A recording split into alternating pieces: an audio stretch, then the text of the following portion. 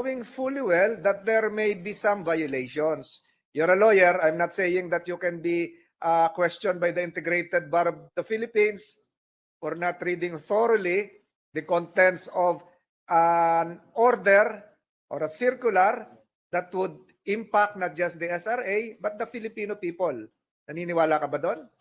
Yes, And, Mr. I have taken the time of Senator Pimentel. You will be asked questions later on concerning that. Senator Pimentel, you still have the floor. Yes, sir. Tsaka nalilimutan ko tuloy yung gusto kong tanungin. Pero anyway, ganito, sasagot kasi ni Yusek... I'm sorry. Sasagot kasi ni Yusek Sebastian, sir, he mentioned already the word signals.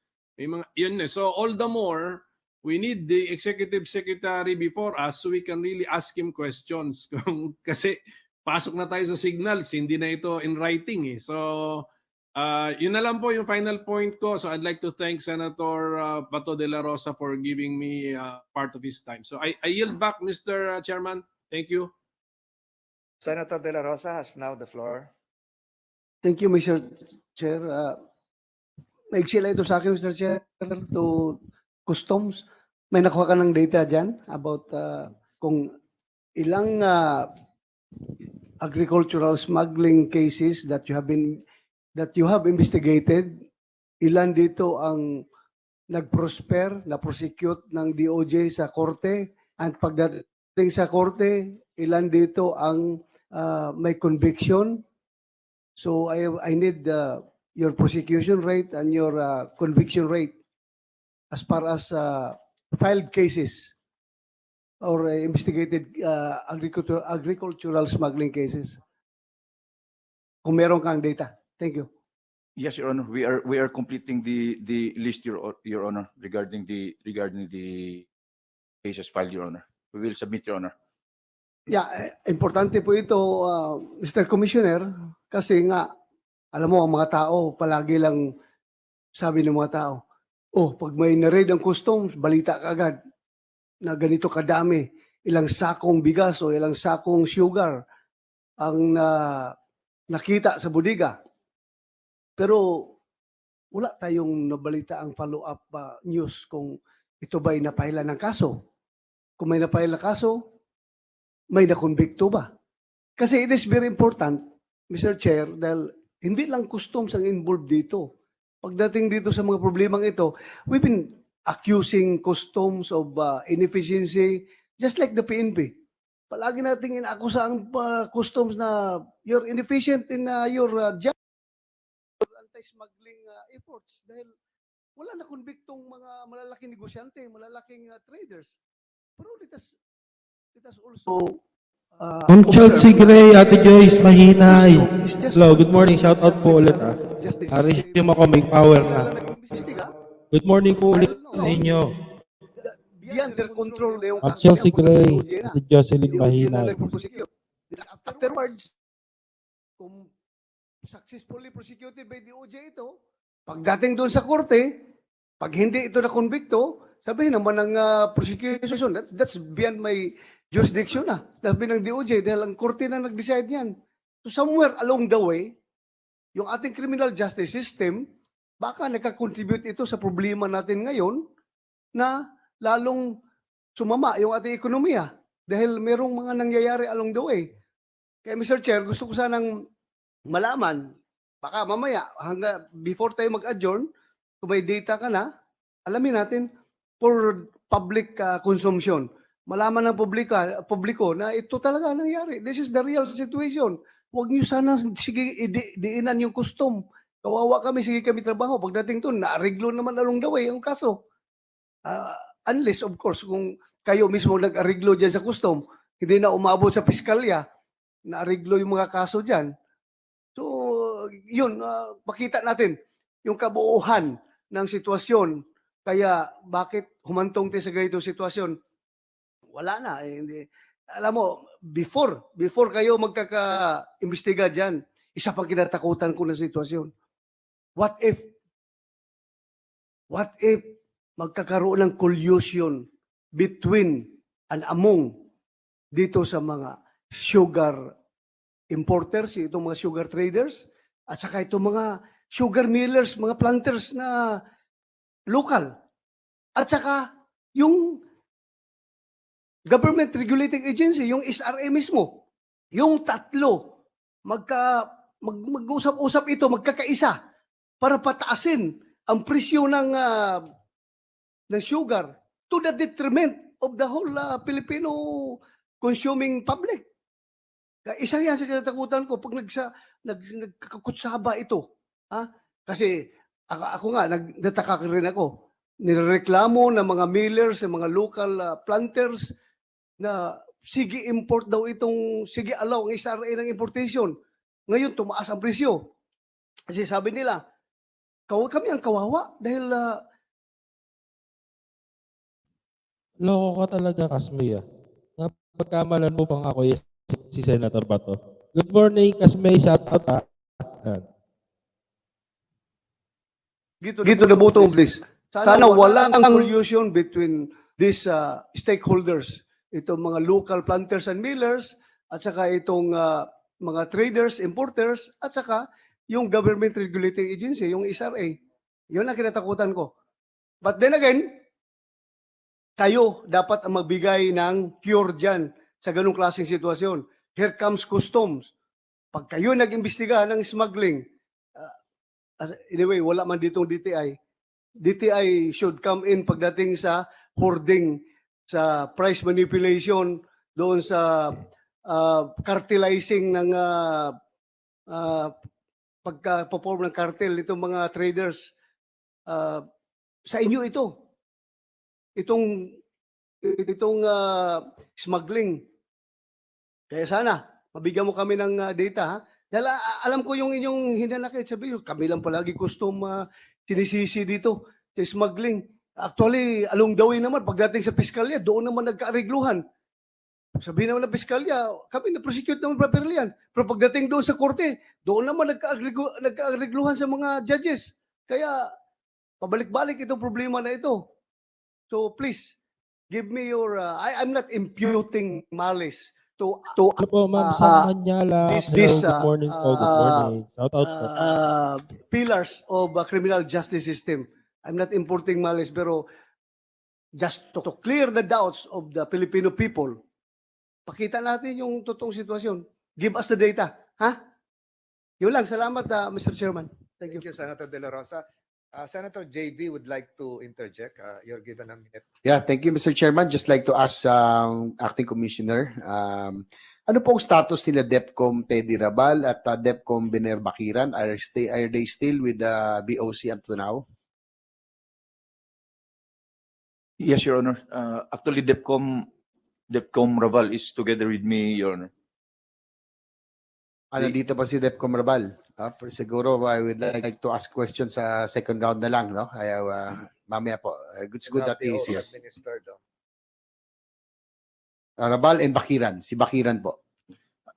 DepCom Bakiran, Your Honor, is still with the Revenue Collections and Monitoring Group, Your Honor. Sige po, Mr. Chair.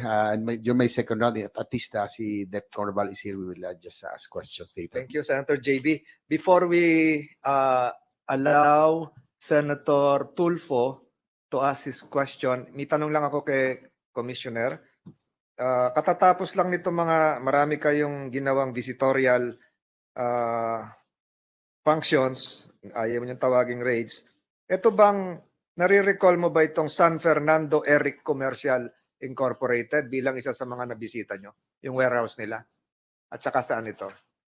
San Fernando Eric Commercial Incorporated. Let me check my notes, Your Honor.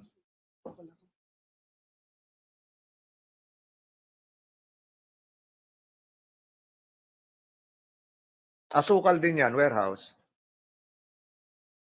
Can anybody assist the good commissioner? Maraming staff ang commissioner.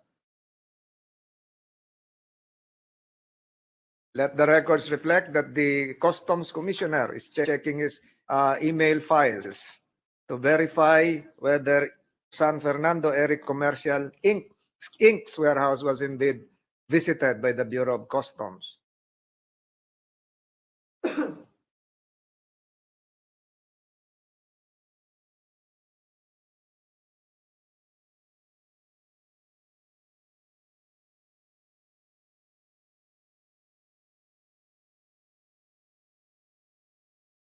Mas marami pa yung time mo kay Senator Bato.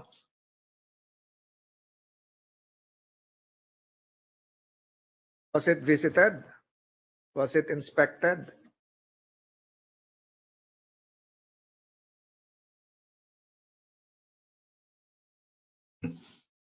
Yes, Your Honor. Thank you. Thank you for giving me the time to consult my notes, Your Honor. Regarding San Fernando, San Fernando Eric commercial. yes, Your Honor. We found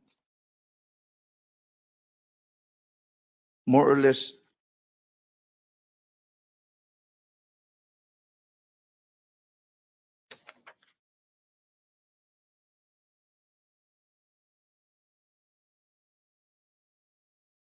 100.5 bags of refined sugar that have been referred or direct to Hello po. or issued warrant of seizure and detention, Your Honor.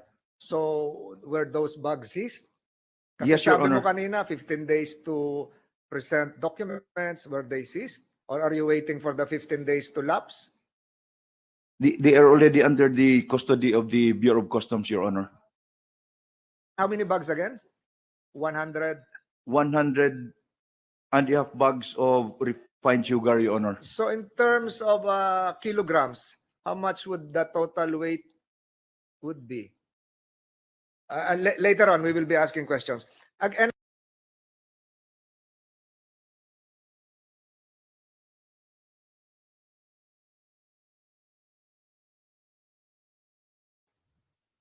Hello po, Sir Edward T. Shout out po again. Good morning. Ma'am Chelsea Gray, Kasmay, Ma'am Sang Manyalak, Ate Jocelyn Mahinay.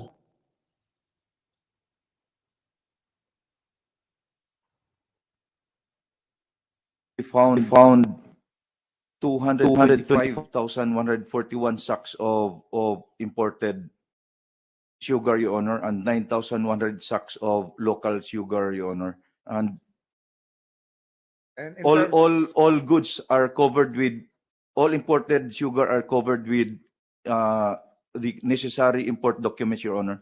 And the letter of authority is already being recommended for termination, Your Honor. termination would mean what? It will be opened, Your Honor. The warehouse will be opened. So it was padlocked. It was padlocked for 15 days, Your Honor, pending the presentation of the import documents, Your Honor. So again later, but can you convert that into kilograms? How many kilos would that be? Sacks lang yung binibigay mo eh. And later on, you will have the time. Senator De La Rosa would like to Yes. interject. Yes, Mr. Chairman. Commissioner, this pertains to your raid or visitorial actions on yung isang budiga doon sa Davao.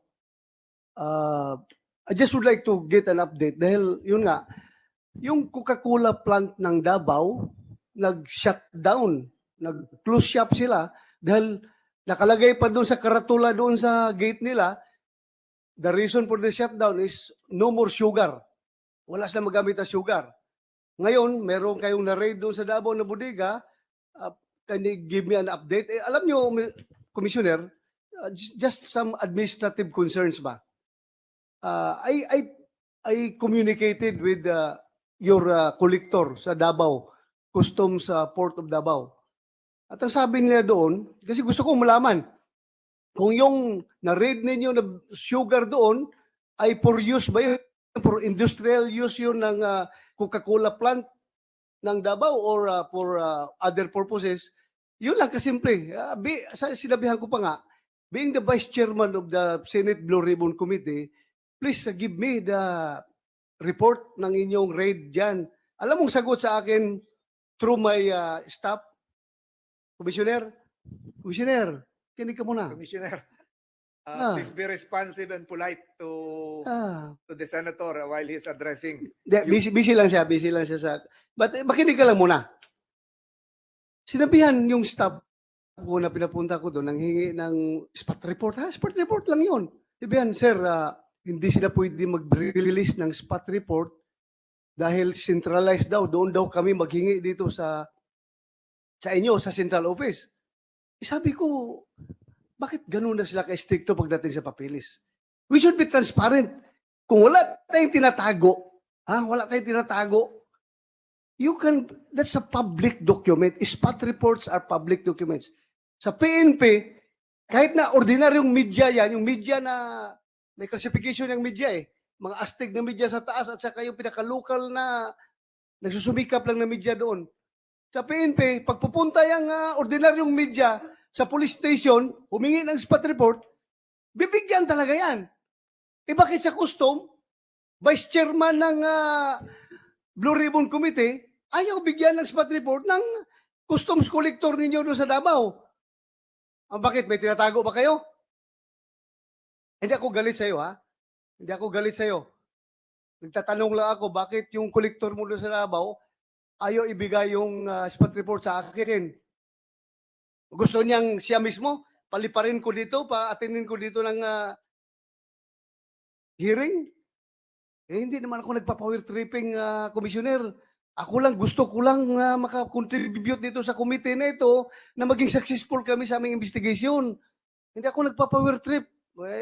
Matagal akong very powerful physically and whatever.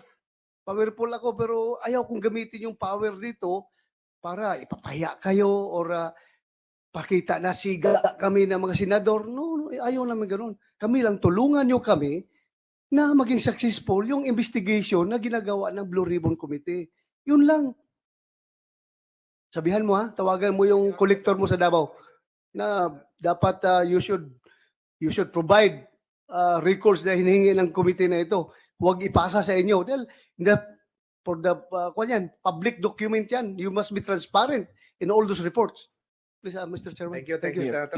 Yes, Your Honor. I will call the attention of the concerned official, Your Honor, and we will review the processes regarding that, Your Honor, and modify accordingly, Your Honor. Thank you. It's now the turn of Senator Raffy Tulfo to ask questions. Senator Tulfo, you have your 5 minutes, and during the second round, we will allocate you additional minutes. Senator Tulfo is recognized. Thank you, Mr. Chair. During the last hearing, Senate President Mix Subiri wondered aloud, bakit daw po walang nahuli at nakukulong ng mga smuggler? And I think that kind of sentiment is being shared now by all of my colleagues here. And that is the reason why I asked this committee during the last hearing to invite the acting commissioner today, and thank you for coming over. And I did a little research on you, Acting Commissioner Ruiz, and I found out that all your working experience life, they were all dedicated to law enforcement. Am I right? First, sa PDEA, you went in as an agent and then promoted, became an officer, and then later on, you were assigned to the Bureau of Customs, or somebody hired you to become one of the officers of the Bureau of Customs in your capacity as ESS director, which supervises the Customs Police. Am I right? And now, as the acting commissioner of Bureau of Customs. So kung pag sumasumahin niyo po yan, ibig sabihin malawak po ang inyong karanasan sa law enforcement. Tama po ba? Yes, Your Honor. Okay. Therefore, I don't want to belittle your impeccable experience in law enforcement. So having said that, I'm not going to tell you what I know. So therefore, you tell me what you know. And based on what you'll tell me, that's where I'll base my line of questionings. Fair enough? Yes, Your Honor. Okay. Now, paano po nasasabi ng isa pong sugar permit ay recycled o hindi?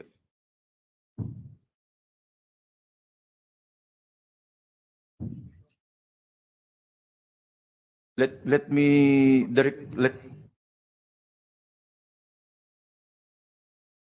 according to our processes, Your Honor, we coordinate with the Sugar Regulatory Administration, Your Honor.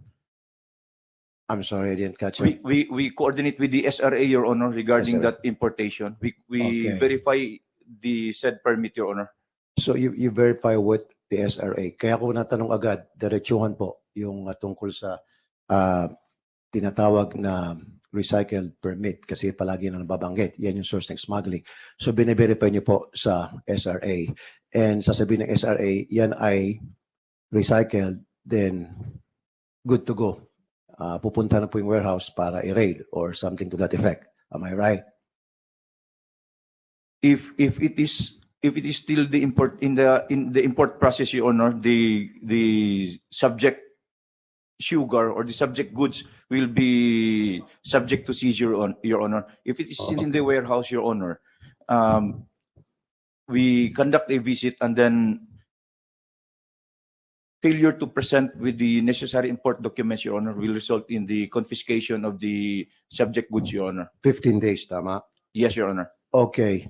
Now, di po ba mas tamang sabihin na bago kayo pumunta sa isang warehouse, alam niyo na po ang inyong pakay, hindi po pwede yung pagdating niyo doon, parang hello, hindi namin alam ano bang nangyari dito, ano bang meron dito, kailan makita mga papeles ninyo, you show us versus you show them what you know and what you have, and based on all those documents that you have, then boom, raid ka, nabulaga ka namin dahil ismuggle tong lahat nandito, ito yung mga ebidensya namin, at ito yung dokumento from the SRA saying na ito'y recycle permit lang ang ginagamit nyo. Yes, Your Honor. Before we implement a letter of authority, Your Honor, we conduct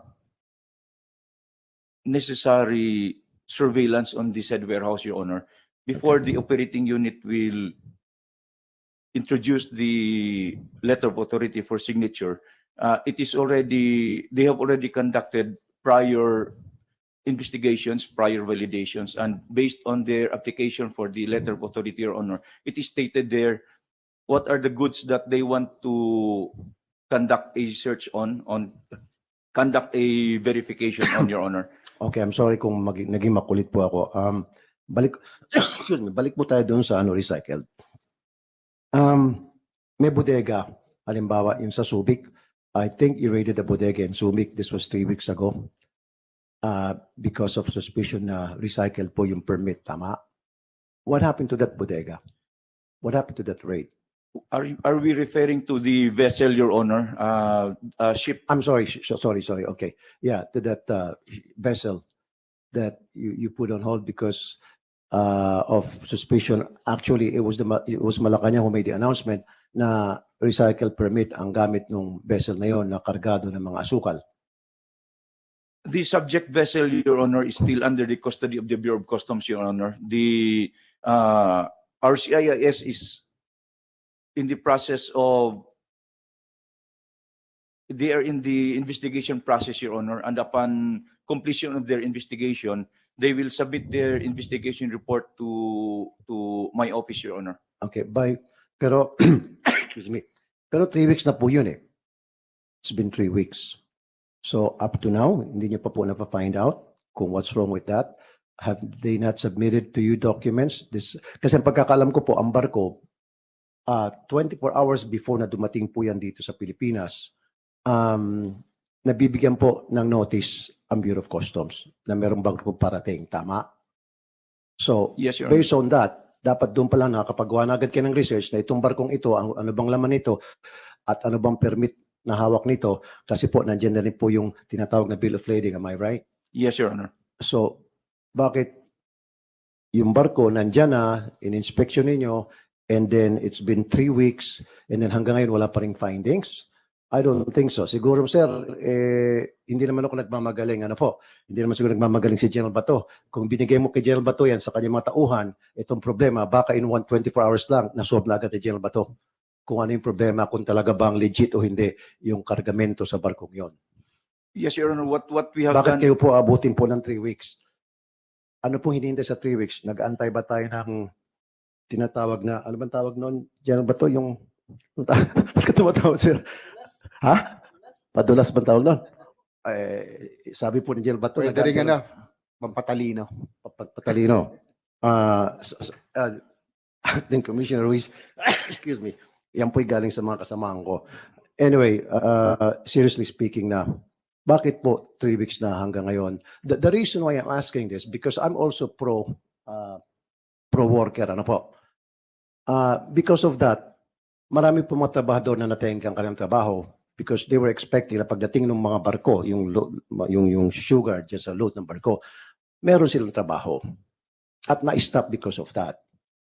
Now, do them a favor. It's either illegal ba sila o legal para malaman din ng mga may-ari ng asukal kung ipagpapatuloy ba yung pagtatrabaho sa mga trabahador, pantayan, or i-let go na lang muna sila dahil talagang walang trabaho sapagkat illegal yung mga kargamentong ipinapasok nila. So, my question to you now, sir, is legal ba o illegal yung mga asukal doon sa barko na nasa Subic? Sir. Sir, based on the initial reports by our investigators, because let me give a brief background, sir, why it is taking more or less this long to wrap up the investigation. Our investigators have to coordinate with the necessary government agencies, Your Honor, related to the importation, Your Honor. We have to be thorough in this investigation, Your Honor. Okay. And then rest assured, under my watch, there will never be any shenanigans that will happen, Your Okay. Honor. And But, going back, let me help you, sir, para hindi ka na mahirapan. We will allow Senator Tulfo additional 2 minutes because that was taken from him by Okay. Senator De La Rosa. So, Okay. to be fair. Tanong ko na lang po sa inyo, tulungan ko po kayo. Mismo Malacanang ata nagsabi na nakuryente po na yung pong barko na yon wala pong hawak na recycle na permit. In fact, yung permit nun ay okay. Tama? Mali? sir, based on the initial investigation, Your Honor, we found that the documents are in order, Your Honor. In order. Okay. Kasi kanina sabi niyo po, inimbestigahan pa ngayon in order. So if it's in order, ba't hindi pa po ni-release? Sir, the investigation report has not yet reached my office, Your Honor. So you have to wait until it reaches your office. Okay. When is it going to reach your office, sir? I have information, Your Honor, that it has already been submitted this morning. It was a holiday yesterday, Your Honor. Okay. So ma-release po yun. Now, kung kayo po ay madaling magpataw ng penalty doon sa mga nagkakasala na mga kargamento, ano po, may problema kargamento, dapat po may penalty din sa Bureau of Customs na nagkakamali, pumapalpak. In this time, very clear, pumalpak po ang Bureau of Customs. Wala ho bang penalty sa Bureau of Customs dahil sa pagkakamaling ito, dahil naabala po yung kargamento, naabala po yung mga manggagawa na kung saan sila po yung sasalo doon sa kargamento yun, sila po ay magpo-process nitong mga kargamento ng consignee. So, wala ho bang penalty sa Bureau of Customs for that? Wala bang penalty doon sa mga kawani ng Bureau of Customs na nagpadalos-dalos? It is part of our mandate, Your Honor, to verify if said goods are imported, Your Honor, and we have to diligently do our job, Your Honor, regarding that, Your Honor. I'm sorry, sir, pero hindi niyo po nasasagot yung tanong ko. Pero nahihirapan ka na at I don't want to add more anxiety to you. Pero I'm really frustrated. I'm not getting the right answer. Hindi yata niya alam yung ibig sabihin ng diligent. You give me a run around to my question. Last na lamang po. So, nagkamali po yung Bureau of Customs, nagkamali po yung Malacanang. Now, ano po ang gagawin ninyo dun sa pagkakamaling iyon? Paano naman po yung naabala na kargamento, yung consignee na naabala, na inosente naman pala sila, sila po ay ni-raid yung or hinold yung kanilang shipment at hindi nakapagtrabaho sila at yung kanilang manggagawa na apektuhan yung trabaho rin. Yun po yung question ko lang, sir. Simple lang po yun. Yes, Your Honor. Upon if the investigation report finds no... Makasigit din po, sir. Nakapagbayad din po sila ng demorahe. And we're talking about by the hundreds of thousands na po ang nababayaran ng demorahe, I would assume. So, yung po ba sasagutin ng Bureau of Customs o lista na lang sa tubig? Sorry na lang.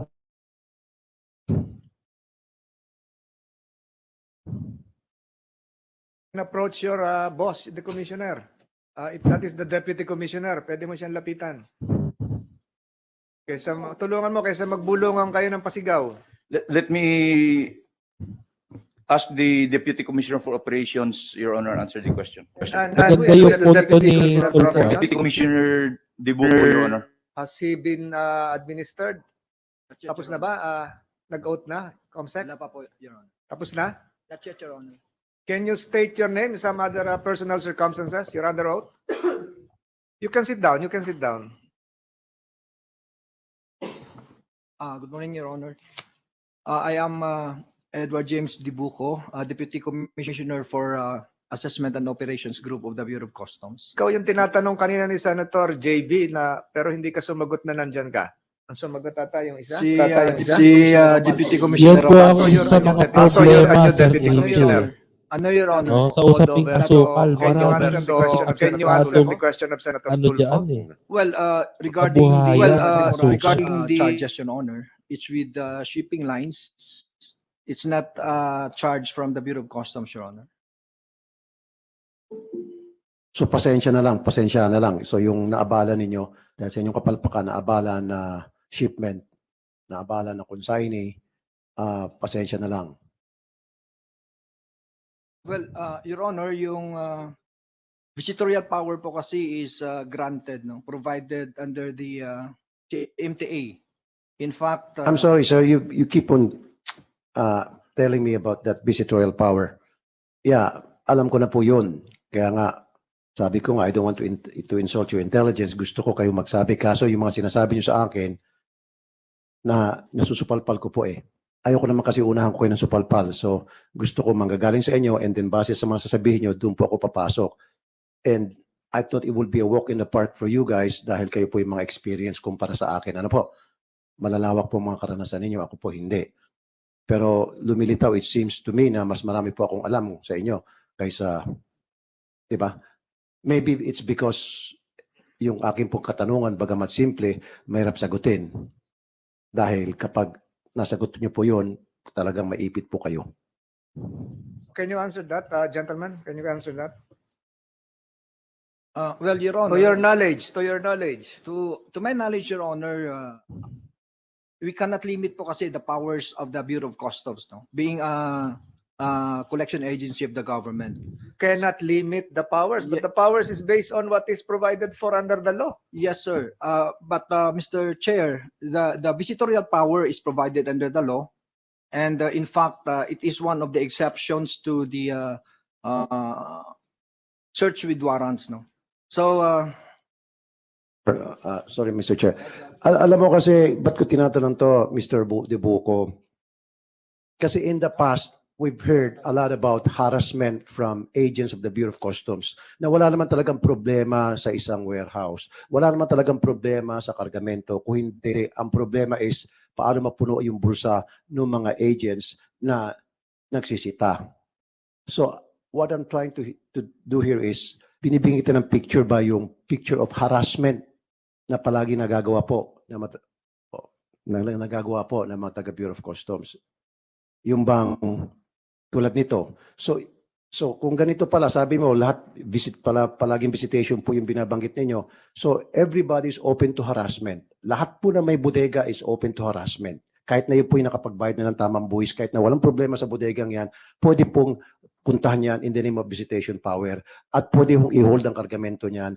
Pwedeng 15 days hindi muna ma-deliver yung mga bigas dyan o agriculture products o any items whatsoever. Hindi muna kasi nga kailangan 15 days, kailangan pa mag-imbestiga. So that's harassment. okay, can I answer? Please proceed. Okay. Direction mo na yung Yes, sagot mo. Mr. Chair, the leadership of the Bureau of Customs will definitely not tolerate that kind of practice, Mr. Chair. In fact, during the implementation of the letters of authority, we have representatives from other government agencies. For example, in sugar, we have representatives from the SRA and the DTI. So, harassment is I think not being tolerated, Mr. Chair, in our agency in the implementation of the letters of authority. Okay, last na lamang po sa taga Bureau of Customs. Okay, so harassment is not being tolerated. So how come yung po mga kargamento na wala namang problema ay sinisita pa rin, and then after 15 days ay wala palang problema, pinapakawalan din. That's harassment. Anyway, Diyan lang muna yung aking question. Siguro mamaya meron pa. Is it okay, Mr. Chair? Meron ako isang katanungan kay Yusek Sebastian. Please proceed. So, grant you an additional minute, Senator Tulfo. Thank you, Mr. Chair. Yusek Sebastian, si Yusek Sebastian, yung kanyang paa ay ginagalaw-galaw na. Huwag kang kabahan masyado siya. Simple lang ang katanungan, Yusek Sebastian. I just found out kanina na hindi ka po pala kayo resign pa. Because palagi sinasabi na kayo po resign. Kayo po pala ay pasok pa rin, ay member pa rin ng SRA, kaya lang suspended lang kayo yung inyong pong posisyon, tama? Department of Agriculture. Sorry. Department of Agriculture, sorry. Department of Agriculture. Okay, put it on record. I was corrected and sige, thank you for correcting me. So, hindi pa po kayo talaga resign. Kasi po, Preventively suspended, Your Honor. kasi ang palagi ko narinig, palagi na-resign, Yusek. That is correct, Your Honor, because that So, was announced by Secretary Trixie that I have resigned. So, did you resign or did you not? I submitted my resignation letter, Your Honor, but apparently it was not accepted. Irrevocable po ba yun? No, Your Honor. Hindi irrevocable. Bakit hindi po irrevocable? That was not in my mind at that time, Your Honor, but it can also be like that, Your Honor. That's all. Mr. Chair, thank you. Senator, Interjection, Mr. Tulfo. Chair, dun sa isang tanong ni Sen. Yes, Tulfo, if I may. Senator Ontiveros. But after Senator Tulfo, it will be the turn of Senator Grace po. If I may. Thereafter, Senator Jingo Estrada. Please proceed, Senator Ontiveros. One Salamat. question. Yes, Mr. Chair, one question. Salamat po. Dun sa ni-raise na point ni Sen. Tulfo tungkol sa manggagawa. So if I could ask the representative of Coca-Cola Philippines, who is here, can you I think they're confirm? online. I think they're online. Okay, online, Mr. Chair. Coca-Cola. Yes, please. Could you please confirm that 3 plants have already closed down at sa mga employees po ninyo, nagbabawas na ng working days? If we are talking about workers, we need to consider this, sir. You identify Good morning, Your Honors. Coca-Cola. Yes. Good morning, Mr. Chair. Good morning, Your Honors. I'm Attorney Juan Lorenzo Tanyada, a corporate and You were regulatory. here before. affairs. Yes, you were here before. Can you answer the question of Senator Ontiveros? Thank you, Mr. Chair. And to correct myself, Attorney Tanyada, 5 plants reportedly have already closed down. Can you confirm that? And also kung nagbabawas na ng working days sa mga empleyado nyo? So, on a day-to-day basis, ma'am, we may be temporarily suspending operations in certain plants. So, if we are Are those speaking 5 plants? 5 plants ba, Attorney, kung saan kayo temporarily suspended? Last I checked, ma'am, although this probably needs to be updated, there was a plant in Davao, an Imus plant in Cavite, a Zamboanga plant, and a Imus Davao Zamboanga. I believe there's another one. Naga. I'm sorry. Is it Naga, Naga po. Attorney? Opo. Uh-huh. Opo. Naga po. And then, So just 4 plants. off the top of my head, there could probably be a 5th, Your Honor, but off the top of my head, I remember 4 po. 4 plants po So at the moment. you're confirming to the committee 4 to 5 plants temporarily suspended. At yung mga empleyado sa 4 or 5 plants na ito, opo, nagbabawas na po ba kayo ng working days nila? Okay, if the plants po are not operating, the workers po are not required to come to work, but everyone po is being paid their salary and wage. I see. All right. Thank you for that, Attorney and Mr. Chair and Senpo. Importante talagang i-consider ang mga usaping ito sa mga manggagawa. Salamat, Mr. Chair. Senator Ontiveros. We now recognize the chairperson of the committee, Senate Committee on Franchises, Senator Grace Po. Senator Po, you're recognized. You have the floor.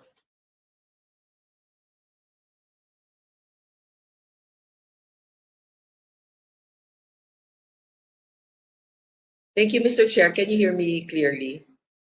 Yes, please proceed. Please proceed, Your Honor. Maraming salamat po sa ating mga pinag-uusapan ngayon. Ang nagiging sentro ng ating diskusyon ay yung mga nasa smuggle at yung mga maaring responsable dito sa mga hoarding. Subalit gusto kong matanong kung sino sa ating mga panauhin ang maaring sumagot nito. Alam ba ninyo kung magkano ang presyo ng asukal ngayon sa merkado? Magkano ang 1 kilo ng asukal? Anybody from SRA? And then we have from the private sector, we have I think we have Mr. Joseph Edgar Sarosa, and also we have who else is from the private sector? The Millers, or from the National Congress Union of Sugar Industry, Mr. De La Rosa. Because we don't, Your Honor, we don't have a representative from DTI right now. Exactly. So But sino pong perhaps pwedeng sumagot? maybe from the private sector first. I'd like to hear from them. From the Magkano isang private kilo? sector, anyone from those I mentioned? Mr. De La Cruz, you're online. Mr. Roland De La Cruz. Your Honor, thank you po for Where if are I you? may, I'd be allowed to park on the roadside, Your Honor, because I'm mobile right now.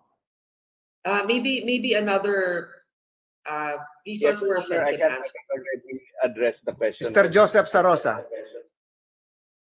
Can you Your Honor, answer good now? morning. Have you parked properly? Who is Your now Honor, speaking? good morning. I'm here. Mahirap yan. go I ahead. will not advise you to drive while talking. Otherwise, you will be arrested by MMDA officers. Who is now the other one? The one wearing blue? Is that Mr. This is a very good Mr. De La Cruz? question. Good morning, Pakilala lang kayo Your para Honor. mabilis. Can you identify yourself? Good morning, Your Honor. I'm Mr. Joseph Edgar Sarosa, the Vice President of Unified. Yes, pakisagot yung tanong ni ano. Yes, pakisagot yung tanong ni Senator Grace po. Sorry, sorry po. I didn't get the question. How What much was is the question So, again? Mr. Sarosa, how much is the kilo of Yes. sugar in the market? In the market po right now, retail, I don't know, but in the milling season, it gets to be bought like last week. It was bought from us at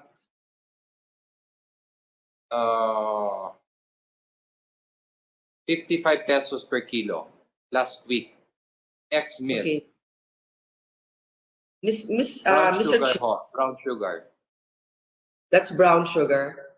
Yes ho. Okay, Mr. Chairman, I would just like to manifest this that the local price of sugar, if you buy it in the market now, averages between 70 pesos to 115 pesos per kilogram, apparently. Okay, but I know I just checked now, and it's about 70 pesos. Now, would you know, or would anybody know, how much the international price of sugar is for white sugar?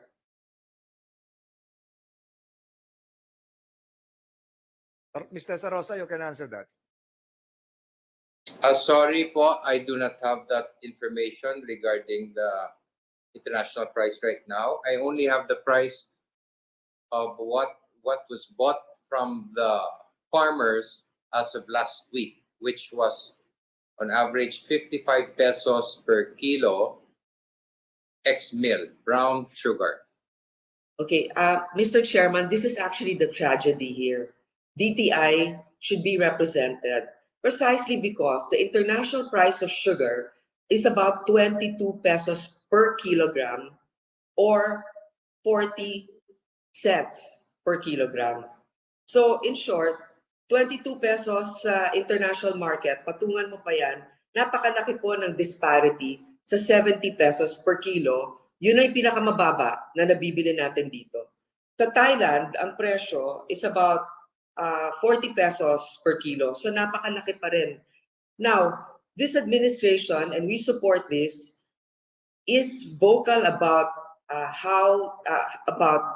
the importance of the SMS, the small, medium enterprises to succeed.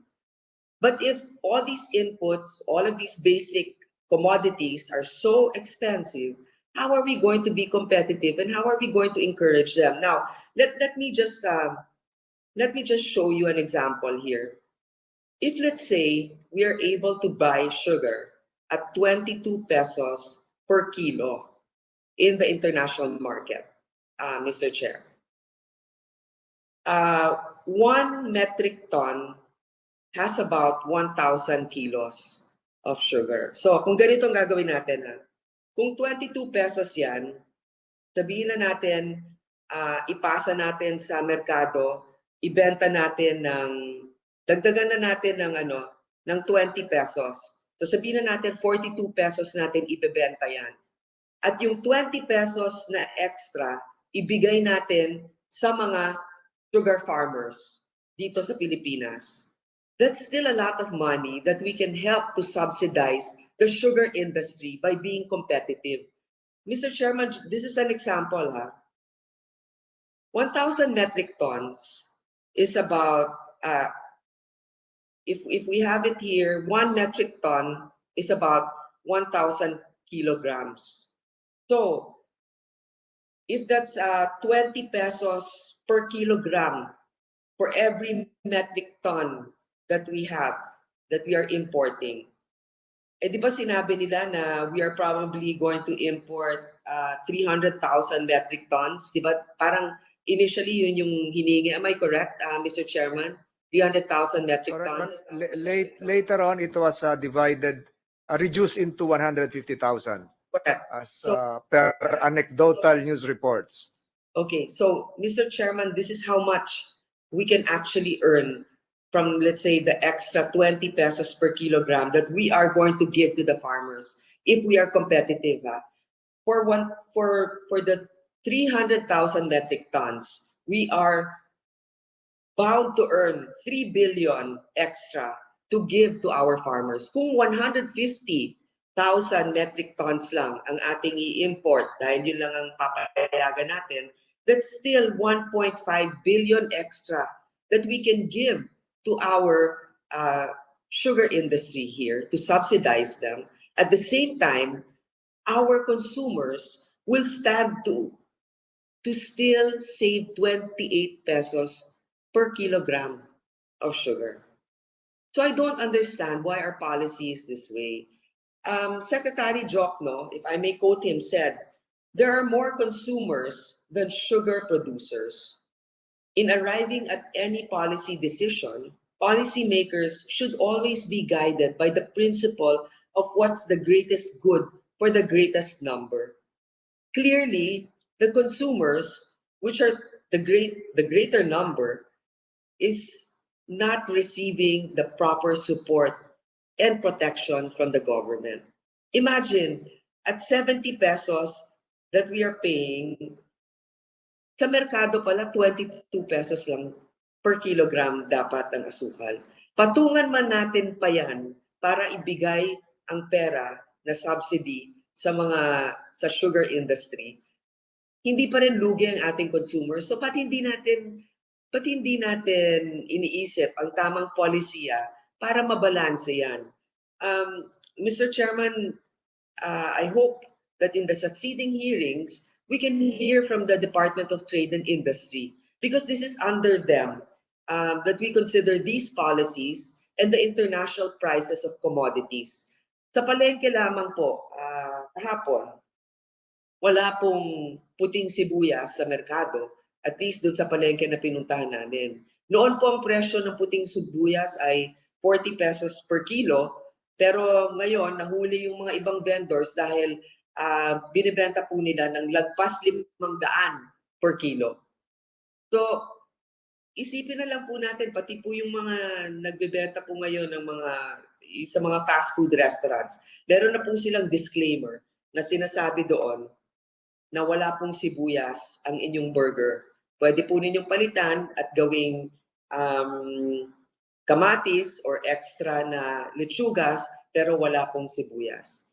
I think this is clearly a policy problem, Mr. President, Mr. Chairman, considering that basic commodities are hard to come by, and if they are available, we are paying 3 times more than the international price of these commodities. So, Mr. Chairman, I will continue my line. We note yes, we note the manifestation of the gentle lady. There is another resource person who can answer the price. I think that's Mr. Ruben C.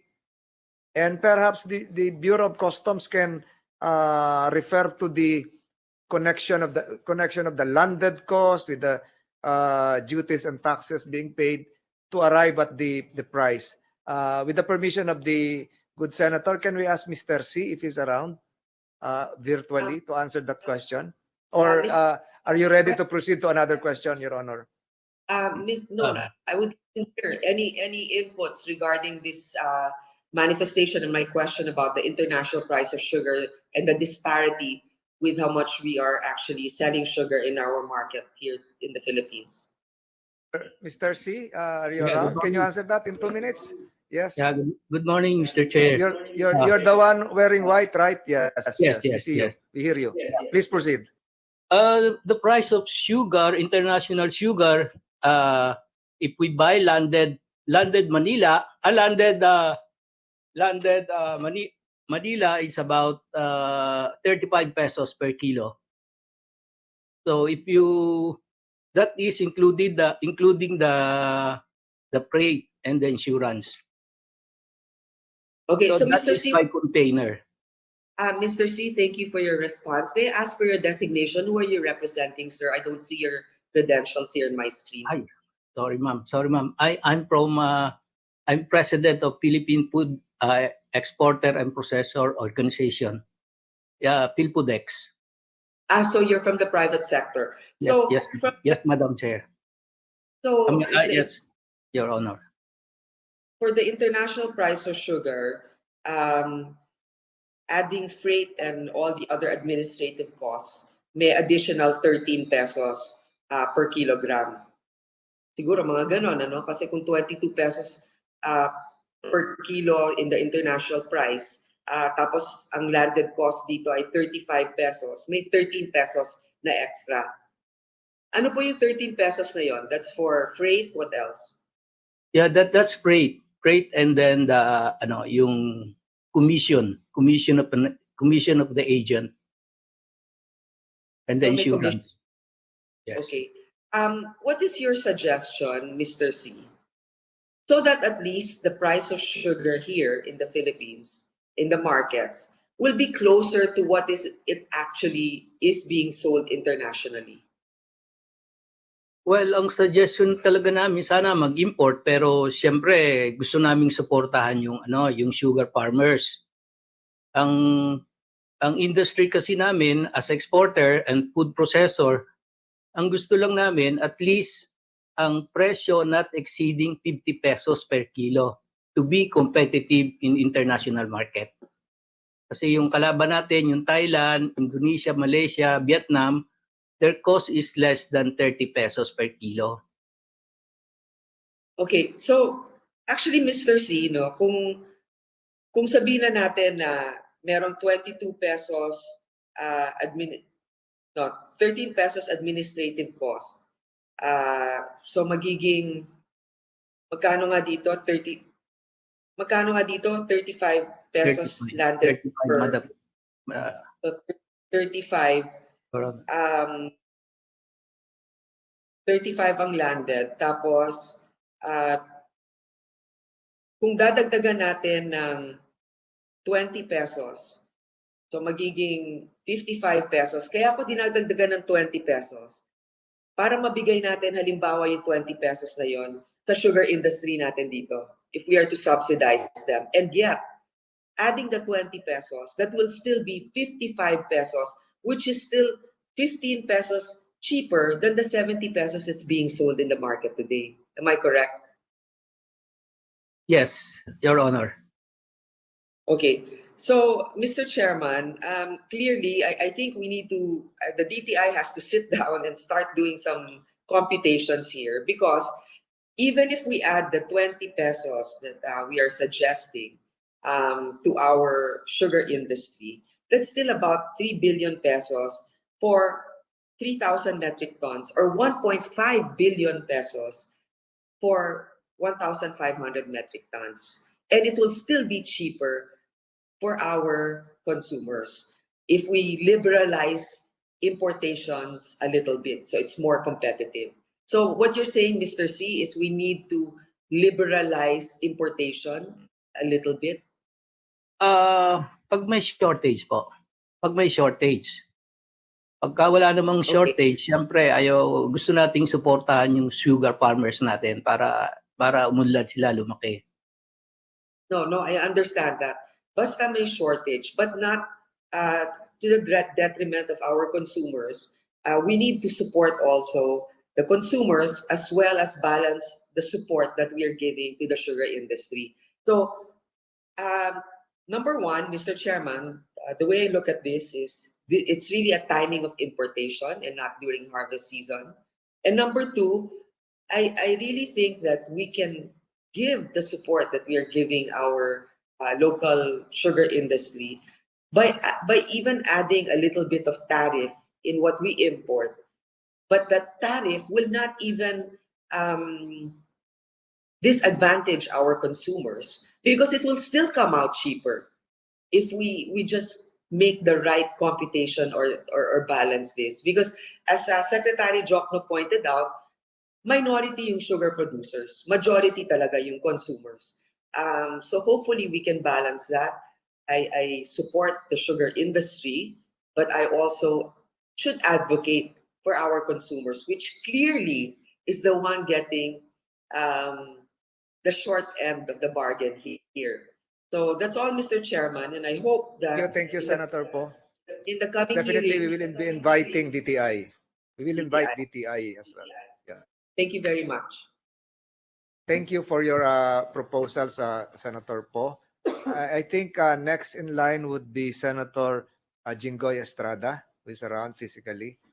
You have the floor, sir. You have 5 minutes for your questions. Thank you, Mr. Chair. I would like to propound some questions addressed to Administrator Serafica. This is in furtherance to my question during the first Senate hearing regarding Section 2 of Sugar Order number 4. Okay, my first question is, why do you allow or promote assignment of sugar allocations? Is that your idea? Sorry, Your Honor. By the way, you drafted this SO4, right? Yes, Your I Honor. asked this question last hearing and you answered in the affirmative. Am I Yes, Your correct? Honor. So you drafted this. Yes, Your Honor. Okay. So you're familiar with Section 2 of SO number 4. Now my question is, why do you allow or promote assignment of sugar allocations? Is that your idea? If I may read Section 2, Your Honor.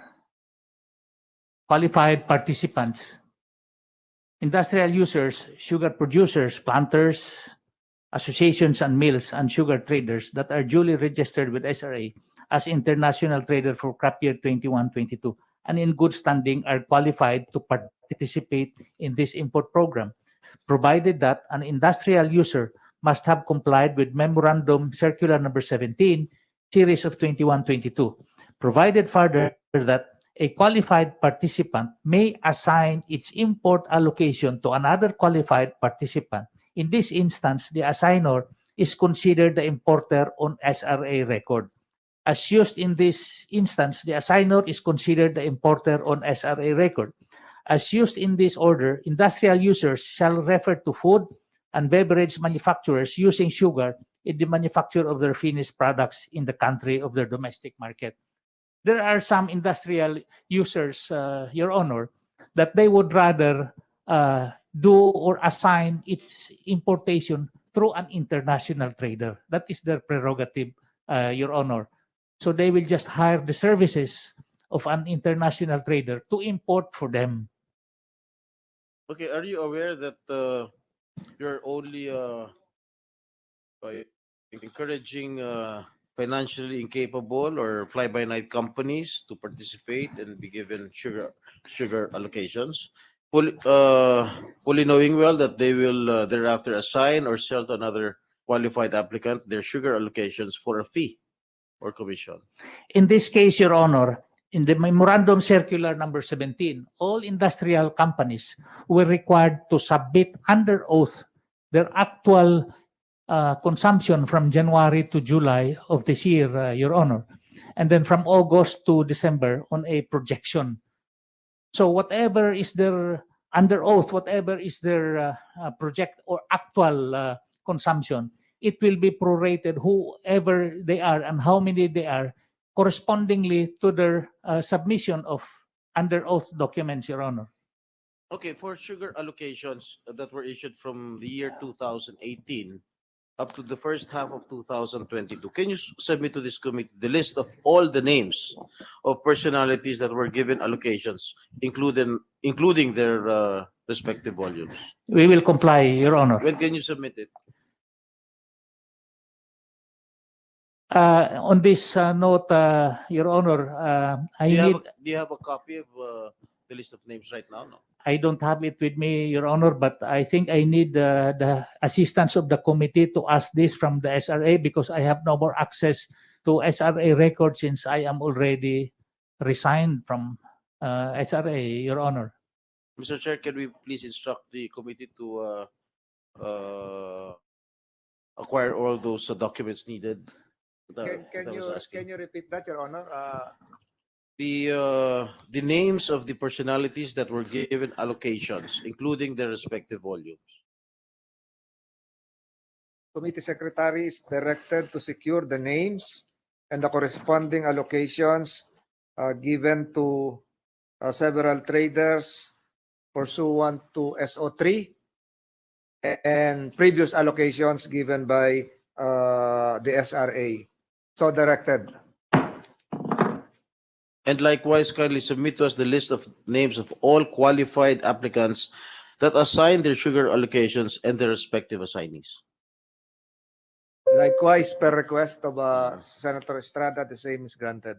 Okay, thank you, Mr. Chair. And as mentioned in the last hearing, may I know your reason for not requiring the posting of a performance bond in sugar order number 4?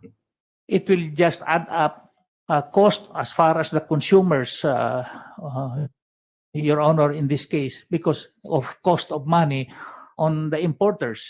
Definitely, they will pass this on to the consumer. With all the rising cost now that the consumers are already undergoing, it will be an additional cost on their part when this imported sugar comes in. But according to the Senate President, refundable naman to, di ba? Even though it is refundable, Your Honor, it is still part of their cost of bringing in the sugar to the country, So Your Honor. you are not protecting the interest of the government by not letting them post a performance bond, unlike in sugar order number 3. Am I correct? If I may just read the section 10 in this SO4, prohibited acts and sanctions, submission of misleading or false information or documents, non-compliance or violation with any provision of this order or any orders, resolutions or circulars of SRA shall result in the disqualification to participate in future sugar import programs of SRA. This is without prejudice to other penalties as provided in the SRA Book of Penalties and existing laws such as the Agricultural Anti-Smuggling Act, etc. Senator Estrada, with your permission. Yes. If I may interject. Yung sinasabi nyo, Administrator, so magiging liable yung nag-violate, balit doon sa dinraft nyong SO4, the assignor is considered the importer. So if the assignor is the importer, if the assignee commits a violation, who will then be liable? Is it the importer on record or the real importer who just received his assigned rights? Kasi nakalagay dito kaya magulo tong SRO4 nyo eh. The assignor is the importer of record. The assignee has no name. The assignor-assignee relationship is just between them. The relationship, the real nexus is between SRA and the original assignor. SRA has no relationship with the assignee. If the assignee violates, the violator is not the assignee, but per record, the assignor. The assignor now can escape liability because he has nothing to do with that. He already assigned. Yun ang magulo doon sa SO4, Mr. Serapica. Yun yung tinatanong ni Senator Estrada. Sino yung magiging liable? Yung actual na nag-violate o yung violator of record na hindi naman nag-violate? Pakisagot po yung tanong ni Senator Estrada. Again, I go back to what is written on Section 2, qualified participants, Your Honor. Provided that a qualified participant may assign its import allocation to another qualified applicant. In this instance, the assigner is considered the importer on SRA record as used in this order. Sinasabi ko, yung assignor, yun ang on record. On record. Pero si assignee, wala sa record. Halimbawa, ano na lang, kita. Simplify natin ito. LTFRB. Halimbawa, magalit sa LTFRB. Ikaw ang inisyuhan ko ng prangkisa. Ang ginawa mo naman, nagkabit system ka. Ang nakabangga ng bus ay yung may prangkisa. Ang sasabihin yung kabit system, ay ito nakapangalan, wag akong habulin niya. Ganun po yung tinatanong. Kaya ginulod nyo. Kinokorek na natin yung mga kabit-kabit. Yun, kinabit mo ito. Parang kabit system ito ng mga franchise, mga bus, ng mga jeep. Huwag magagalit sa akin yung mga kakilala natin doon. Doon ka ba nakakuha ng idea na gawin na lang ganun? Dito po, nilagay kasi po sa Section 2. Ikaw nga naglagay. The industrial user must have complied with Memorandum Circular number 17. And this is under oath, Your Honor. This qualification is under oath that they have to submit their actual consumption from January to July. Who will of submit? 2022. Who will submit? The actual importer? The industrial users, Your Honor. Yun na nga yung gumulo dito eh. So, una, siguro ang tanong ni Senator Estrada, ano ang authority mo na alisin yung dating nandun sa SO4 para pagpunta ng sa SO3, pagpunta ng SO4, wala na performance ban, yung assignor. We have to determine accountability and liability. In this case, you diluted everything. Pwedeng umiwas si original assignor, importer, kasi on record lang ako, ginamit lang ako, hindi ko na kayang ipagpatuloy. Medyo gumulo yon. Kaya siguro dinidiin ni Senator Estrada yung tanong niya, bakit mo, simple lang yon, bakit mo ginawa yon? Baka meron siya pinapaboran na iba. We do not do that. This is for all the industrials in this case, Your Honor. For as long as they comply, what is in MC Circular number 17. Sagutin mo muna yung tanong ni Chairman.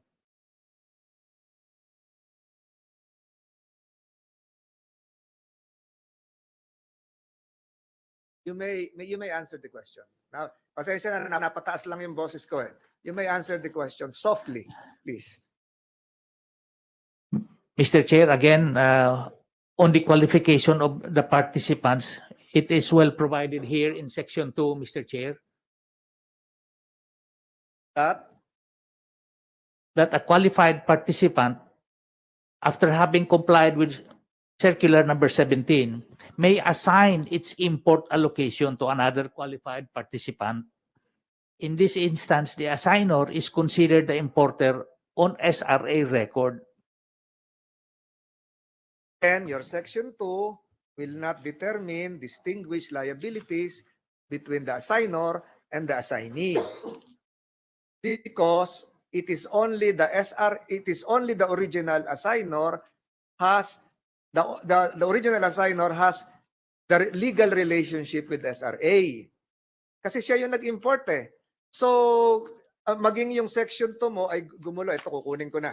Ayoko sanang sumali Senator Estrada, pero napunta tayo dito. Section 2, qualified participants, industrial users, sugar producers that are duly registered with the SRA as international sugar trader for crop year and in good standing are qualified to participate. What if the assignee is not in good standing? What if it is only the original assigner is in good standing? Hindi ba circumvention na po ito? Because the assigner is considered as the importer on SRA record. So you can only go after the original, the assigner. As used in this order, industrial users shall refer to food and beverage manufacturers using sugar in the manufacture of their finished products in the country for domestic market. So ang tanong uli dito, bakit hahayaan ipasa sa iba? Bakit in the original determination, but hindi pumili na lang ng mga qualified importers para hindi na, tanong ko sa iyo although this is a gray area, importer can assign to an assignee. Can an assignee assign to another assignee to have a sub-assignee? Hanggang ilang level yon? It's only on one instant. In this case, Nakalagay po dito yon? in this case, Your Honor, Sir, saan nakalagay dito hanggang isang assign lang? well, Wala. in this case, Your Honor, there are documents that have to be submitted to us, to SRA. The act of assignment is documented. So how many assignments can be done? Can an assignee sub-assign? Can a sub-assignee against sub-assign? Wala dito yon. In This can be interpreted in another way. Nakatatlong assign na. Only to qualified international traders that are registered with SRA in good standing, Your Honor. International trader mo, yun yung sa original. But I have taken too much time, Senator Estrada. You can Okay, sige, you pursue can your point. continue. Opo, go ahead, go ahead. Please. Go ahead. Tinatanong kasi ni chairman, ilang beses ba pwede mag-reassign? Baka pwede nyo sagutin. Kasi yung sagot nyo, basta nasa good standing. O ilang beses pwede kayo mag-reassign? Dalawang beses? Tatlong beses? For example, isang beses? if an industrial company, Your Honor, wants to split his allocation, assuming his allocation is 10,000 metric tons, he can assign it to 2 or 3 international traders of his choice. But these are all covered with deed of assignments that are submitted to SRA, Your Paano Honor. yung kung pumalpak? They will be liable to all of That's these. why there is an importance of posting a bond. Yun ang sinasabi ko. Unlike in sugar order number 3, na meron talagang performance bond. Ito, basahin ko in section 8.2. In sugar order number 3, the bond may be returned to the industrial user or its trader referred to in section 3.2 pro rata based on the corresponding volume of imported refined sugar reclassified as B or domestic market sugar, and only after full compliance with the provisions of this order based on the monitoring report of the regulation department. Bakit nyo tinanggal sa SO number 4? Pwede naman isoli itong performance bond. As I said- believe that you are not protecting the interest of the government. As I said earlier, during that time, my appreciation or my judgment was more on the added cost for the consumers. The consumers are pwede naman- already relying on expensive retail prices, Your Honor. Mr. Chair, I still believe that this person is not protecting the interest of the government by neglecting or by not including the performance bond in sugar order number 4. Magkano lang yun? Magkano lang yung performance bond? Kung inilagay mo dyan sa SO number 4, how much cost will entail the users? Cost of money of these importers Oh, the importers, definitely I'm sorry. will be passed on to the consumers. Na In this case, magkano sa tingin mo? I have no idea, Your Honor, the Because cost of dito money of the sa importers. SO number 3, refined sugar imported under this order shall be subject to a performance bond of 500 pesos for every for every bag of refined sugar. The total amount of the bond shall be payable to the Sugar Regulatory Administration and shall be in the form of manager's check. The bond shall be made to answer for violations or non-compliance of this order and any orders, circulars, and resolutions of SRA by the industrial user or international sugar trader without prejudice to other penalties that the SRA board may impose and liabilities that may arise under existing laws, rules, and regulations. Again, yun pa rin ang sagot mo. Yes, Your Honor. Okay. Okay. As SRA administrator, have you taken steps to inquire from the exporting countries that the total volume of sugar that were in fact exported to the Philippines and validate the same against the actual volume of sugar recorded in the Bureau of Customs? I did not research into that, Your Honor, Why? because what we monitor is what comes in for every importation program, Your Honor. Again? When the importers submit their documents of their imported sugar, they submit all the data to the SRA, including origin of the port. These are documents that are being submitted prior to SRA's issuance of import clearances. When this imported sugar lands in our shores, Your Honor. As SRA administrator, you should have taken steps to inquire from the exporting countries. Bakit hindi? Are you remiss of your duty as SRA administrator? I am not, Your Honor. I have been doing my best in the exercise of my duties and function, Your Honor. Anyway, thank you, Mr. Administrator. Would like to ask some questions to the newly appointed Commissioner of the Bureau of Customs. Senator Estrada? Yes. Senator Estrada? Yes, sir. Are you referring your question to the Bureau of Customs or to the PITC? There is a PITC representative here, No. like the lady in beige who was requested to appear here. No, I'll just ask questions to the Commissioner, Mr. Chair.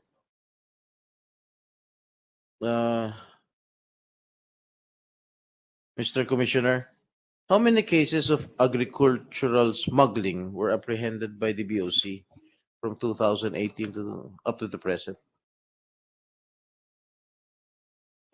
Yes, Your Honor. We have more or less 125 cases, Your Honor.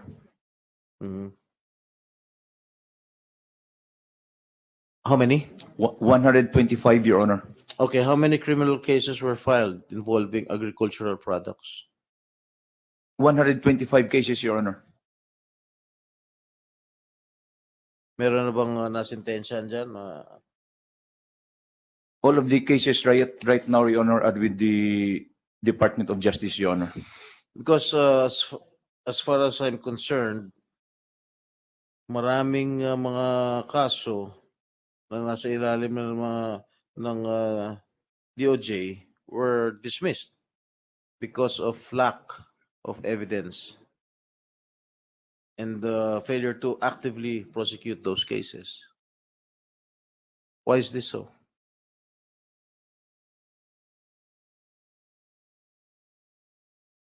Regarding that, Your Honor, if we already filed the cases with the DOJ, Your Honor, it is already beyond the purview of the Bureau of Customs, Your Honor. How long have you been in the Bureau?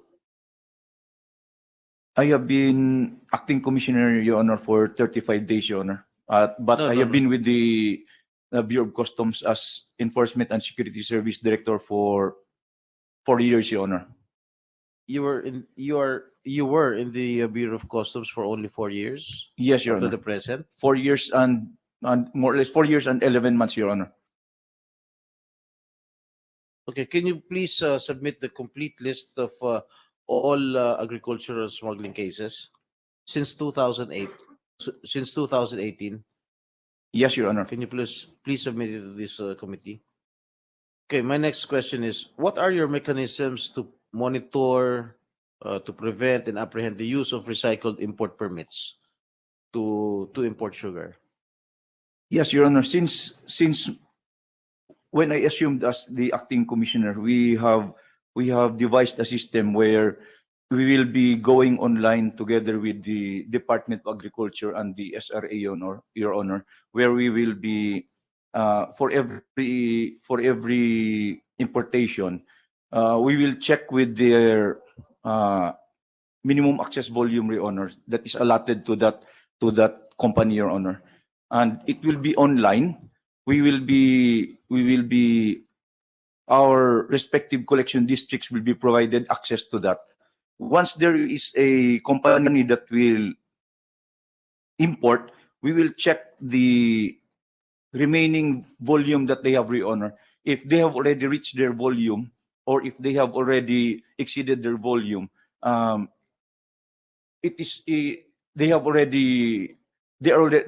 are not allowed to import anymore, Your Honor.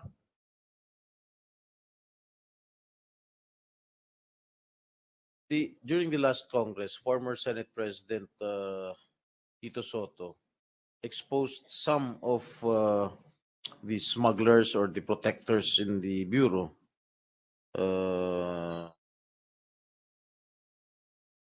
What happened to them? Did you file charges? And who is this Manuel Tan, Andrew Chang, and Luz Cruz? They're all allegedly, according to the former Senate President, they're all smugglers. Have you acted on this? I have already directed our Customs Intelligence and Investigation Service, Your Honor, to review the investigations that we have against them, and if there is a need, and if the evidence is strong enough, we will file cases against them, Your Honor. So you haven't filed any cases against them? I do not have yet under my watch after I apologize, Your Honor. Please give me time. No, I'm asking you, when you assumed office, did you act on this expose by the former Senate President? Yes, Your Honor. So what is the status? I have already directed our CIS, Your Honor, the Customs Intelligence and Investigation Service, to thoroughly gather evidence against them, so that once the evidence is strong, Your Honor, we will not be wasting the time of the DOJ, Your Honor, so that we will be sure there will be a prosecution that will be and conviction that will happen, Your Honor. How many personalities are involved? More or less, Your Honor, right now, the active cases that we have filed against, Your Honor, against 294 importers, Your Honor, and 76 brokers. Importers of? Importers, violators of agricultural products, Your Honor. Like sugar, poultry, correct? Yes, Your Honor. You are correct, Your Rice, Honor. bigas. Yes, Your Honor. So, most prominent is this Andrew Chang, Manuel Tan, and Luz Cruz. These are all smugglers, agricultural smugglers. Kasama ito sa 294 na sinasabi mo? Yes, Your Honor.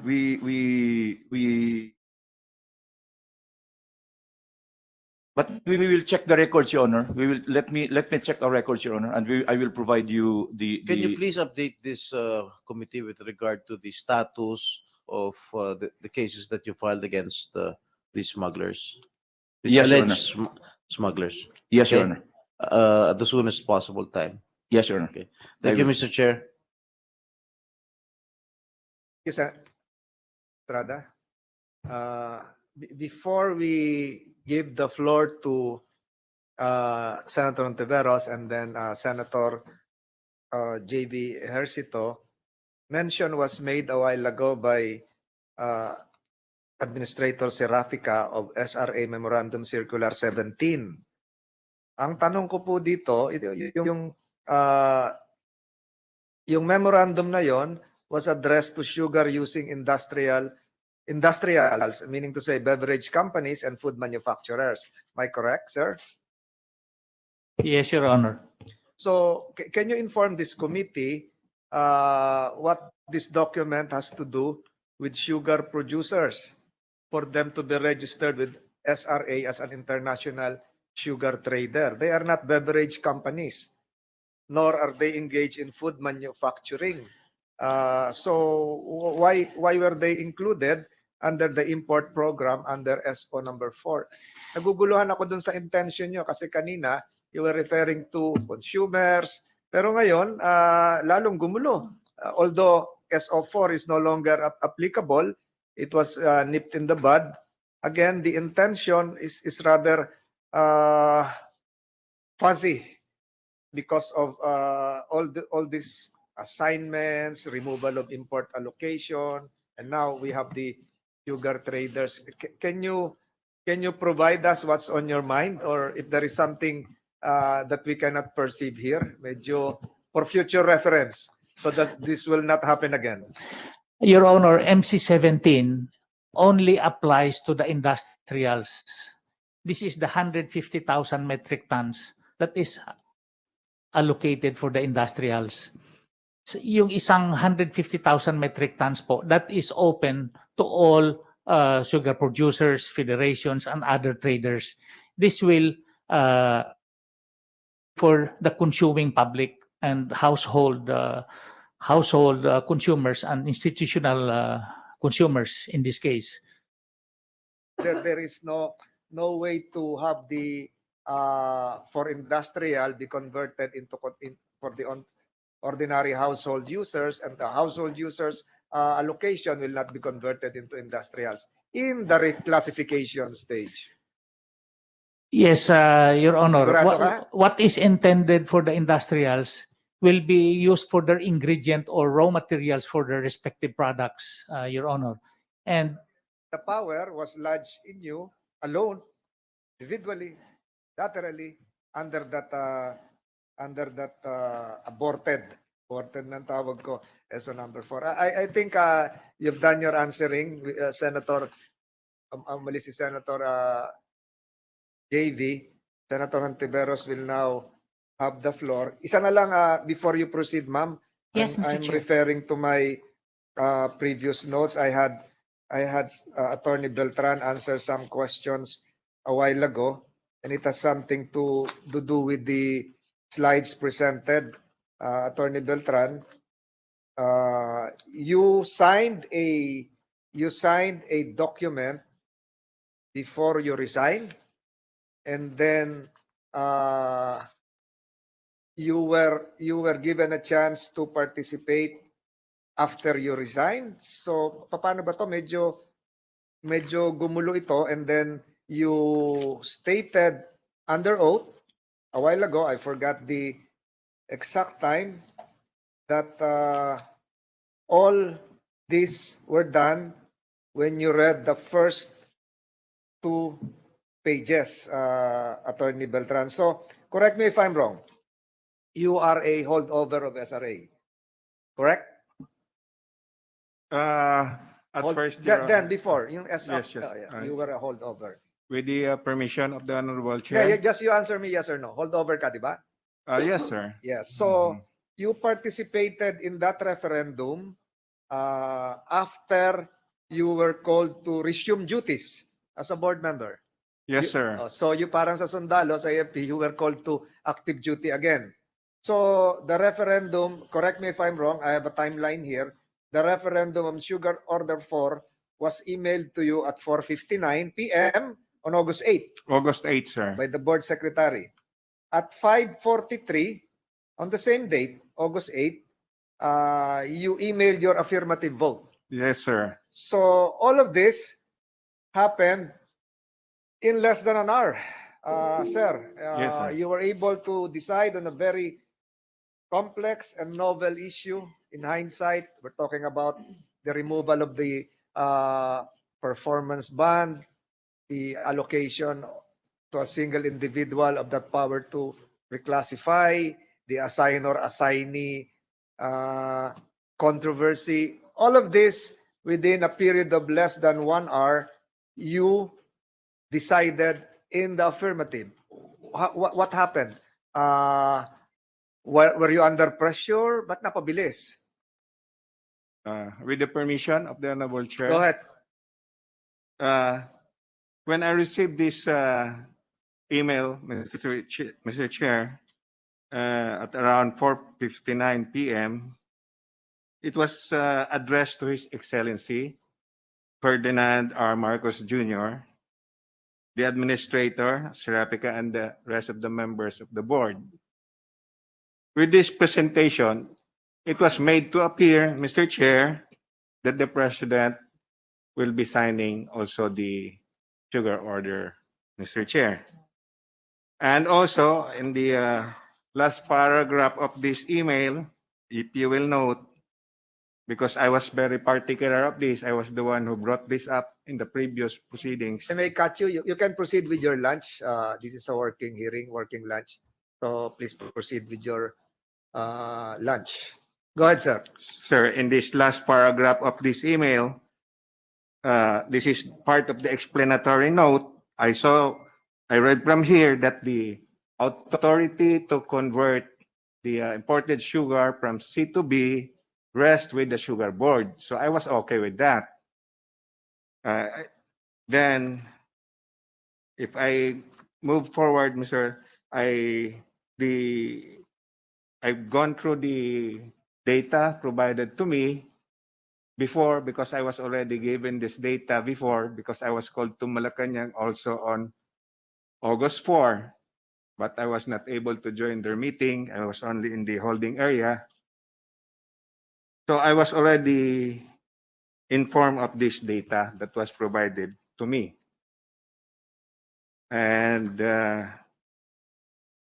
thereafter, Mr. Chair, the following day, Mr. Antes again said, requesting my to use my signature because it will be forwarded to the President for his signature as well.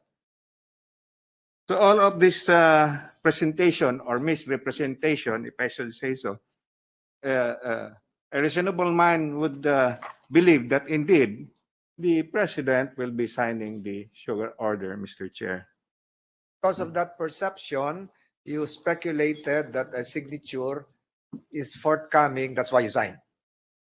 I am not sure if it was an speculation, Mr. Chair, because Your belief, your strong belief that that a chief executive signature would be affixed. That's why you signed within less than an hour. Not only that, Mr. Chair, I also read the email, Mr. Chair. You just read 2 pages of the No, entire SO4 of draft. the SO4. Yes, But so other- it's still a good faith belief that what you are doing then was right. Yeah, it was the format of a sugar order normally, Mr. Chair, is the first part, which is the allocation, and the last part, which is the But then authority again, to convert. But then again, there were several provisions that were there, not present in previous sugar orders, like the removal of the performance band, the assignor assignee provision, and the others, like the authority to reclassify by a single individual. So there were no red flags in so far as you are concerned. This No, is I missed- everything is okay. I missed that portion already, Mr. You missed Chair. that portion. Yes, Mr. So you Chair. just read the first page, and the second page for you is where you will affix your signature. Am I correct? The last page. The last page of The the last sugar page. order. Okay. Thank you. Thank you for clarifying. Yes, I will now have Senator Antiveros. There is one question here with the permission of Senator Antiveros from Senator Yes, Mr. Chair. De La Rosa. Please proceed, sir. Short interjection lang, Mr. Chairman. Attorney Beltran, you are representing the The Miller's sector, Miller sector. Mr. Chair. Ako, hindi ako abogado, ha? Pero, kung ako'y pipirma ng isang document, siguro binabasa ko rin siguro from start to finish bago ko pirmahan. Pero, I doubt your explanation na hindi mo nakita yung bandang dulo. Pumirma ka na lang diretso. Ako, hindi ako abogado, pero ikaw abogado ka man. Di ba, maniguro ka bago ka pipirma. Baka mamaya, yung pinirmahan mo, i-death sentence mo, death sentence yun on your part. Mamaya, di ba, isang tanong lang, bago ako pipirma dito, hindi ba ako makukulong nito? Yan ang palagi nasa isip natin eh. Bago tayo pipirma, pirma ako ng pirma ito, baka makukulong ako nito. Baka I am signing my own warrant of arrest. Hindi mo ba naisip yan? That is why, Mr. Chair, out of abundance of caution, I voted in the affirmative with the condition. Hindi nga, I am With not the talking about collective, Mr. yung, Chair. yung previous deliberations ninyo. Dito lang mismo sa is sugar order number 4 which your signature appeared here. It appears here, nandito. Kaya nga, ilang pages lang naman ito. 3 or 4 pages lang itong sugar order number 4 na ito. Hindi mo ito nabasa lahat, tapos pumirma ka lang dito. Yan ang ibig mong sabihin, na pumirma ka dito kahit hindi mo nabasa lahat. Because in the as I previously explained, Mr. Chair, in their explanatory note in that email, it was already stated that the authority to convert C sugar to B sugar rests with the sugar board. If I may be allowed, Mr. Chair, to read this portion, please. No, we have that. We have that. That's Yes. a public record. Yes, Mr. Chair. That particular, with the permission, Sir Bato. Yeah, That particular provision that you are attempting to cite is not peculiar to the attachment, affixation of your signature. Otherwise, if you sign there, subject to section blah blah blah of this document. Wala namang ganun eh. Kaya kasama lahat yun sa mga previous sections. So, I think on record, you're saying that now in hindsight, but we're not imputing any allegation of wrongdoing, that there might be an oversight on your part relative to your quote-unquote professional responsibility. But again, your signature is there. Senator De La Rosa. Mr. Chairman, just to show you the SRA copy, no? Itong sugar order number 4 copy, every page bears your signature. Marginal. Yung marginal signature mo every page. So, you mean to say na pinirmahan mo lang itong kada page na ito without reading the page itself? Mr. Chair? Yes. If I may. Just to clarify, Mr. Chair, my signature there is an e-signature, Mr. Chair, not my actual, because that is usually how we do it during the pandemic. So Mr. Antes emailed me requesting permission to affix my e-signature.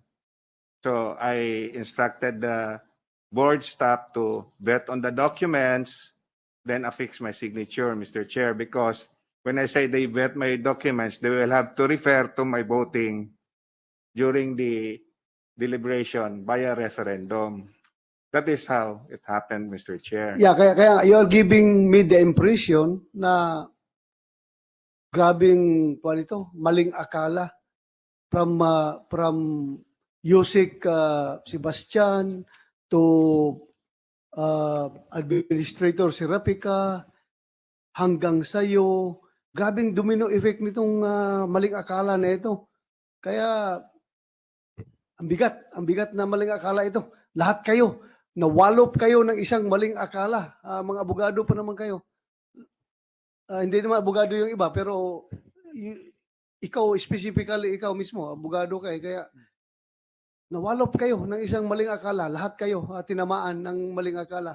That's it, Mr. Chair. Thank you very much. Salamat, Atty. Beltran. Thank you. Thank you, sir. Senator De La Rosa. Senator Rizon Taveras is recognized. Salamat, Mr. Chair. May I ask questions of Mr. Pablo Lobregat, President, yes, of the Philippine Sugar Millers Association Incorporated. Can you be seated here? And Mr. Secretary, can you administer the oath? Who else, Senator Ontiveros? After Mr. Lobregat, huli na lang, Mr. Chair, si Attorney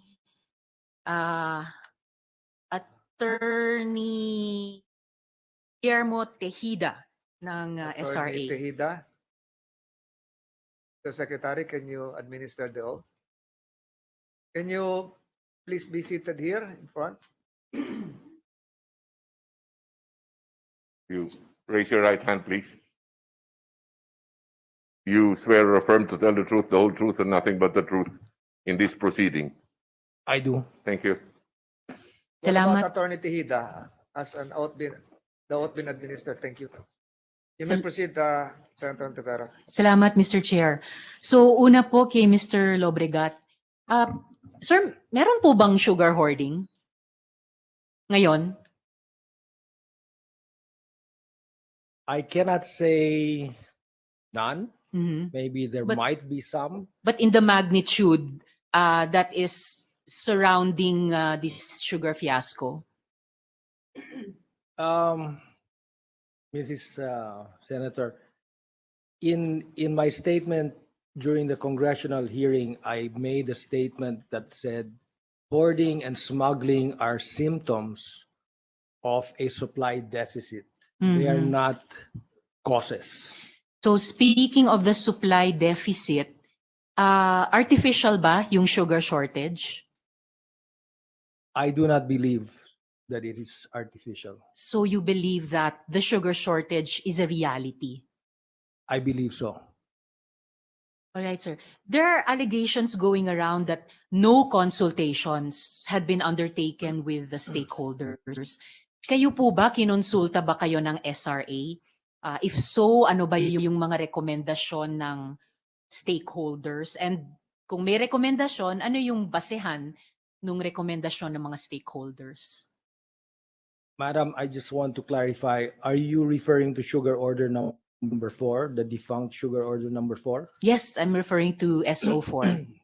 I remember that all stakeholders were consulted before the issuance of that order. Mhm. I do not remember exactly what, or we do not know because what the other consulted parties said, but I remember the PSMA did recommend 300,000. Mhm. And I think I heard earlier that most stakeholders that were consulted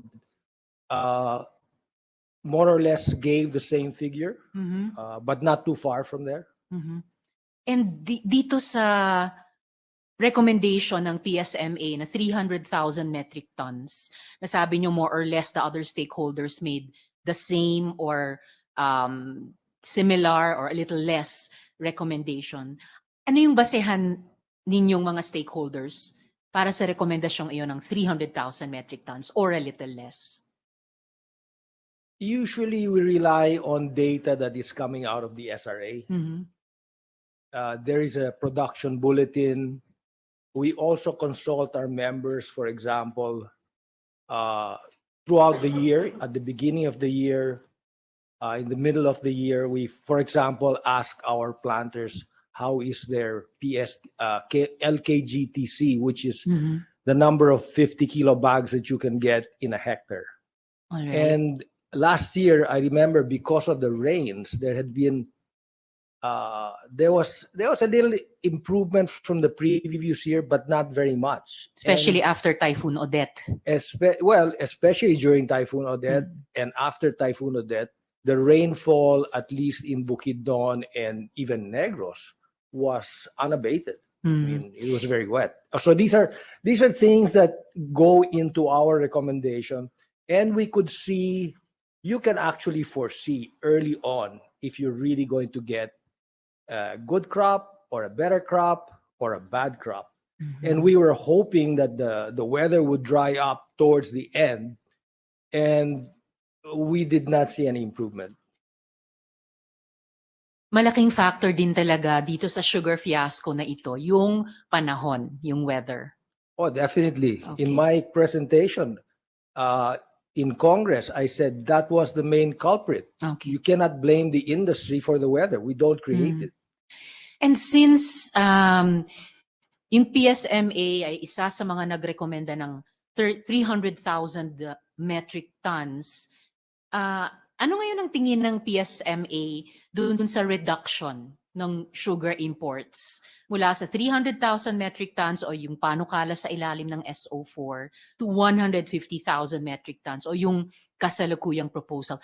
Would this 150,000 metric tons ibababa ba niya yung retail price ng asukal sa 70 pesos per kilo? And even if so, sa ilang araw or ilang linggo pa or even ilang buwan pa, ibababa sa 70 per kilo?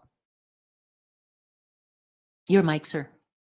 I do not have the official, I cannot give you an official PSMA statement because Mhm. we have not met on that.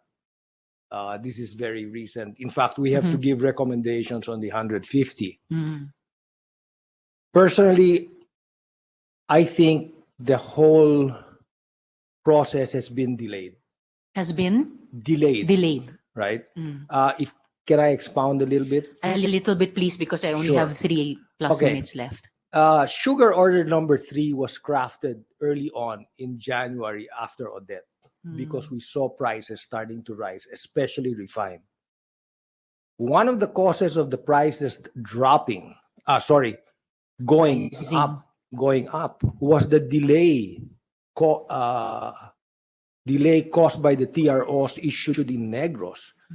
As that refined that was supposed to come in March only came in practically May. Mm. The other thing that happened was the elections caused paralysis in most government agencies until the new administration came online. This is what I said in Congress. Mhm.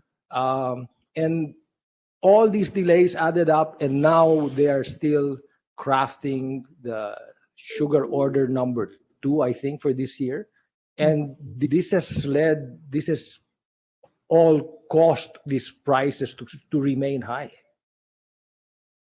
And yung 150,000 metric tons proposed sa ngayon, ibababa ba niyan yung presyo ng asukal sa 70 pesos per kilo? And in how long would it take, if at all, it would bring it down to that price level?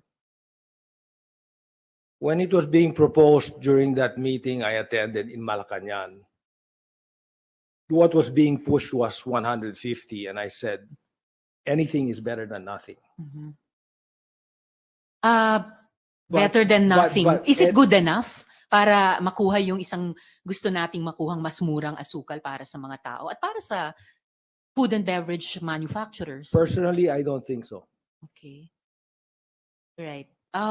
Kanina, sir, binanggit nyo yung you rely on the data coming out of SRA. Actually, Mr. Chair, itatanong ko rin yun mamaya kay Mr. Tejeda. Pero lastly, Attorney Tejeda, kay Mr. Lobregat, who do you think is feeding the president with misleading information? Not the president. Mhm. I mentioned in my statement yesterday on CNN, I said Malacañang is being misled, right? And this was with reference to the rates that have been going on. After my first statement in Congress, I don't know why certain sectors felt that I was going against their opinions. And 2 days after, there was an article that came out in Manila Times that said, this was Mr. Lamata talking, said, they should be raiding also the mills in Bukidnon because the raids in Luzon are just the tip of the iceberg, right?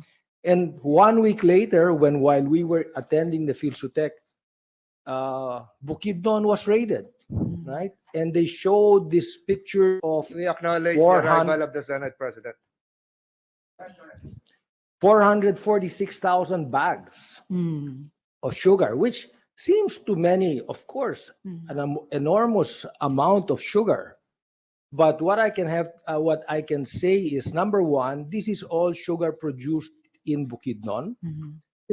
Last year, Bukidnon, in our mills, we produced close to 3 million tons.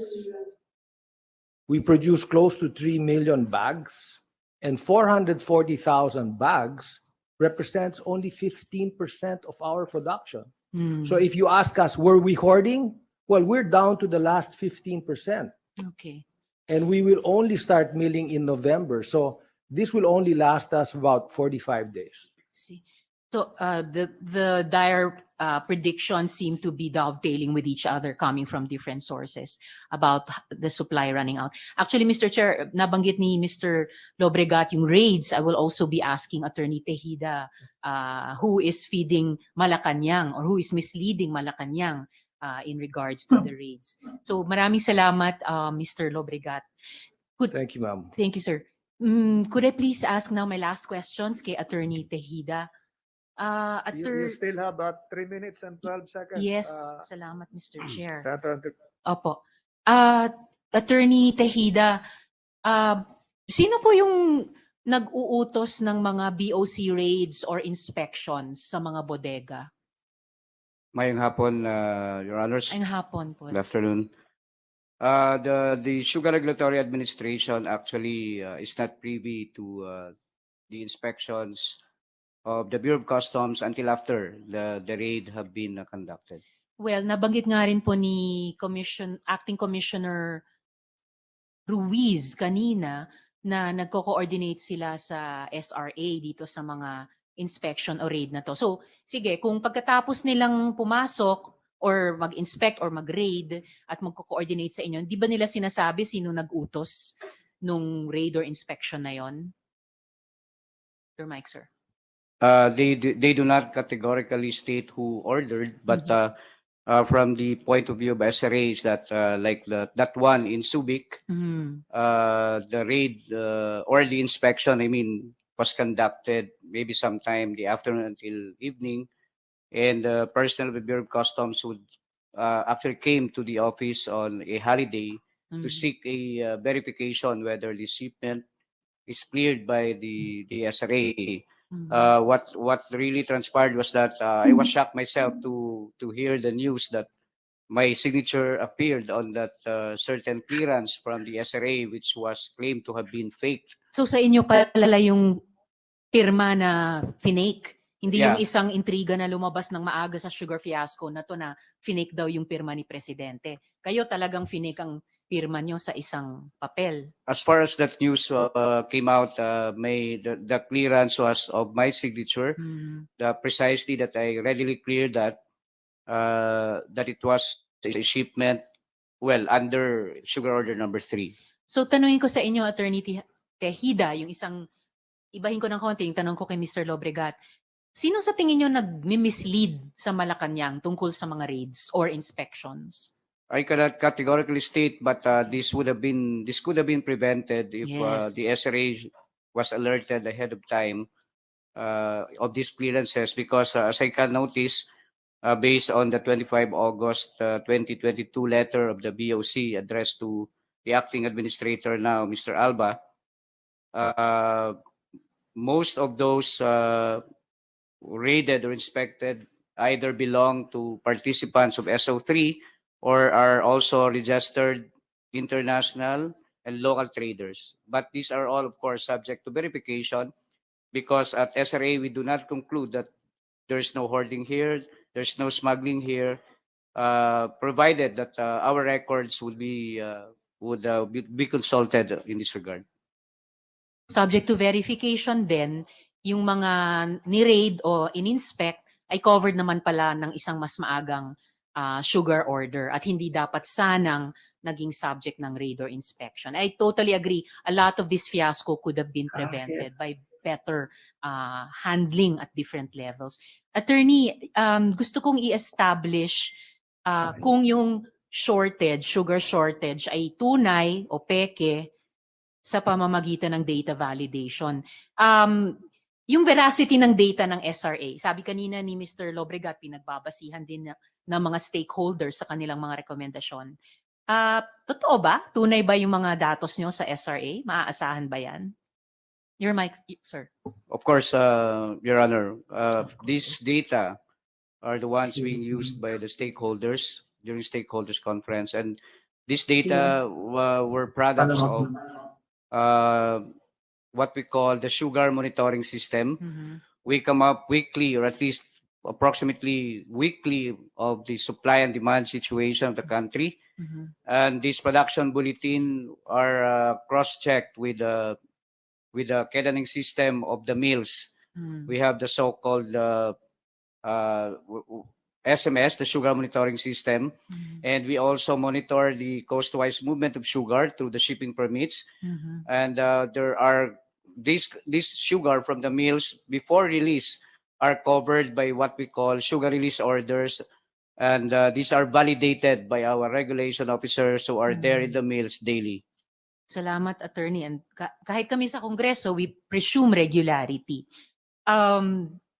Yung ibang, just a quick segue from Attorney Tejeda, Mr. Chair, yung ibang stakeholders, kanina tinanong ko kay Mr. Lobregat kung kinonsulta sila. Is Mr. Raymond Montinola of CONFED here? Pwede ko rin bang itanong sa kanila if they were consulted?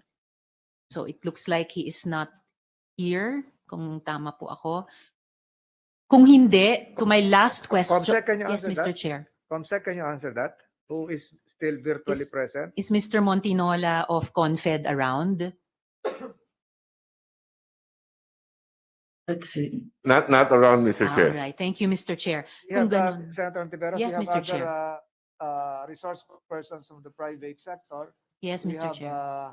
Mr. Jesus, Attorney Barrera from the Philippine Sugar Millers Association. Same organization as Mr. Lobregat. Yes, I Mr. think Chair. he is present physically. And then we have Mr. Roland de la Cruz, National Congress of Unions in the sugar industry. Salamat, Mr. Chair. Could we ask Mr. De La Cruz then? Yes. Mr. de la Cruz, are you physically present or online? Your Honor, I'm online right now. Your Honor. Ikaw yung Good nagda-drive afternoon kanina pa, di ba? Yes po. I'm on Nasa my way to parking ka na ba? Union.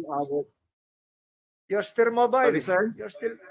No Parang po. gumagalaw ka pa. Not Saan ka ba? Okay. Not anymore, You sir. have Not parked. anymore. I'm in the meeting venue. Okay. Salamat, Mr. Chair.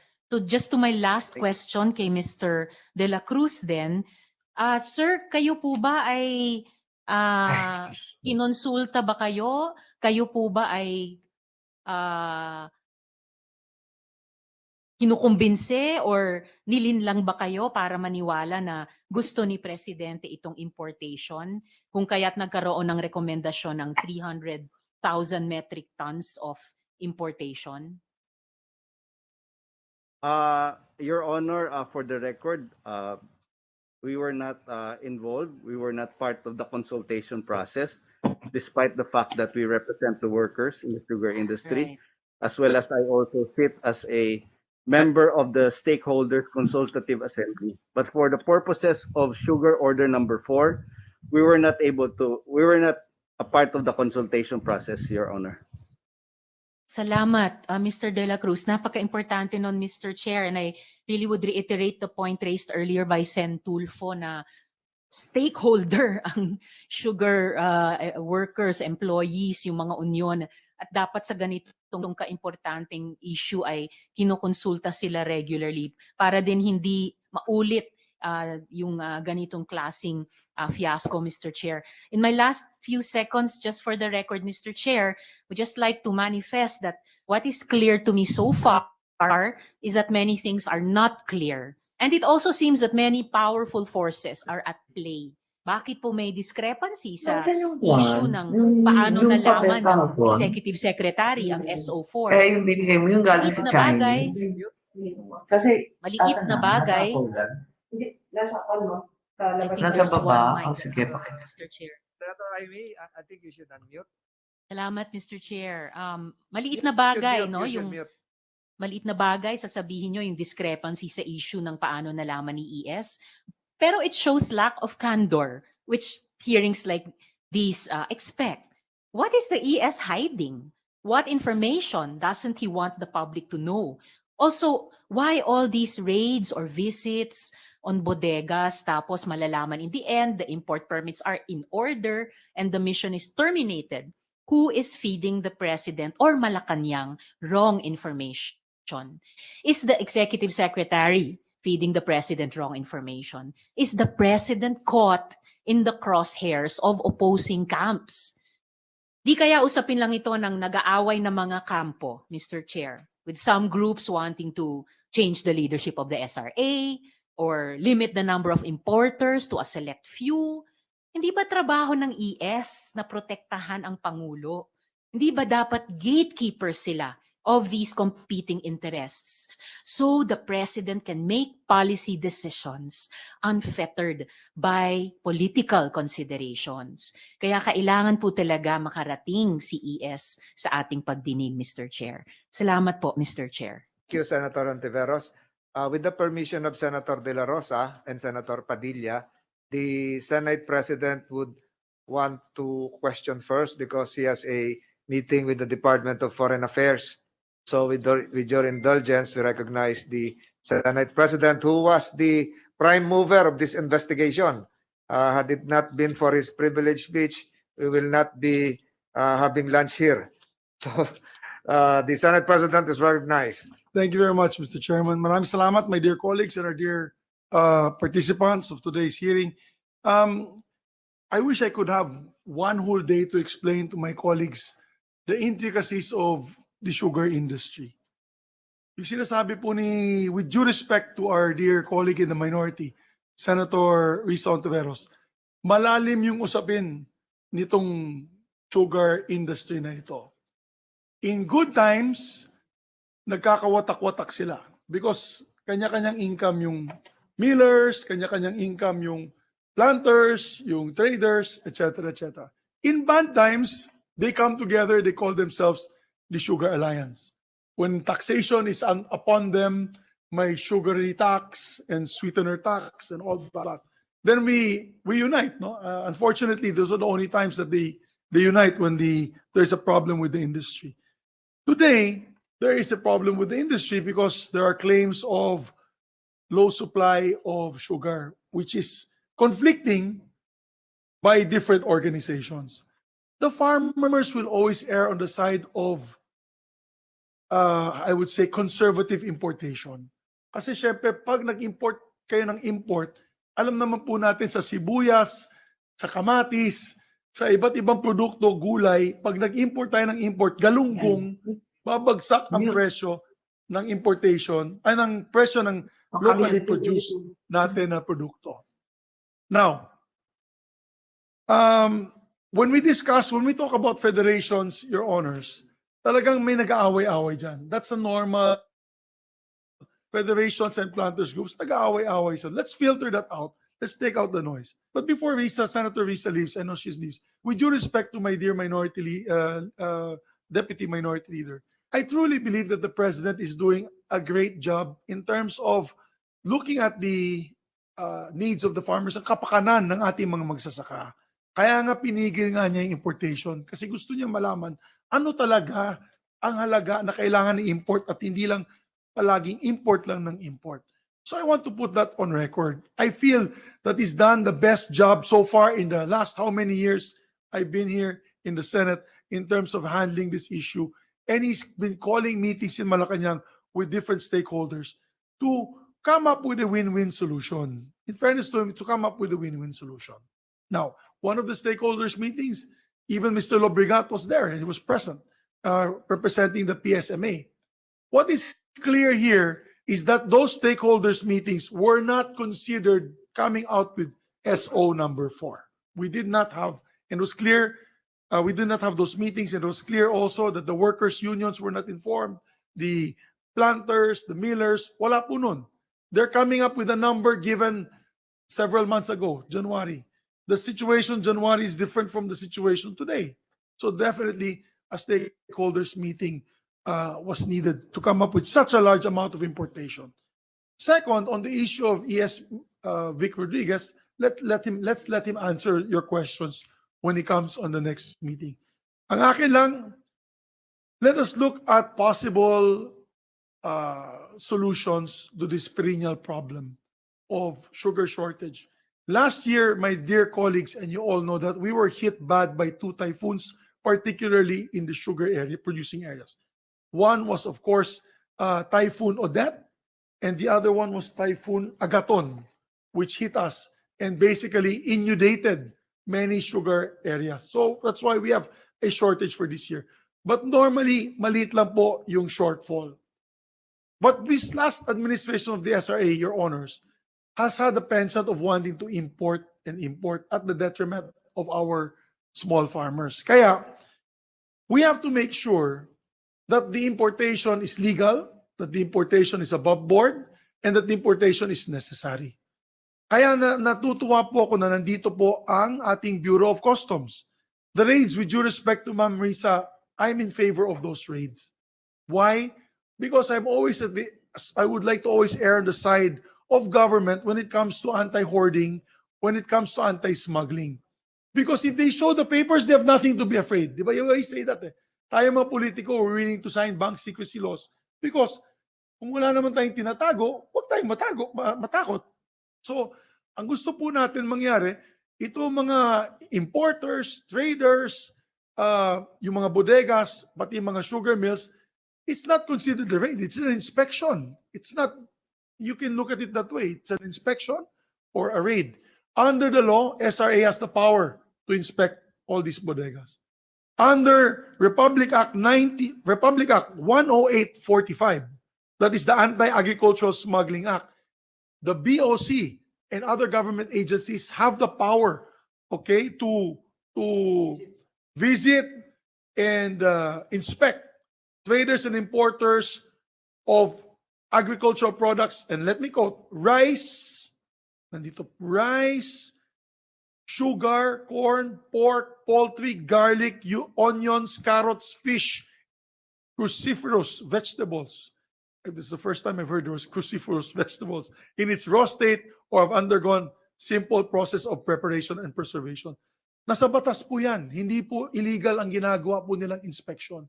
Kasi para malaman po natin, mga kababayan na nakikinig po na yun, kung yan po ay hino-hoard for price manipulation o kung yan po ay illegally smuggled into the country. Kaya tama po yun. Yung nangyari sa Thailand, kung may papeles po yan, di magpaliwanag po sila. Pagkatapos nun, release po yung produkto.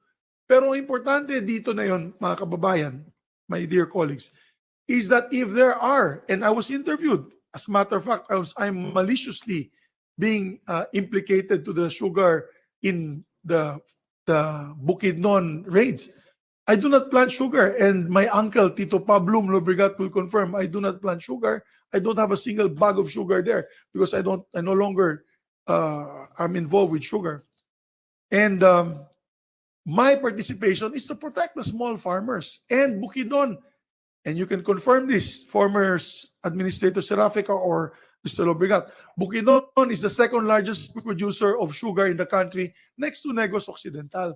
Kaya maingay ako dito kasi pinaglalaban ko ang maliliit namin na magsasaka sa Bukidnon na may 1 hectare, 2 hectares lamang na garden reform beneficiaries. Kasi sila po ang kawawa pag nagkaroon po ng price manipulation, hoarding, or smuggling. Kaya, balikan natin yung facts of the case. There is a call to import sugar dahil may kakulangan ng asukal. Pero subsequently, under the inspection, let's call it inspection, no longer raid, if you want to call it in another name, raid or inspection by the BOC and the ESAP. I do not know if we were able to invite the ESAP here, Your Honors. But if the ESAP will show there are several bodegas all over the country with a number of sugar stored in these bodegas. Sugar sacks or bags or yung meron doon tonelada, which is the wholesale delivery of sugar, which they repack into smaller containers. Now, we have to ascertain that there is enough sugar with all these inspections of bodegas to be able to say that we do not need to import at this point in time. So that is my question today, Your Honors. I want to concentrate on that. When I want to ask now the BOC, to Mr. Tejada or whoever is here to represent the Bureau of Customs together with the raiding parties, yung mga pinakita kong mga litrato last week na napakaraming asukal together with the ones in Bukidnon. I know Crystal Milling and Bukidnon Sugar Milling Corporation was also inspected. They also have about 60 plus or 70 plus thousand bags in their bodegas. I would like to find out now what is the estimate total number of sugar that was located in this particular raids or inspection by the BOC, ESAP, and other government agencies. Can anyone answer me on this issue, gentlemen and ladies? Yes, Your Honor, regarding the Yogi Ruiz for Bureau of Customs, Your Honor. Regarding the raid in Bukidnon, Your Honor, the inspection in Bukidnon, Your Honor. Hindi, lahat-lahat na. What is your name, sir? You are Mr. I'm sorry, I can't. My eyes are very bad. I cannot. Yogi Filimon Ruiz, Your Honor. Okay. Commissioner Yogi. Yeah, could you tell us all overall, no? Overall. Bukidnon is only a tip of the iceberg, but you went to Quezon City, raided bodegas in Pampanga, in Bulacan, Davao, all over. So in your assessment, what is the total estimate? Kasi kung tatanungin mo lahat ng stakeholders na nakausap namin, walang sugar daw. Except for the farmers that are claiming that there's enough sugar.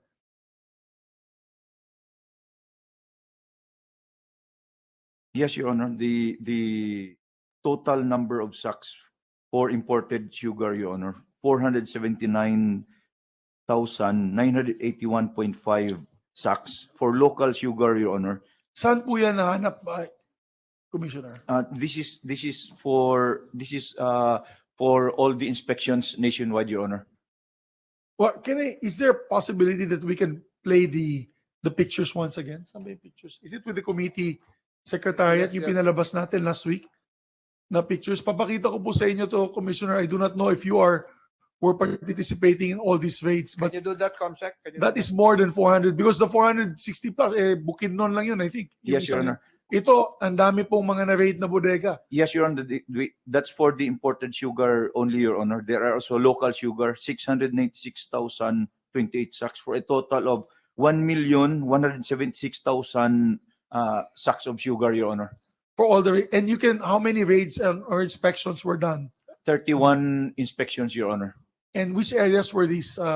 These General areas, take the general provinces. areas, Your Honor, for nationwide coverage, Your Honor. So 1 million, you're saying 1 million, kasama na yung sa Bukidnon. Yes, Your Honor. 1 million, 1,176,000 sacks of sugar, Your Honor.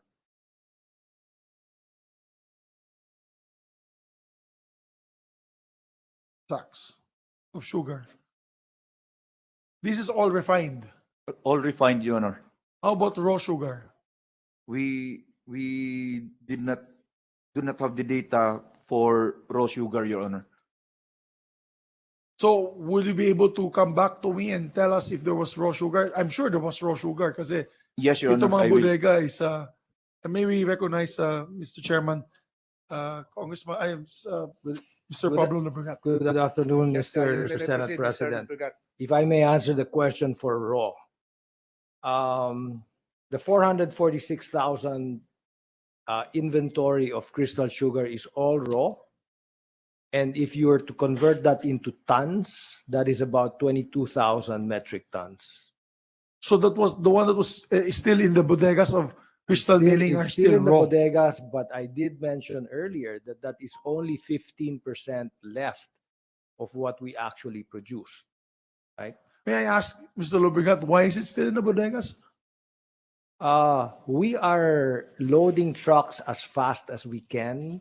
In the last 10 weeks, we have been loading at a rate of 10,000 bags a day, right? So the 440,000 bags are only going to last for another 45 days. Of which you'll start milling already. No, that will be the first week of October. There's going to be another month without milling. The reason why they mill late in Yes, we Bukidnon, Your like Honor, is that we want to mill late because of the rainy season. No, rainy season. But there's another important fact here, Mr. Senate President, if I may inject here. The PSMA sent all the senators this document, which is the sugar production bulletin of August 7, early in the month, this month, okay? There should be something coming out sooner. And on page 4, there is a raw sugar balance by mill district. For the entire Philippines, there is only 142,000 tons in the total country. Mindanao has 42,000. Panay has 13, Eastern Visayas 3, Negros has 78,000, and Luzon, which is the biggest consumer, has only 4,879 tons. If you want, I can convert that into LKG, but it's all there for your perusal. To correct the perception, Your Honor, that is locally produced. Yes. This is not. This is raw. I'm only talking Yes, about raw sugar. Okay. Yes. And our average monthly consumption is anywhere between 170 to 200,000 tons, right?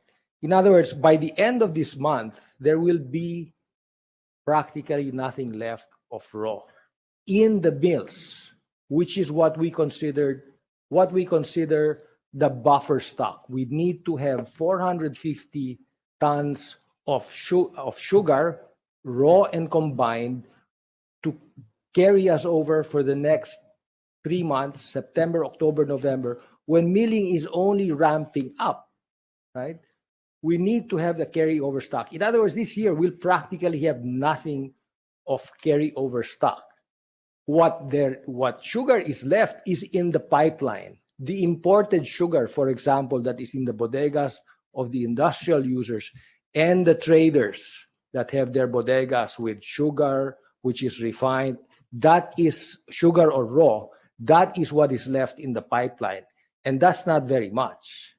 And this is That is remnants of the SO number 3. That's included, and which is not really available. For example, what was raided in Cavite yesterday that I read in the newspapers was 350,000 bags. It sounds a lot, but that's only 17,000 tons, right? And what we're saying is this is the main reason why we when we were consulted, we gave the figure of 300,000 tons because we felt that that was what was needed to bring up the carryover stock so that the prices would not be too high. But that is the reason why we need to inspect SO number 3's remaining balance of sugar. So we know how much sugar is still in the bodegas that have not been shipped out. I think it is to the miller's advantage that the imported sugar is distributed to the industrial users as soon as possible. Is that correct? Let me correct it. The imported sugar that was brought in is already owned by the industrials. When they want to use it is not our concern, right? But I'd like to put on record in our previous meeting, when we asked Coca-Cola, wala naman silang natatanggap.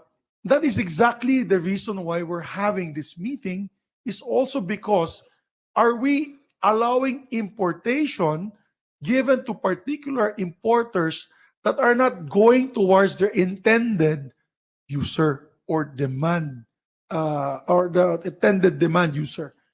And it happens. I mean, we've noticed that there's a lot of pole vaulting that is happening, and because of the high prices, it's one of the reasons why we're trying to figure out if they're pole vaulting and not selling to the intended user and actually selling to the local market at almost double the price. Mr. Senate President, when we were consulted about the importation, we only base our recommendations based on things like the production bulletin. We look at the overall picture. It's a very difficult task even for SRA on how to allocate any imported sugar. But to hasten, because I only have a limited time frame, Tito Pabs, I call him Tito Pabs. So you see me in short pants. Your Honors, I grew up in their farm, Bukidnon. But you agree with me that it is possible. I mean, there are importers that import and do not deliver to the intended beneficiary. It is possible. I don't in the think realm so. of possibilities. Well, I think you saw some leaks of imported sugar that ended up in bodegas where they were not supposed to be. Correct. But those were just in the hundreds of bags. No, right? But in general, if you're talking about SO3, whoever imported is gonna keep it for himself. He's not gonna let anybody else get it. No, because the problem is we give the allocation to the importer. We're trying to find a way also our system through this committee where we can recommend to the SRA a better system, and which I mentioned in Malacanang, and the president also mentioned that he would like that the SRA issue the permit for large-scale industrial users and let the large-scale industrial user find the importer. So that way, silang dalawa na lang nag-usap, wala nang intergovernment, wala nang government intervention. That is also a possibility. Like if Coca-Cola Of course. needs 50,000 metric tons, then issue them a permit. Kao na bahala, you bring in 50,000 tons. And it's already direct importation on their part, so that there's no more tongpats, there's no more talk about traders agree. coming to the I am SRA. not against industrial users importing directly. Yeah, therefore, that is part of the discussion that we're looking at here. Baka mas maganda nga na we come up with reforms in the industry. And The PSMA would like to participate when there are any consultations. yes. Kasi let's also put it on record. Some PSMA members also are importers. Is that correct? Yes, even I participated during the replenishment program. Yes, Well, absolutely. let me explain. We were only importing what we exported. We exported to the US and we imported only the same amount back in. We don't, I personally do not like to deal with industrial users only because they take long to pay. Yeah, but I'd rather get paid in cash. I don't want to wait 90 days, 120 days. yes, but that's why that was where the predicament is, diba? The mailers are also sometimes importers and traders themselves. Eventually, what happens, Your Honor? There is nothing really wrong. There's nothing It's- wrong. Everything is Correct. above the table. Unless the intended Above user does not receive the sugar. Right? Unless instead of being given to Coca-Cola, it's held in a bodega somewhere, 10% of the volume imported. Let's say you bring in 1 million sacks, but 100,000 sacks, you pole vault to another bodega and you sell later at a higher price. It happens. I've been too long in this industry to know that that doesn't happen. And that is what we're trying to prevent.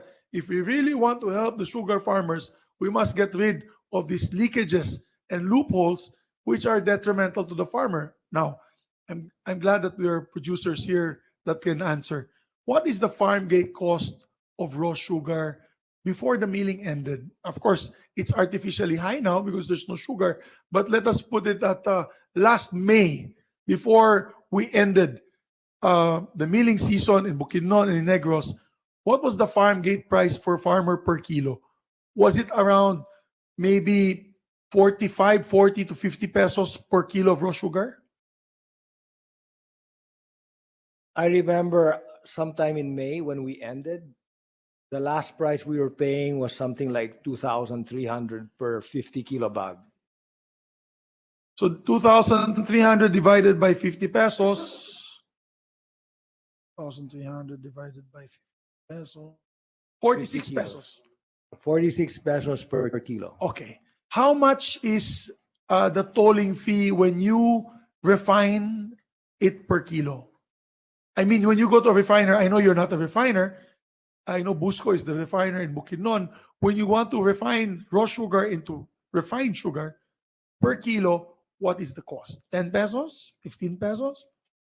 I know that you get a yield of about 92% from 50 kilos, so you only have about 8%. A rough number. Could you give us a rough number per You kilo? would have to pay a tolling fee of about approximately 300 pesos at that time. Per bag. Per bag. Okay, 300 pesos per bag. So 300 divided by 50. That's 6 pesos. So 6 pesos plus 46 pesos raw sugar, that's 52 pesos. So, question is, when it is being sold, and alam po ng SRA ito, it is sold at an average, at that time when there was supposedly no sugar shortage, it's being sold at 80 to 90 pesos per kilo in the supermarkets. Correct? At 80 to 90 pesos per kilo, the trader is the one making a killing at almost 30 to 40 pesos per kilo. That is the problem, Your Honors. Ang problema dyan, napakalaki ng kita nitong mga traders na ito pagdating ng asukal sa merkado. Kaya ipinaglalaban po natin dito ang ating mga magsasaka and sugar farm workers. Kasi pag magsira ang farm, wala na rin trabaho yung sugar workers, yung mga tapasero, sakada, lahat. Yung mga mill workers, syempre apektado din sila if they have no sugar to mill, because the fact of the matter is when it is no longer feasible or profitable to plant sugar, people will shift. That's a phenomenon in Bukidnon. That's why there's more pineapple, more bananas being planted in Bukidnon. The sugar areas are getting smaller and smaller dahil napakaliit po ng kita ng ating mga magsasaka.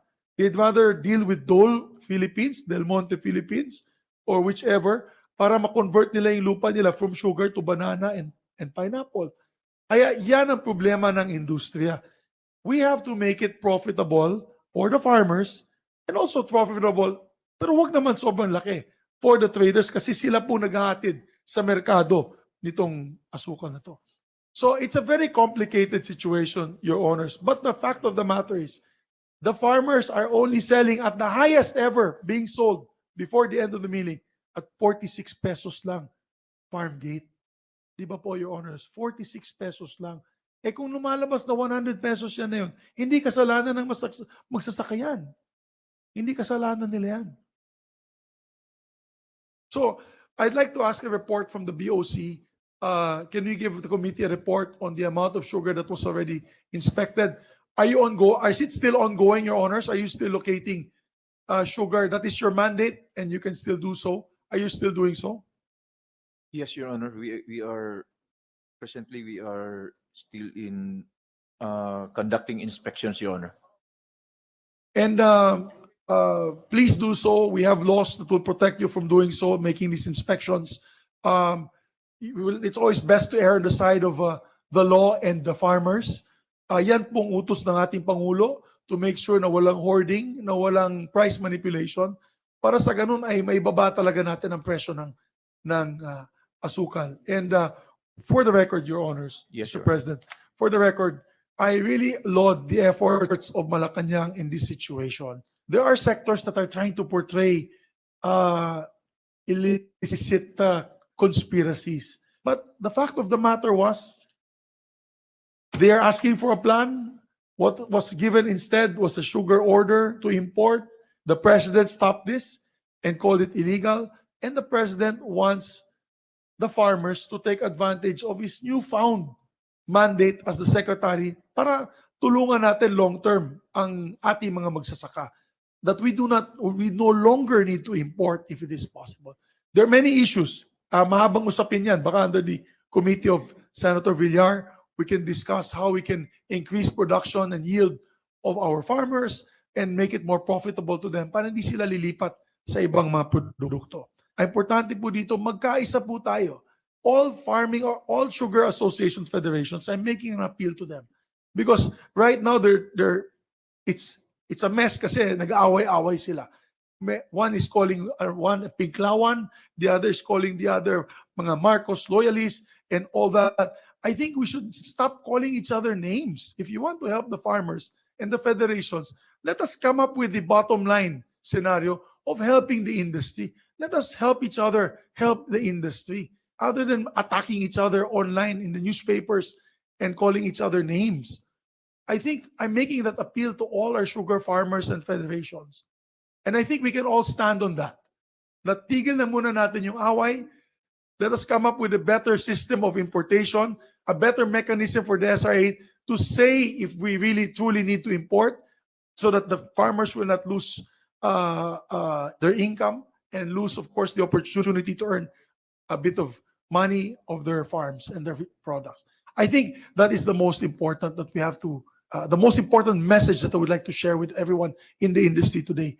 Let us stop right now the black propaganda against one federation over another. I think tigil na natin yan. Let us come up with a solution to correct the mistakes of the past on the sugar importations that we have done, if there were any, and come up with a long-term plan to really help not only the farmers but also the millers. For example, let us help Crystal Milling come up with their own refinery instead of tolling to another refinery, or other companies in Negros that have no refineries. In Brazil and in India, all the sugar mills, almost all of them have their own refineries. Para sa ganun, yung raw sugar pwede nang ibenta as bottle grade refined sugar. Hindi na natin kailangan mag-import. So yun lang po, Mr. Chairman, and I really appreciate the participation of all the sugar stakeholders. I believe Mr. Lobregat would like to be recognized. Brigata, Thank new you. arrivals here, I'd like to recognize the presence of former Speaker of the House, Senator Alan Peter Cayetano. Very good. What would be the essence of your additional statement, Mr. Lobregat? I would just like to agree and support our Senate President for new solutions to all our problems.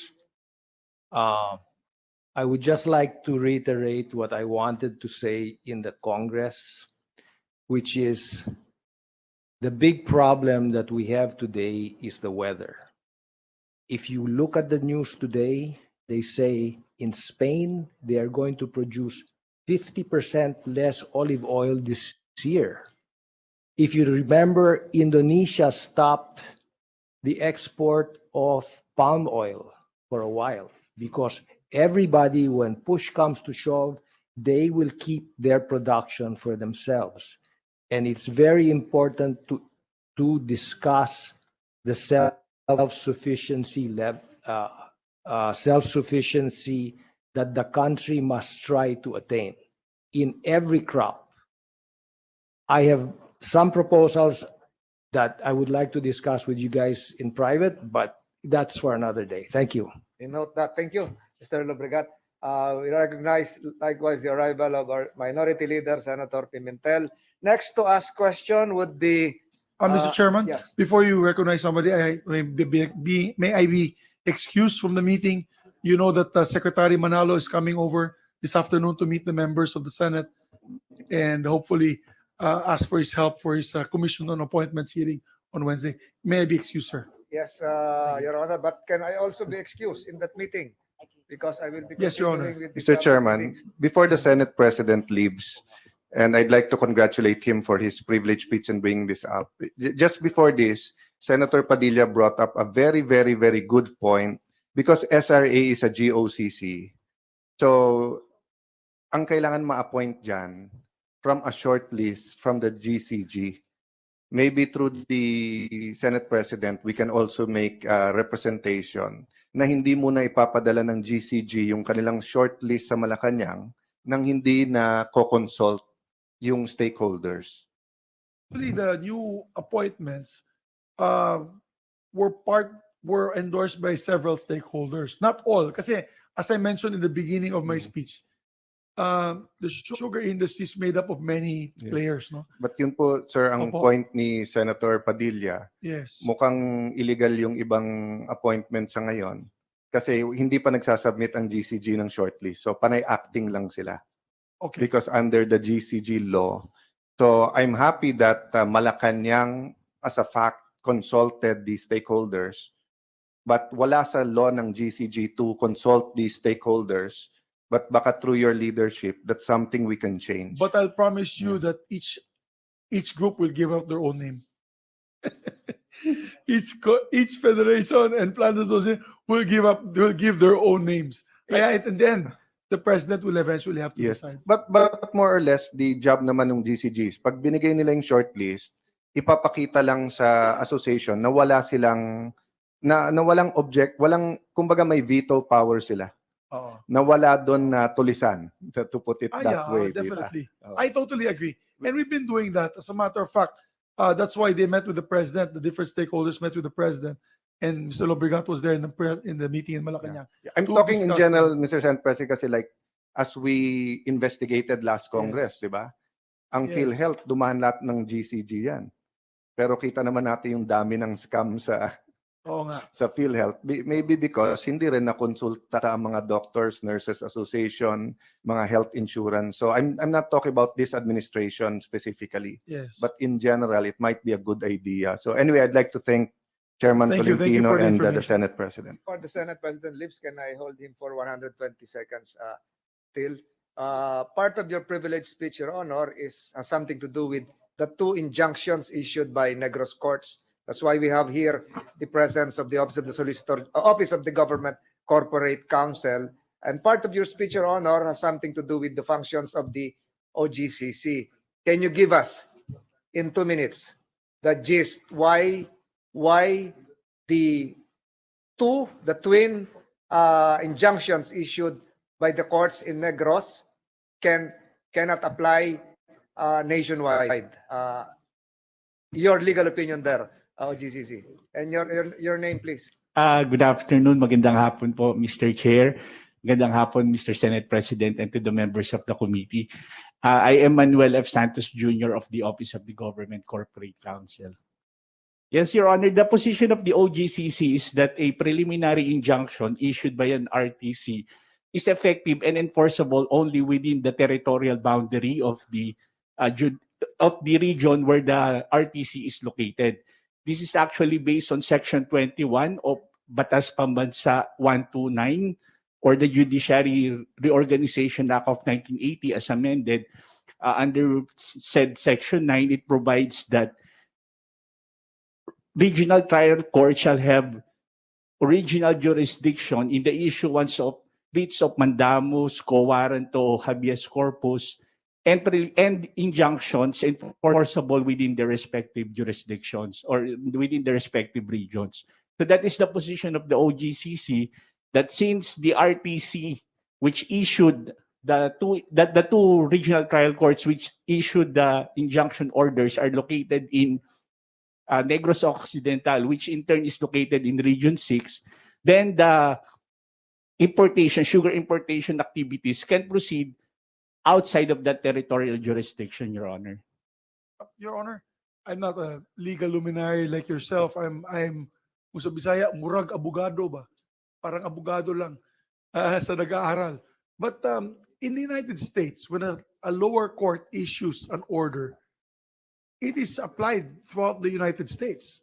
If there's an injunction on a particular government agency, it basically affects the whole territory. Is there a legal precedence to what you have said, Your Honors, by the Supreme Court? The legal precedent that we found, Your Honor, is that there is one case involving a judge located in RTC of Marawi, wherein he was penalized by the Supreme Court for issuing a writ of preliminary injunction directing a corporation which is located here in Manila to issue a check to a certain foundation, Your Honor, to a certain organization, Your Honor. So the Supreme Court penalized the judge for issuing a writ of preliminary mandatory injunction outside of his territorial jurisdiction, Your Honor. So this has not been questioned yet. Has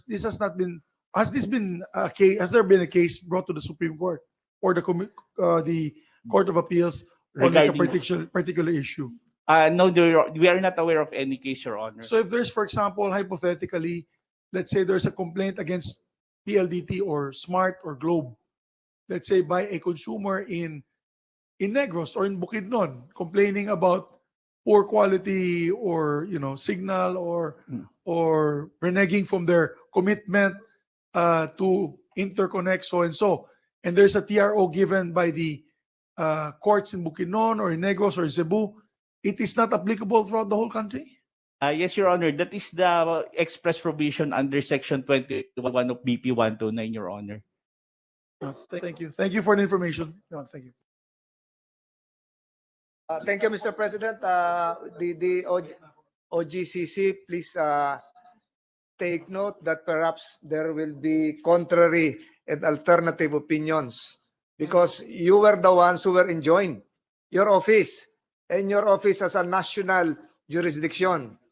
Your office has no limited jurisdiction in Negros. It can be argued that way. Otherwise, you'll be saying that all the regional trial courts in the Philippines should issue an injunction likewise or the Court of Appeals. But what if it is an RTC where the corporate office, headquarters of a sugar plant is located? What would be the implication? So just hold your legal perception there.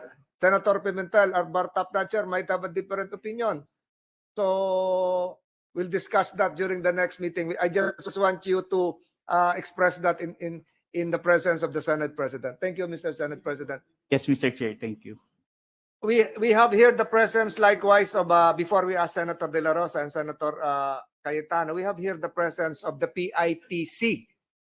Senator Villar, is Senator Villar present now virtually? Senator Villar, are you present, ma'am? The chairperson of the Senate Committee on Agriculture. If she's not around, you were required to be present today because of some concerns that some funds of the SRA were channeled to your agency. Is that correct? And that you were likewise involved in sugar importation. Just those two questions. Good afternoon, Your Honors. Yes, there was a fund transfer of SRA in the Philippine International Trading Corporation, but that was in 2019.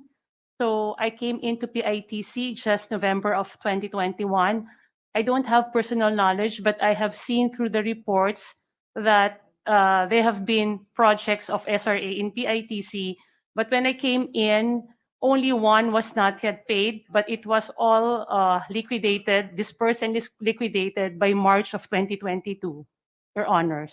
Can you specify the said projects? We have here the presence of the former SRA administrator. Can I just check on my...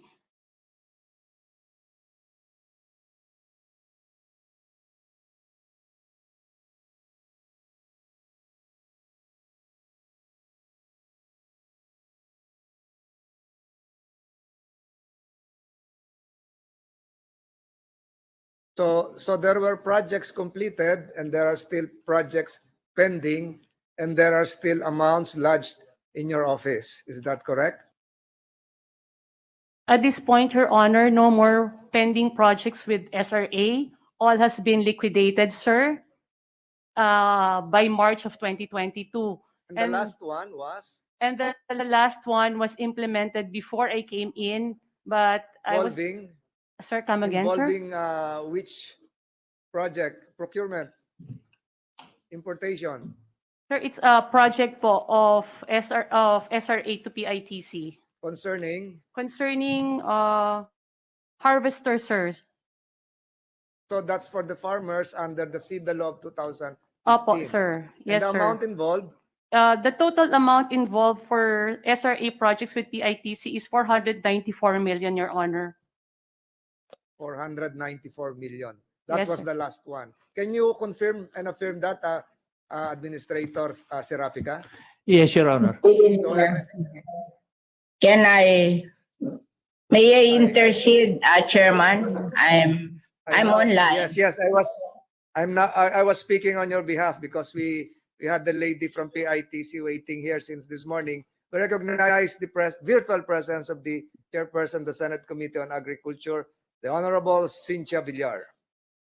Yeah, I want to manifest that if you are going to do mechanization, you ask PhilMec to do it because that's the agency of the government in charge of mechanization. In every law that I pass, it's PhilMec which is implementing. So I'm just curious why they go to PITC. Oh, because the Department of Agriculture has a mechanization agency that is PhilMec. So why are the people always going to PITC? Even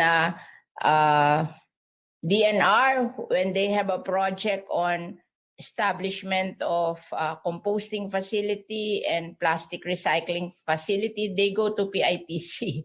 And then it took them 6 years to implement. So I'm just doubting already why they go to PITC. Are there things that, yeah, why don't you go to PhilMec? Because that's the SRA? agency of the Department of Agriculture that is in charge of mechanization. SRA, can you answer that? This issue on the farm machineries only happened once, Your Honor, and there was no subsequent procurement undertaking with the PITC, Your Honor. That's not the Under the question. The SIDA law, question- you're supposed, Mr. Serapika, under the SIDA law, you're supposed to implement it yearly. There is a budget for that. Under the SIDA law, you failed to implement it. The only time you implemented it is you gave it to PITC. Any answer, Mr. Serapika? Or would your silence mean that you agree? This procurement only happened once, Your Honor, and during that time, way back in 2018, there was a MOA that was presented to the Sugar Board for A approval. while ago, you mentioned 2015. Now it's 2018. Sorry, Your Honor. You mentioned 2015. Now you're saying it's 2018. Which is which? 2018, Your Honor, not 2015. But there has been a budget for mechanization since the enactment of the SIDA law, and they are not implementing it. The only time they implemented it is they gave it to PITC. So that's kind of weird. Okay, thank you. PITC, anything to add? Bakit po kayo lagi ang gusto ng mga government agencies?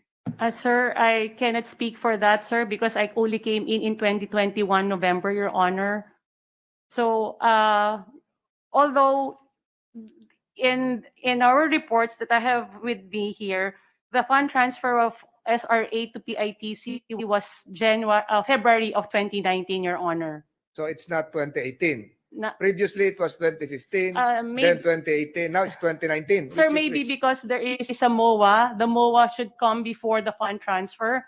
So MOA might be in 2018, but the fund transfer came in February of 2019, Your Honor. And you assume your position 2021. Yes, sir, So, November of 2021, Your I have Honor. no further questions to the lady from PITC. I think Senator De La Rosa next in line. Thereafter, Senator Pimentel. Senator De La Rosa, you have the floor. Thank you, Mr. Chairman. There's just one rejoinder. Mr. Chairman, to Mr. Pablo Lubregat, sir, I've been listening intently to your exchanges between you and Senator Risa Hontiveros, and also between you and the Senate President. And you seem to wield so much authority on what you are saying. So following your narrative, sir,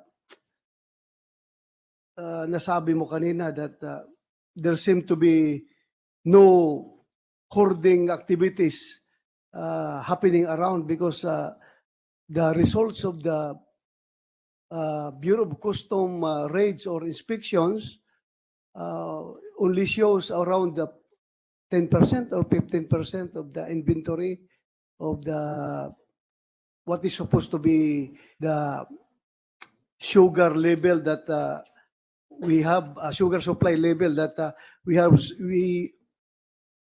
are supposed to have at this point in time. So, sir, tanungin ko lang diretso kung following your narratives, kung hindi lang sana naharang ng Malacanang yung sugar order number 4, hindi siguro ganito kataas ang presyo ng sugar ngayon, because if sugar number 4 was materialized and pumasok yung supply ng sugar, so obviously the price should have gone down. So kung hindi yung naharang, okay siguro ang presyo ng sugar ngayon, hindi ganito kataas. Just your opinion, sir. I just would like to ask you on that. Mayong hapon, sir. Hindi naman sa hinarang ng SO4, no? Like I said, I mentioned that ang hinarang was SO3 first in January. Dapat pumasok yan sa Marso. Kung pumasok yan sa Marso, I think it would have calmed the perception that there was not going to be a deficit or a shortage of available refined sugar, right? What further delayed it, and this is what was in my presentation in Congress, was the elections created paralysis in many government agencies. SRA was hesitant to issue sugar order number 4 because it was sugar order number 3 was still pending at that point. They were scared that pag nag-issue ka ng sugar order number 4, you're already in contempt of court, right? Hindi pa na-resolve yung sugar order number 3, right? So there was a delay, okay? And when the go-ahead was given to come up with sugar order number 4, for me, in my opinion, it was already late. We have passed on to the Senate the same presentation that we gave in the Congress, and we showed this chart here. I don't know if the Secretariat has our position papers and all that, and they can show it. By that time, the sugar was already too high. You're going to have to dampen that price. You can't fight a big fire with a hose. You're going to need a big fire truck to douse that fire, which was the price. Yes, So, sir. But again, this is what I said. This was an inherited problem of the president. He only came in June. This was going on already, right? And so maybe, I said, I have no opinion on the validity, legal validity of whether the signatures were wrong or they did not have the authority to sign. But I reiterate that sugar order number 4 had a valid rationale, which should have been implemented even 2 months before. Yes, sir. So, yun nga, the reason why, according to Administrator Serapica, parang lumalabas na minadali nila yung sugar order number 4 dahil nakita na nila yung looming situation na talagang nagkakaroon na shortage ng supply. Kaya minadali niya yung pag-drop at saka pagpapapirma ng sugar order number 4. So granting, ito lang, just your opinion. Kung hindi ito, halimbawa, nakita ni President Marcos, ito naman pala, inassume na lang ni Serapica at ni Yusek Sebastian yung responsibilidad para, kasi nakita nila malaking problema talaga pag, yun nga, may problema na tayo sa sugar order number 3 na delayed, kaya nakakaroon ng shortage. In order to remedy the situation, according to Serapica, minadali nila itong ISO number 4.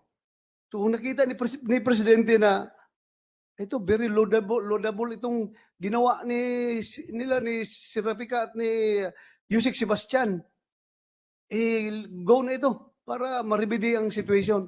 Do you think hindi bababa ang presyo ng sugar kung halimbawa smooth sailing ang ISO number 4? Hindi tayong ganito ngayon kahirap. Walang Coke plantation, Coca-Cola plant na mag-shutdown. Do you think mag-normalize ang situation kung nakalusot yung ISO number 4? Number one, it would have given a different perception to market forces. It would have given, in other words, uy, may papasok na, so makakahinga, makaka-relax na. Diba? Okay lang. Diba? And then, of course, depends on how fast that sugar could have come in. At that point, probably it was still cheaper or it was still available. Because today, it's difficult to get sugar because Thailand is not milling. They will start milling in January or December, right? If you're going to have to get sugar, if you can get 150,000 tons in, you're going to have to scrape from Thailand, from Indonesia, and probably Malaysia. And if you can't get it there, then you're going to have to go all the way across the Pacific to Brazil and maybe some South American country, which is already out quota, which carries a 45% tariff instead of a 5% tariff within ASEAN. But yes, if it was signed, I think it would have calmed down the market. Okay, the guys that had sugar, if you're saying that people were holding sugar, at this point in time, if you have sugar, you're selling your sugar. This is a jackpot. These prices show that last year, the price of refined was 53. Today, we're only marking it at 95, but sometimes it's lower. All these groceries that they're saying that you can buy sugar at 70 pesos, you go to the grocery. If you buy more than 1 kilo, they'll say, no, hindi pwede. You cannot buy more than 1 kilo. Right? What does that show you? There is a shortage. Thank you, sir. Maraming salamat for that explanation. Daghang Mr. Chairman, salamat. thank you. Thank you. Salamat. Can we now have Senator Coco Pimentel, our mathematician? Thank you, Mr. Chairman. Kunin ko na rin yung balance ni Senator Bato.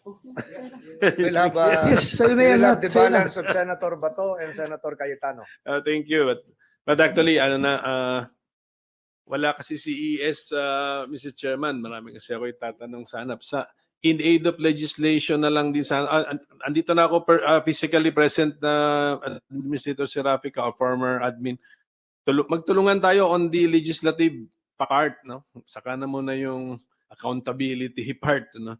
Yung composition ng SRA. Do you think do you recommend, after having spent around 4 years ka as administrator, more or less? Since 2017. So mga 5 years pa nga. So do you recommend that we expand the membership to represent the different stakeholders in the sugar industry? Well, personally, Mr. Chair or Your Honors, it's, basing on EO 18, unless otherwise, there will be very extensive consultation among the stakeholders because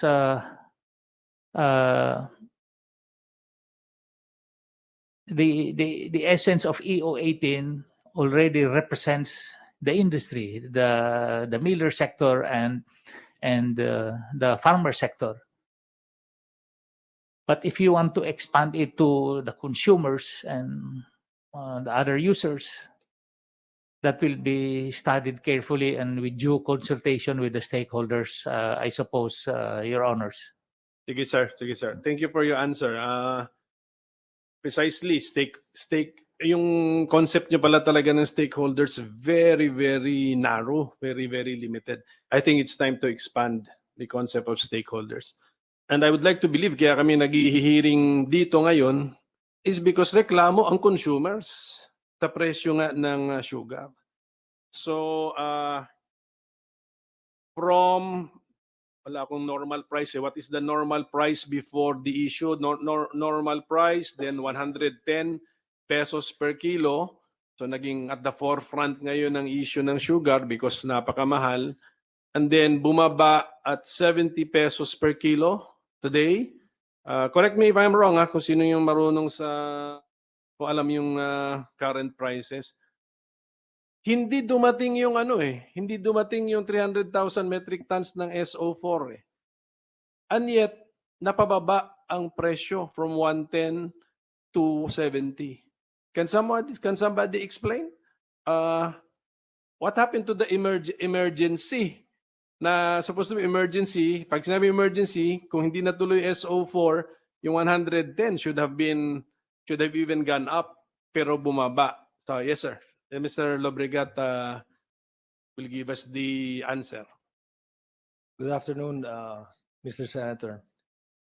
I was in the Malacañang meeting when there was a voluntary offer to make available 1.5 million kilos of refined sugar by URC.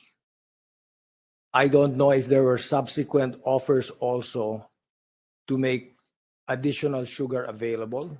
I think the Victoria's Milling has also made offers to bring down the retail price of refined sugar. URC does have retail outlets. They have supermarkets. I don't think Victoria's has its own supermarkets, but I told them the Philippines consumes about 180,000 tons a month. Okay. If you put in 1,500,000 kilos, that sounds like a lot.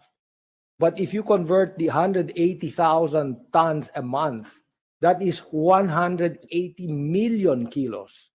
So you tell me if 1 million, 1.5 million is going to make a dent when the requirement is 180 million kilos.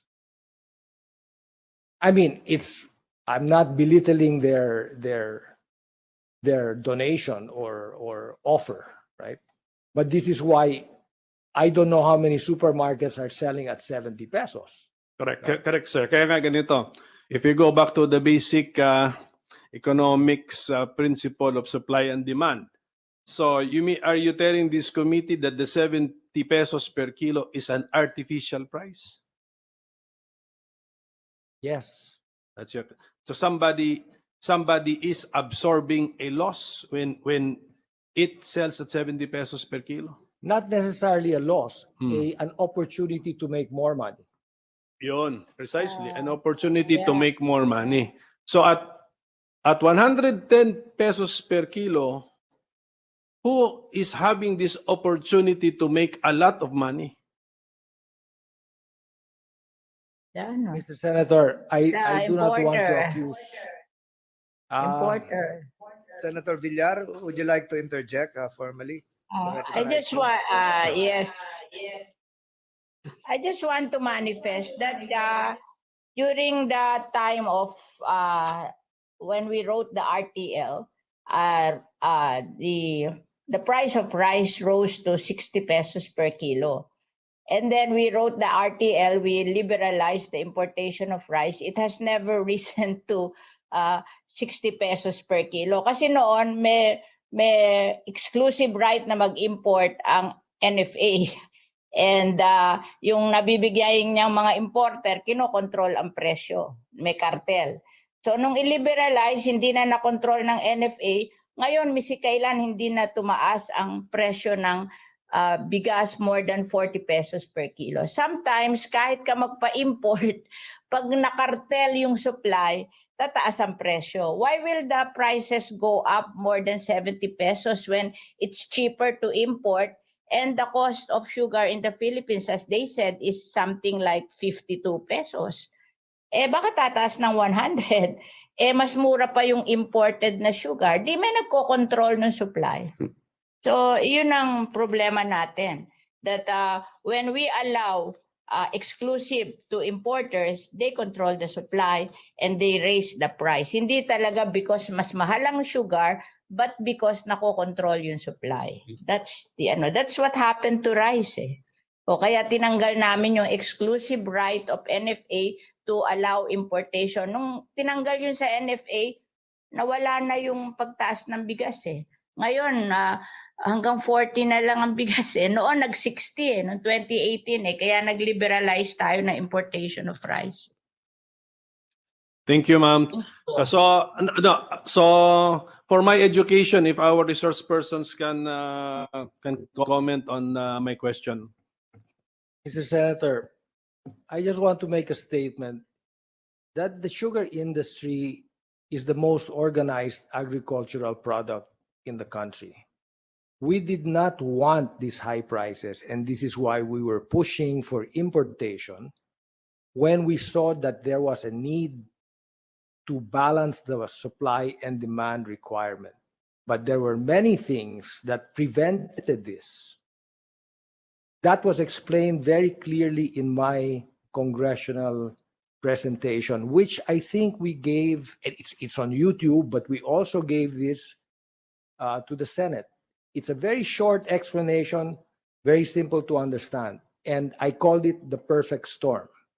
We got hit by a storm which paralyzed Negros momentarily, but it did have lingering effects on refined sugar production. Then an importation program was delayed. Sugar order number 3 was delayed by a TRO. The elections happened. There was paralysis in the government for a while. I mean, paralysis in quotation until the new administration took over. And this is why prices were alarmingly high. And we were trying to stop this by bringing an importation program.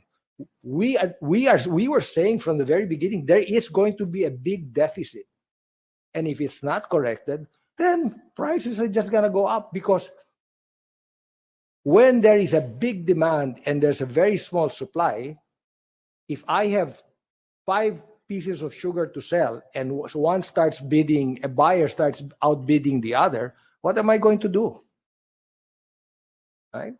I'll sell it to the highest bidder. Here, I have one. Who wants it?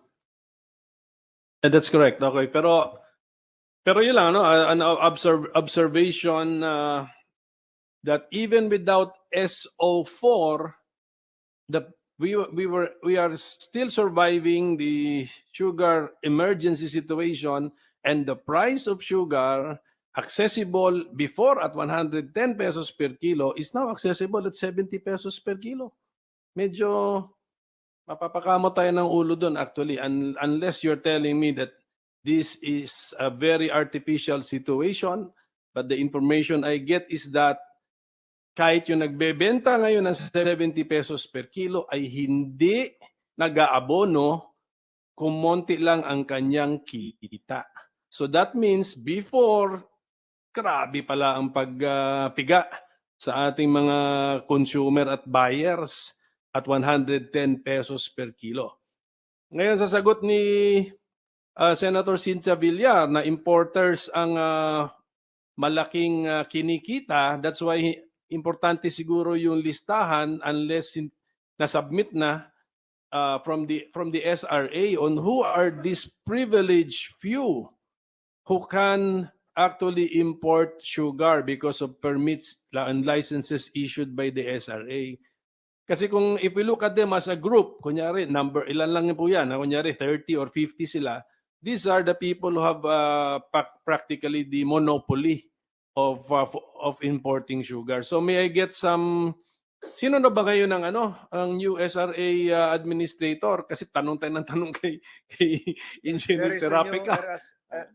Apparently, all the new appointees got infected with COVID. Andito naman si Deputy, sir. Sige, si Deputy na lang. But they're virtually present, except for one. So, Deputy? Si Deputy na, mas matagal na rin siya. Yes, sir. Yes, sir. Ilan kung paulit-ulit na itong tanong, just forgive me, pero ilan po yung ating importers? So it would depend on the importation program. Now in SO3, I think there are 30 and 60 for butters and premium. But this representation, sir, would like to, in representation also the new members of the Sugar Board by virtue of an authority to attend this hearing, I shall furnish this committee, sir, of the list of importers as requested, sir. Pero walang 100 yan, ano? On a per sugar importation plan, walang 100 yan, ano? Wala, no? None, sir. So it's a privileged few. And paulit-ulit ang mga pangalan yan, siguro. We will verify, sir. Hindi mo pa napansin? Ilang years ka na sa SRA? I mean 8 years, sir, but the importation, the importation, sir, because there is a regular importation and there is what we call the regular importation for custom-bodied warehouse, sir. It's a separate program aside from the regular importation. Ulit-ulit, there's a regular importation. On CBW, sir, and food manufacturers. Ilang metric tons yun? Regular. It would depend, sir, on their allocation, but I think they're 60 to 70,000 metric tons in a year. And then what is the other, how do you call the other kind of importation? That's the importation, sir, as the board would determine the gap or the deficit in the supply. That is in the sugar orders naman? Yes, sir. Okay.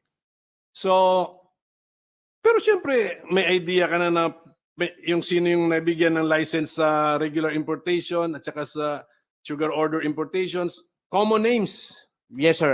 We Oh, shall see? provide, sir, this committee with the Alam mo, hindi ko pa nakikita, pero alam mo, common name. Siyempre, because they develop expertise dun sa negosyo. Negosyo yan eh. Yes, sir. So we need to know, Mr. Chairman. So we thank Attorney Tihida for his commitment to submit to the committee names of the corporations, and of course, when they apply, they also revealed the individuals or the personalities behind the corporations, the human beings ba, di ba? So pakibigay na rin sa amin yung basic information, sino yung, hindi lang yung korporasyon, but sino yung people behind this. Well, as this committee would intend, sir, the documents will be readily be made available. Thank you very much. Kasi these are the privileged few eh. Practically, monopoly power yan sila, mga not more than 60 lang, 60 entities lang nga eh. Yes. So, yun lang po. Nagpapanik kasi ako, Mr. Chairman, sa countdown natin.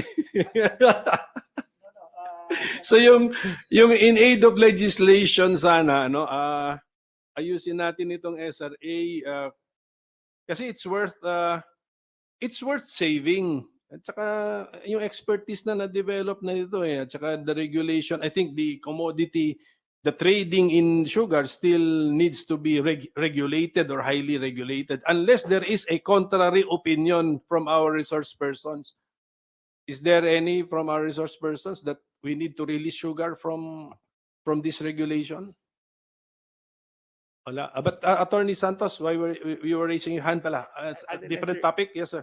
Regarding the Senate Minority Leader's observation earlier regarding the need to examine the sugar board, the composition of the sugar board, I'd just like to make the observation that I think that SRA is unique in the sense that first, the number of members of the sugar board is even number. There are 4. Usually it's odd number, 5, 7, 9, 11, 13, 15. And secondly, even in private sector, in ordinary corporations, the minimum number of board of directors is 5 and the maximum is 15. Unlike in the sugar board, they only have 4. So that is for the consideration of the... Thank you, sir. Actually, yung aming pinag-iisipan ng amendment is we will enlarge the representation in the board and make it an odd number. So thank you for that. Marami pa sana tayong tanong pero kay ES tsaka, well, anyway, Mr. Chairman. Yes, I have some quick administrative matters with the permission. One, we have here in our midst a certain John Paul Antes. 2 days to may hearings na siya dito. Can you be here so that we can expedite this? You have taken your oath. Can you be seated? Less than 2 minutes lang to. Mr. John Paul Antes, you have executed a sworn statement before. Can that be flashed on the screen?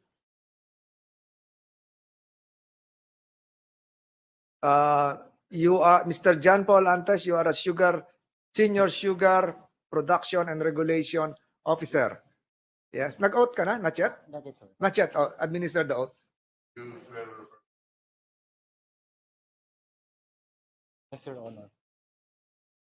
So there is flashed on the screen a document entitled Sworn Statement. Do you recognize this? Yes, Your Honor. Sa'yo ba yan? Yes, my sworn statement. Ikaw ang gumawa niyan? Yes, sir. Ako, sir, ang personally gumawa. Freely, voluntarily? Freely and voluntarily, Your Honor. So what about the contents? Tungkol saan ba yan? Ano natatandaan mo dyan sa ginawa mong sworn statement na yan? Dated August 10 o August 19, 2022.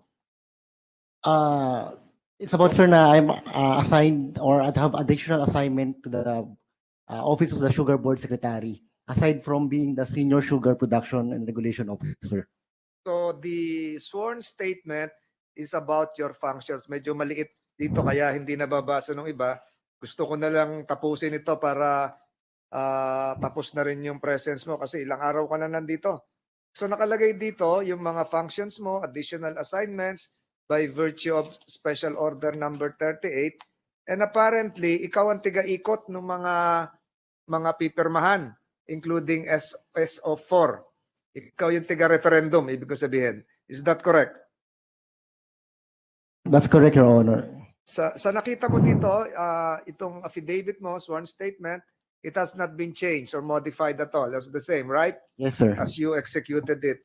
So, dito sa trabaho mo, you were the one who routed the draft SO number 4. Sa SO number 3, ikaw din ba yun? Ikaw tiga-ikot talaga ng ganito? Yes, sir. Yeah. But regarding the mga board resolutions. So ikaw ang pinagkakatiwalaan. Part of your sworn statement would indicate that upon receipt, and I quote, upon receipt of the proposed agenda item, I was instructed by then SRA administrator. Sino yon? Who is that SRA administrator? Your Honor, the former administrators. Serafika, who is here present, to facilitate within the day the referendum on the loan agenda. So there is an urgency here within the day, quote unquote. So minadali ka, sinabihan ka ba, tapusin mo na to bata para mamayang hapon pirmado na to. When was this? August 8 or August 9? August 8, sir. August 8. So bago-bago lang, ilang araw pa lang nakakalipas. So ginawa mo to within the day. That's correct, Your Honor. So yung narinig mo yung mga tanong ko kay Attorney Beltran, yung mga tanong ko dun sa iba na ikaw pala yung tiga route nito, are you authorized to affix electronic signatures? Your Honor, hindi po ako yung nag-affix ng signature po nila. I emailed them informing, requesting for their e-signature. May sarili po sila mga board staff, Your Honor. And then if you get the concurrence, you affix the e-signature in coordination with the staff. Sir, wala po, sir. For the record, sir, wala po akong ina-affix na e-signature. I'm not authorized. I'm just email them the draft board resolutions, and upon their approval, their board staff will be the one who are going to affix their e-signatures. Again, you were the one pivotal, vital in securing all the signatures through the urging of then Administrator Serafika. That's my last question. Tama ba yan? Yes, sir, because I'm the one who emailed the former board So members. you affirm the contents again of the sworn statement. Yes, sir, I'm affirming my sworn So, statement. Mr. Secretary, can you make this part of the exhibits coming from the SRA? And for administrative purposes, let's do it this way. For all the exhibits coming from SRA, we mark it A-1 consecutively. For all exhibits emanating from other government offices, including the Office of the Executive Secretary, the PITC, etc., we mark it B-1 consecutively. For all exhibits coming from the private sector, including the Philippine Sugar Millers, other associations, etc., we mark it C-1 consecutively. Comsec, can you do that? Yes, Your Honor, we will do that. I think, Mr. Antes, I'm done with you unless my colleague, the Honorable Minority Leader, has some other questions concerning your sworn statement. So, Senator Pimentel, no questions for this witness. You are excused. Thank you, Mr. Antes. Thank you, Your Honor.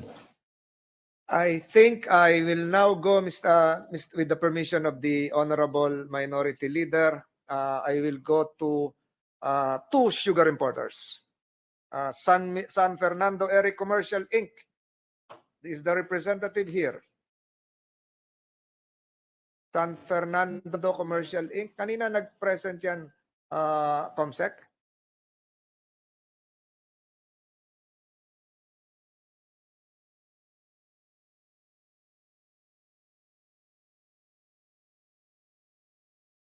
Is San Fernando Commercial Inc. present? Ito yung Commissioner of Customs. Isa to sa mga binisita nyo, San Fernando Commercial Inc. San Fernando Eric Commercial Inc. Saan to located?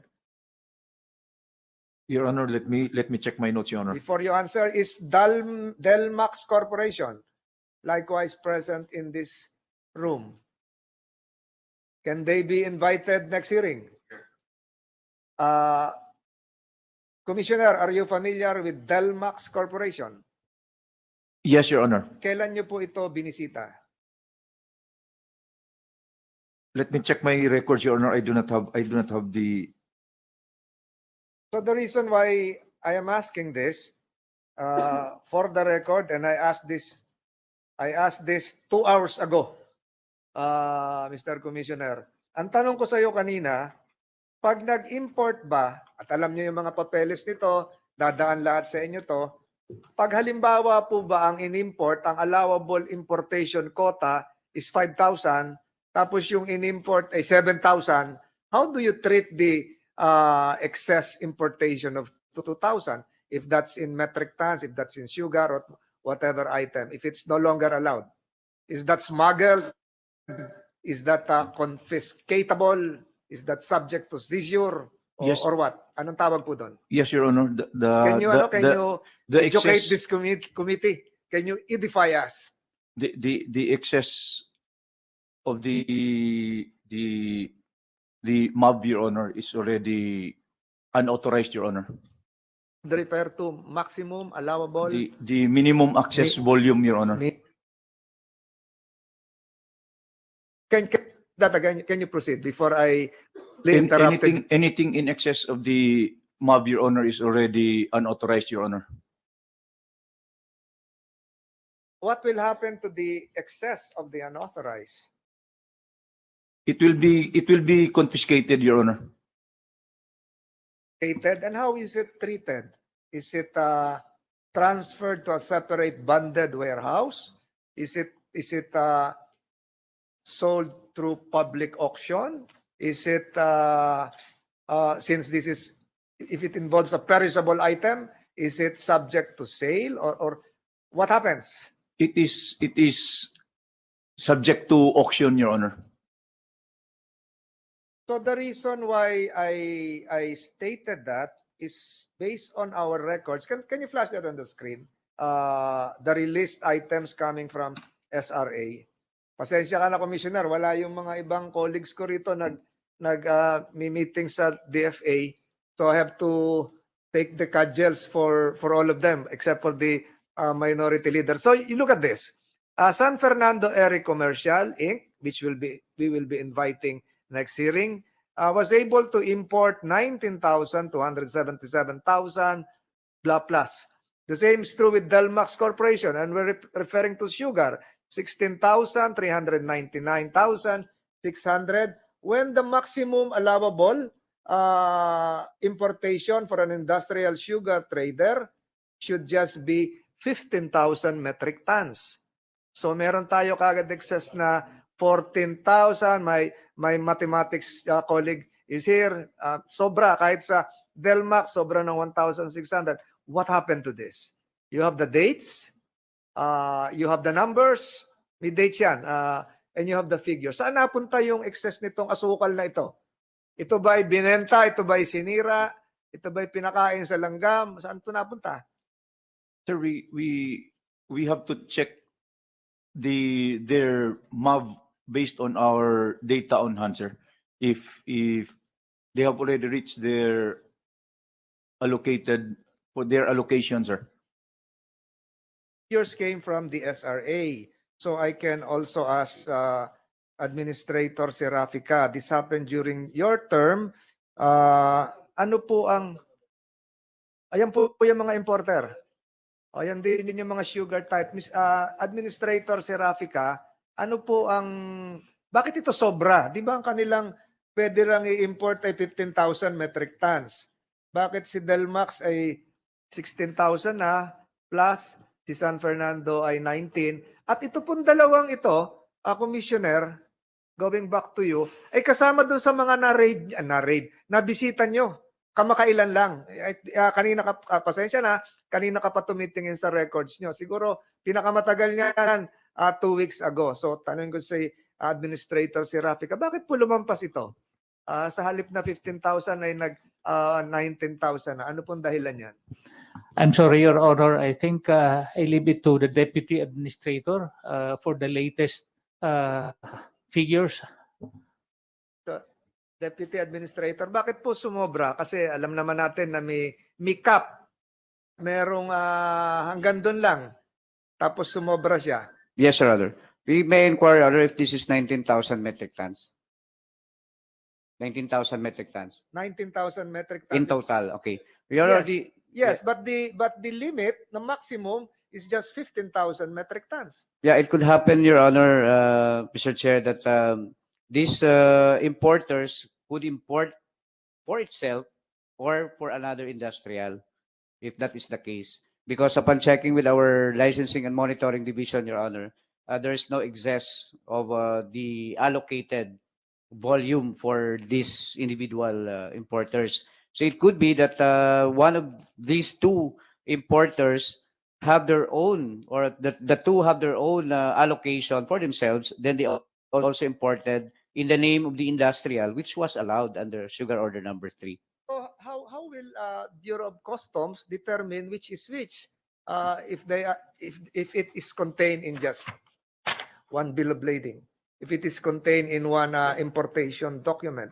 Paano makikita ni Bureau of Customs? Kasi sabi niya kanina, nakarating na kami sa auction, nakarating na kami sa confiscation, seizure. Paano niya madidetermine yung these are all the same? Sugar ito, hindi naman to gaya ng other materials na sapatos, o iba yung sapatos, iba yung damit. They all they can be commingled, they are perishable. So how will Bureau of Customs, except for a shipping document which probably might contain the entire this is one shipping transaction, 19,277. Hindi ito separate na 15,000 yung isa ganon. So for administrative efficiency, how will the Bureau of Customs determine that? How will the Bureau of Customs likewise pursue that in terms of the appropriate fees, charges, wharfage fees, venue, taxes, etc., etc.? Di ba magulo? Yes, Your Honor. The process would be served that when these sugar are set to arrive, these are being cleared by the Sugar Regulatory Administration, and we furnish the Bureau of Customs a copy of that clearance for release of imported goods. That is related to the question previously of my, I forgot the name, either Senator Tulfo or Senator JB and Senator Pimentel, that you should furnish this committee with a list, 60 ang sinabi ni Senator Pimentel, of all duly registered sugar traders. So malalaman natin yun ilan yun na import na nila. Baka sumobra na. You're just saying from your recollection, but we're looking at what is provided for the MAB. We're looking at the records coming from your office. Mukhang sobra. Pag tiningnan pa natin yung iba, baka meron ding sumobra. Kaya hindi kaya pwedeng lumabas na sa dinami-dami ng na-import. Bakit nagtatanong yung iba nating mga consumer, meron pa rin tayong shortage. Ito na nga, sobra na nga ito. Ba't nagkulang pa? Di ba? Tingnan mo, 15,000, naging 19,000 siya. Sobra na yung inangkat niya, and yet, we feel the pinch, quote-unquote, of a shortage. Kaya balik ulit dun sa shortage. Is there a shortage? Pero ito, sobra Sobra yung sa inyo galing yan hindi sa amin yan Sumobra yung na-import. Ganon din siguro yung nangyari sa Subic na hindi pa na ibababa sa commissioner, hindi pa na ibababa sa barko. Not Hindi yet, Your Honor. Hindi pa na ilalagay sa warehouse yun. Not yet, Your Honor. Tatama na naman ng bagyo, baka maapektuhan pa yun. So, how do we reconcile all of these figures na in excess? Sabi niyo, baka meron pang, can you provide this committee during the next hearing the latest and most accurate figure so that we can all reconcile all of this? Baka, halimbawa, baka yung how much sugar order 3? 200,000? 200,000 metric tons refined sugar, Your Honor. Ilan na? 200,000 refined sugar. Pag in-add natin, baka naging 250 na yon, di ba? Baka sumobra na. And yet, merong kulang. Mr. Senator Pimentel, I am really at a loss. You are more proficient in mathematics, but my little experience with algebra would let me wander in uncharted space. So salamat, Mr. Deputy Administrator, but for the next hearing, provide us with more accurate figures as well as the list of all duly registered industrial sugar traders. We expect that from you. And then the same is true with the good commissioner. Ilan na yung na-zist, ilan na yung na-auction, ilan na yung na-confiscate, ilan na yung na-meted out ng fine. Senator Pimentel, you have something Yes, to Your say? Honor. So, thank you, Mr. Chairman. Siguro dadaanan lang namin ng staff ko to kasi we have to get the domestic production of sugar. Then we call that raw sugar, di ba? Tama ba yun? Correct my terms, ha? Please, nodding na lang, through nodding. I'm just looking at Engineer Serapica kasi he's considered expert na yan. And from the domestic production would come our domestic production of refined sugar. Di ba? Yun. Domestic. Doon siya magagaling. Correct or not correct? Mr. Serapica? Yes po, Your Honor. Correct, di ba? Okay, so, and then, so yun yung ating total Philippine domestic production na. Yun.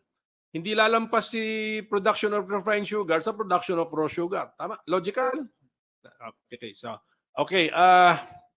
Tapos you have this 175,000 metric tons monthly demand for raw. Is that raw?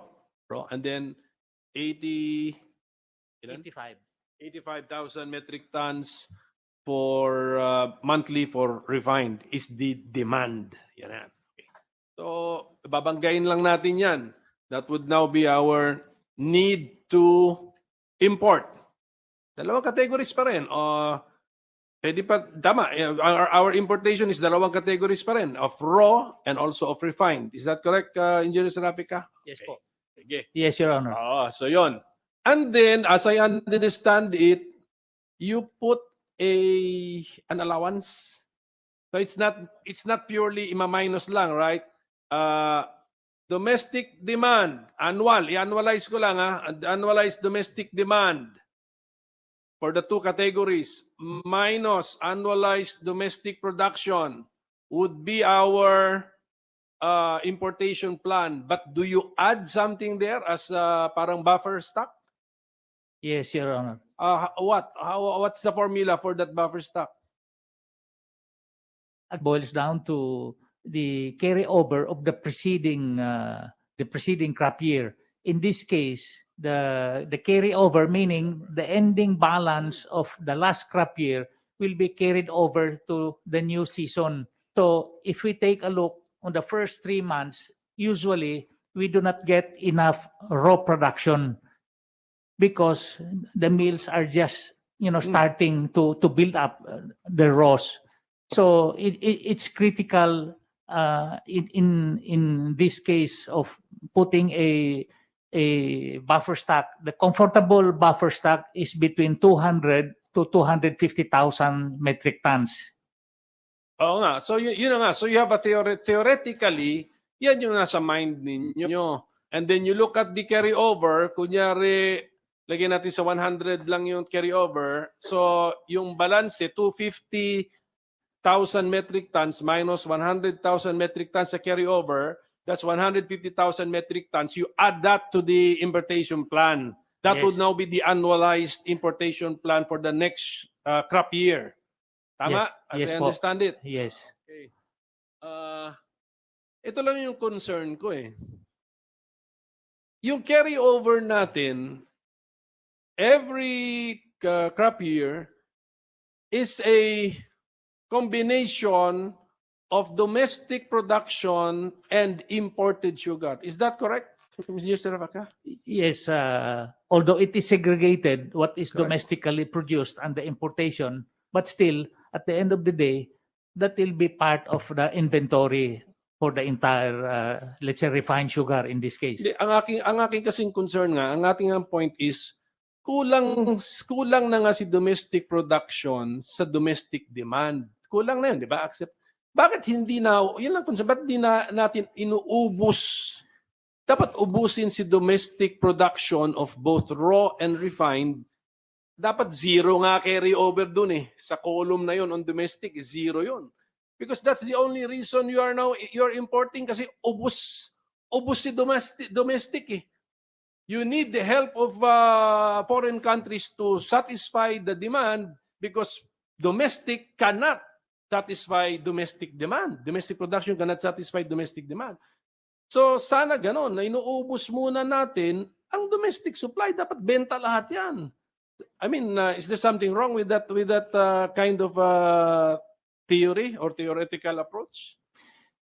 Your Honor, it needs planning and anticipation because it's not that easy or quick to bring in imported sugar. Minimum is 3 weeks to 4 weeks to bring in imported sugar, considering all the logistical and the challenges within the Asian sugar-producing countries, Your Honor. Kaya nga, all the more dapat ubos si domestic supply. Doon lang ako nagtataka eh. I saw your mga crop year reports. Meron kayong carry over na domestic supply. I mean, I find it illogical that there is we say from the very start, our assumption is domestic demand far exceeds domestic production or domestic supply. And yet, at the end of a crop year, we have a carryover report coming from domestic supply. What is the explanation there? Bakit hindi ubos? Bakit hindi naubos si domestic supply? Engineer Serapica, Attorney Tejeda, yung mga 5 years and above na sa SRA, help me understand.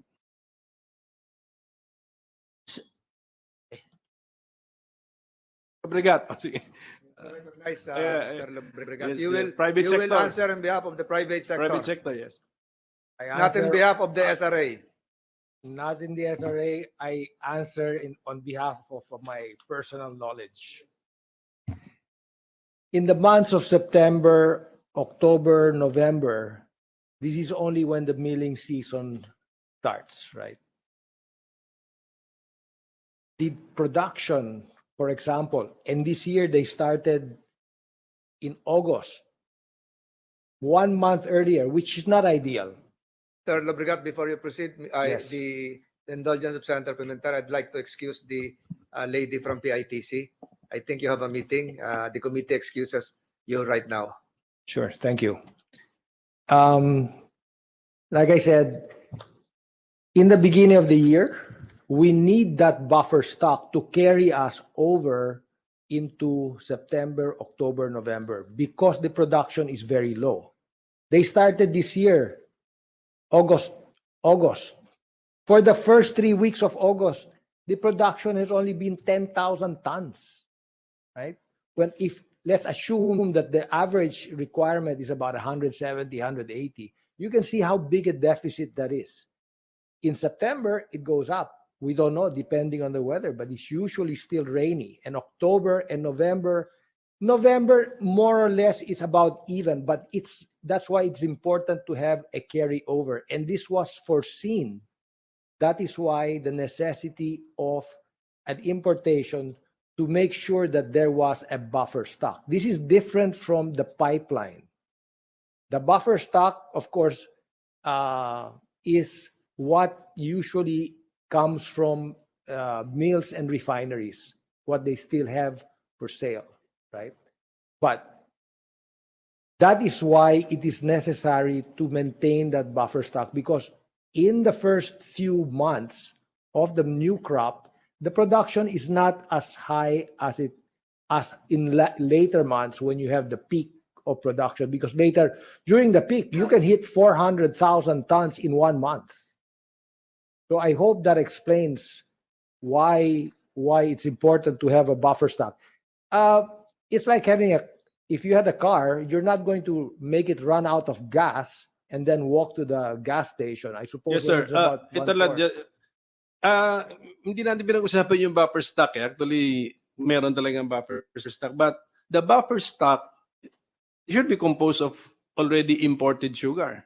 Kasi kung domestic yun, ubos dapat yun eh. Yun na yung tanong ko eh. Nakasegregate kasi. Am I right, Engineer Serafica, sa data ninyo, nakasegregate yung carryover eh. Domestic and then imported. Ang question ko, how come sa carryover and the may laman si domestic? So, sa crop year, hindi na ubos si domestic. When it's supposed to be, ubos siya dahil domestic production cannot satisfy domestic demand. Can I get the SRAs, yung mga more than 5 years na si SRA? Kasi you prepare the reports eh.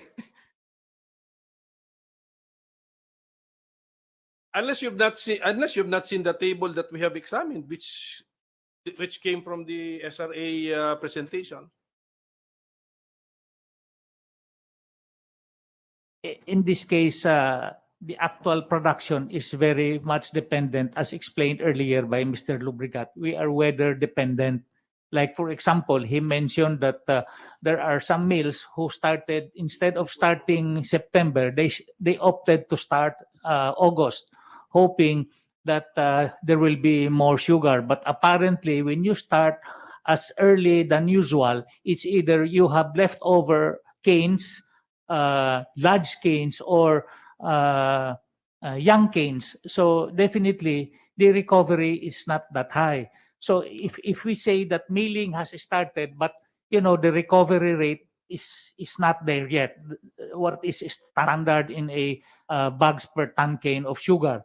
Now, as we progress in our milling season, the recovery rate will improve, as the farmers will be milling matured canes and better quality canes. So hence, the production level is still very critical in the first 3 months of the start of the crop year. Sige, sir. Sige, sir. At any rate, we will just go over the papers. Parang hindi tayo nagkakaintindihan eh. Pero anyway, I was handed documents of a case number MPDC 2022-0001. So nakasuhan pa pala kayo, Yusek Sebastian, Admin Serafica, Attorney Beltran, and Mr. Valderrama. Kinasuhan pa pala kayo because of SO4. So balik nga ako sa point ko kanina. Ang laki ng implication eh. How come hindi kayo nagtiyaga to get the official reaction or position of the President himself as Acting Secretary of Agriculture and Chairman of the Board of SRA? Sabi nyo, you send text messages. How about a personal visit to DES every day if it is that important? Ang laki ng implications, sir. Ako nung binabasa ko yung basic facts eh. Nung you took the risk na ma-reverse kayo. Nung re-reverse kayo, disapproved, tawag-tawag, do not take it down sa website, call UP Law Center, do not publish, and then you face a case. So the consequences are too grave for you not to have, gotten the prior approval and consent of your chairman. So balik ako sa question ko, why did you do it? Yes, Yusek Sebastian, you're still undersecretary ngayon, di ba? Because your resignation has not been accepted? That's my understanding now, Correct. Okay. Your Honor. But when Secretary Trixie announced that I've resigned, I thought it was already accepted at that time, Your Honor. Sige. Okay, anyway, hindi ka pa rin sure. Kasi sir, ganito tingnan mo, sir, bago kayo sumagot all for you, four of you. Ang bigat ng ang bigat kasi ng implication eh, ang cost sa inyo, ang bigat eh. I mean, tignan mo to sir, from the executive secretary, part of his testimony before this committee. I confront on August 23, 2022. I confronted Yusek Leo Sebastian and asked him why he did such a thing behind the president's back. without the president's knowledge, and in an unfair and dishonorable way. Grabe po ang pag-disown actually sa SO4. So, I mean, did you not even entertain this scenario na ganyan kagrabe ang pag-disown sa SO4? Yes, Yusek Sebastian. Yes, Your Honor.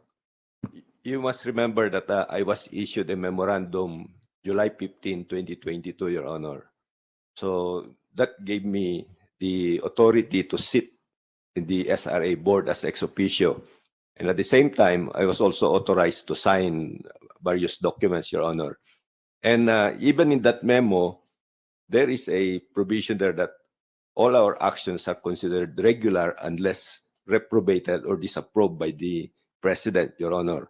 And then with the situation that's also explained by Mr. Lobregat here on the sugar supply situation during that time, Your Honor, you can just imagine if you are sitting in the Department of Agriculture and the pressure is there for you to act.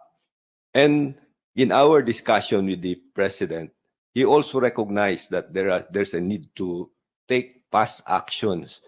That we need to act fast. That was from the President, Your Honor, that to find some solution to this sugar supply problem. So, for example, Your Honor, the reclassification was prioritized, but the reclassification is just from reserve to domestic use.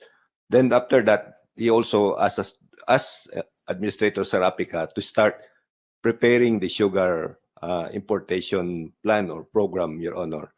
So there are events. The consultation was also in the process during that time, much delayed as what Mr. Lobregat has been saying here. It was supposed to be even after the election, but it was already delayed. So all these things are pressuring. The consultation was going on. Then the consultation result came up. And this was discussed, Your Honor, by Administrator Sarapica during their meeting with Board Member Balderrama and the President and ES. And as also mentioned by Board Member Beltran, he was not able to join, but he also had some of those discussions. So all these compounding circumstances, Your Honor, are I'm also considering that, Your Honor, when all these things came finally, that we need to act and probably do and did the referendum, Your Honor. Yes, sir. Okay yun. Okay lang yun kasi act fast. So you had a plan and then you had a draft SO. You signed the draft SO. Pwede nyo hold in abeyance yun eh. Pagka binigyan na kayo sana ng clearance. Ako nalulungkot lang po ako sa developments for you, no? Sa inyong apat actually na kinasuhan pa kayo. Imagine mo yun. I mean, the sugar order number 4 could be signed and ready to be released upon approval of the President. You sought the approval of the President. Hindi mo lang pinurso eh. Hindi mo lang pinurso text and then hindi sinagot yung text. Tatanong natin kay ES yun, bakit hindi niya sinagot yung text? Hindi nyo lang po talaga pinurso and then ginawa nyo ng official yung SO4 by making it publicizing it. Releasing it to the public. Doon lang po ako talaga nagtataka kasi ang balik sa inyo napakabigat eh. I mean, if you heard the speech of the Senate President, meron pang allegation eh nang hindi ka nais-nais eh. Kaya nga sabi ko nga you should welcome actually this hearing for a chance because this will give you the chance to clear your names. Yan po ang nangyari. Ang bigat, hindi ko talaga maintindihan, sir eh. But alam nyo, Yusek Sebastian, na mabigat ang implication ng SO4. Because you sought nga the end of the President, but you did not follow through. Yes, Sir Rodor. That's why when I reported the result of the referendum to him and he disapproved it, I also immediately informed Administrator Serapica to recall Pero the sugar official order. na po eh. Yes, sir. Ano lang po 'yon, you were just remedying the situation, but you officially released it now as your decision, as your resolution. Kasi pagbasa ko nasa UP Law Center na nga for publication as an administrative ruling yun or administrative issuance eh. It was recalled, Your Honor. Yes, I know, but ando na. From your point of view, yun na, go na. So that is the unfortunate incident, and that's why we are here, and you're facing cases, and the denunciation of your acts is so painful, so hurtful, yung mga words na ginagamit. So please, this is your chance. I don't know how many hearings pa po tayo. All the four of you, we'd like to hear from you yung decision-making process. Ano ba yung signals? That's the word now used by the Yusek Sebastian. Ano ba yung signals na binigay sa inyo? Yung mga ganon. Kasi actually ako ano ko sa inyo, naawa ko sa inyo dahil well, I don't know if we can charge this to birth pains ng new administration na konting hindi maganda ang inyong coordination, pero nangyari na po ito, no? And this is now going to be a blot on your service to the government. Just defend yourself and take the opportunity while hearing pa po itong committee ito before we make the committee report. Give us your version and defend yourselves from these grave allegations. Well, sana kung dito si ES, tatanungin ko nga yung July 15 memorandum. Ano ba kasi, that was specifically addressed to you, Yusek Sebastian. That's only for you. So, interpret natin yung document na yon when they were drafting it, si ES, ano ba yung nasa mind din niya, no? Ano nasa isip niya. Pero offhand, ako kasi, I mean, if I were given that July 15 memorandum, but the subject matter is as grave as this SO number 4, I think I would really have gotten the prior express approval of the President. You may have signed some internal memo, some reorganization of the DA without getting the express approval of the President. Iba po yun. That's on a different level than compared to SO number 4. Any reaction from you, Sebastian?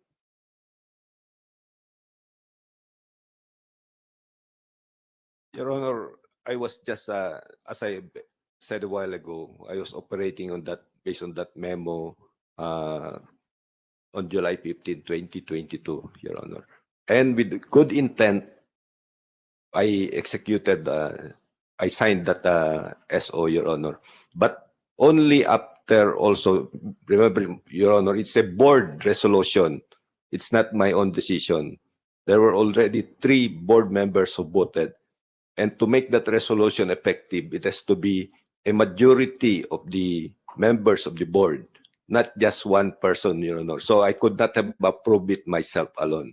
So beyond the process going through several steps before we went to the board, it is also a board majority that was already presented, Your Honor. Oo nga, pero you could not argue that way sa principal mo. Di ba? You answer for your own signature.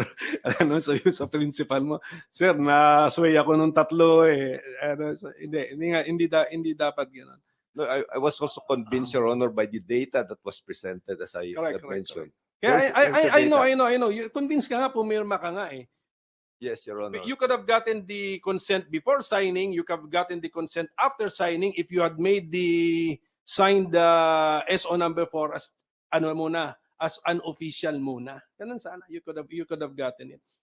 But at any rate, ito lang din isa ko na yung observation, Mr. Chairman, yung mga sagot nila, marami akong narinig na sagot na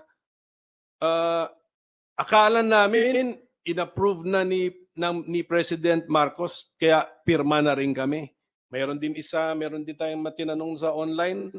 Ang information sa amin kasi, approved na yung 300,000 metric tons, kaya nag-submit din kami ng favorable recommendation. Tapos anong ibig sabihin nung nalaman na hindi approve? Biglang bago ihip ng hangin.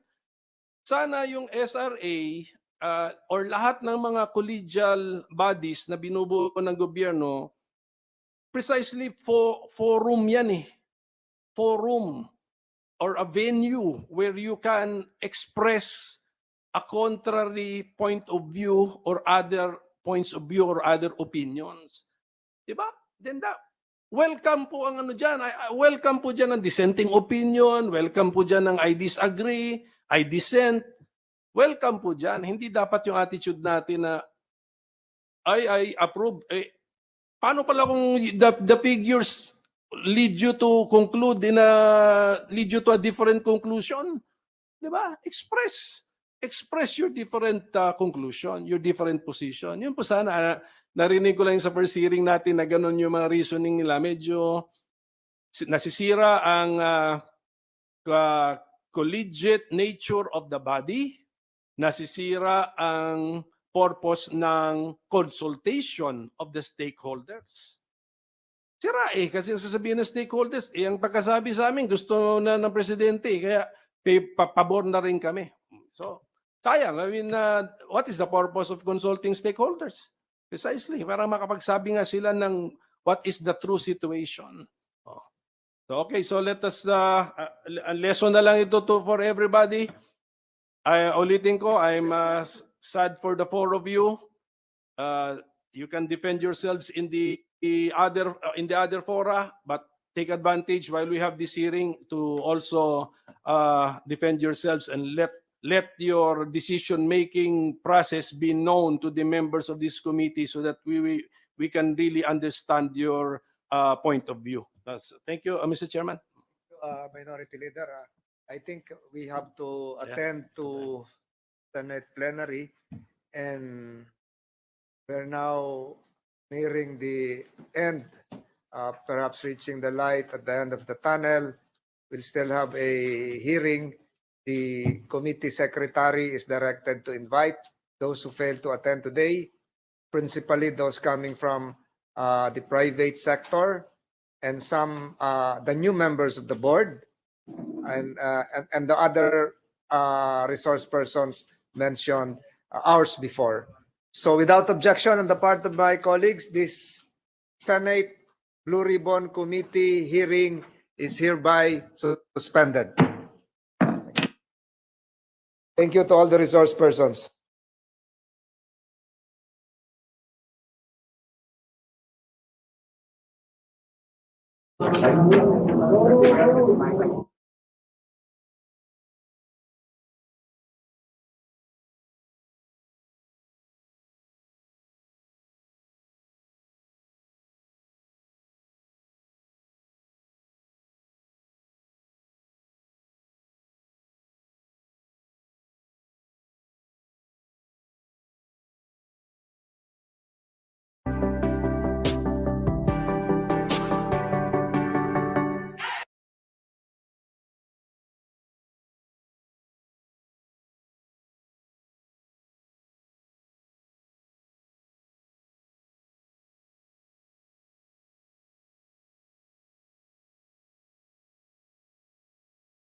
And then the other one is more like to ensure the longevity of the fund, no, I think. So that's where the concept of intergenerational fairness is somehow applicable as far as I'm concerned.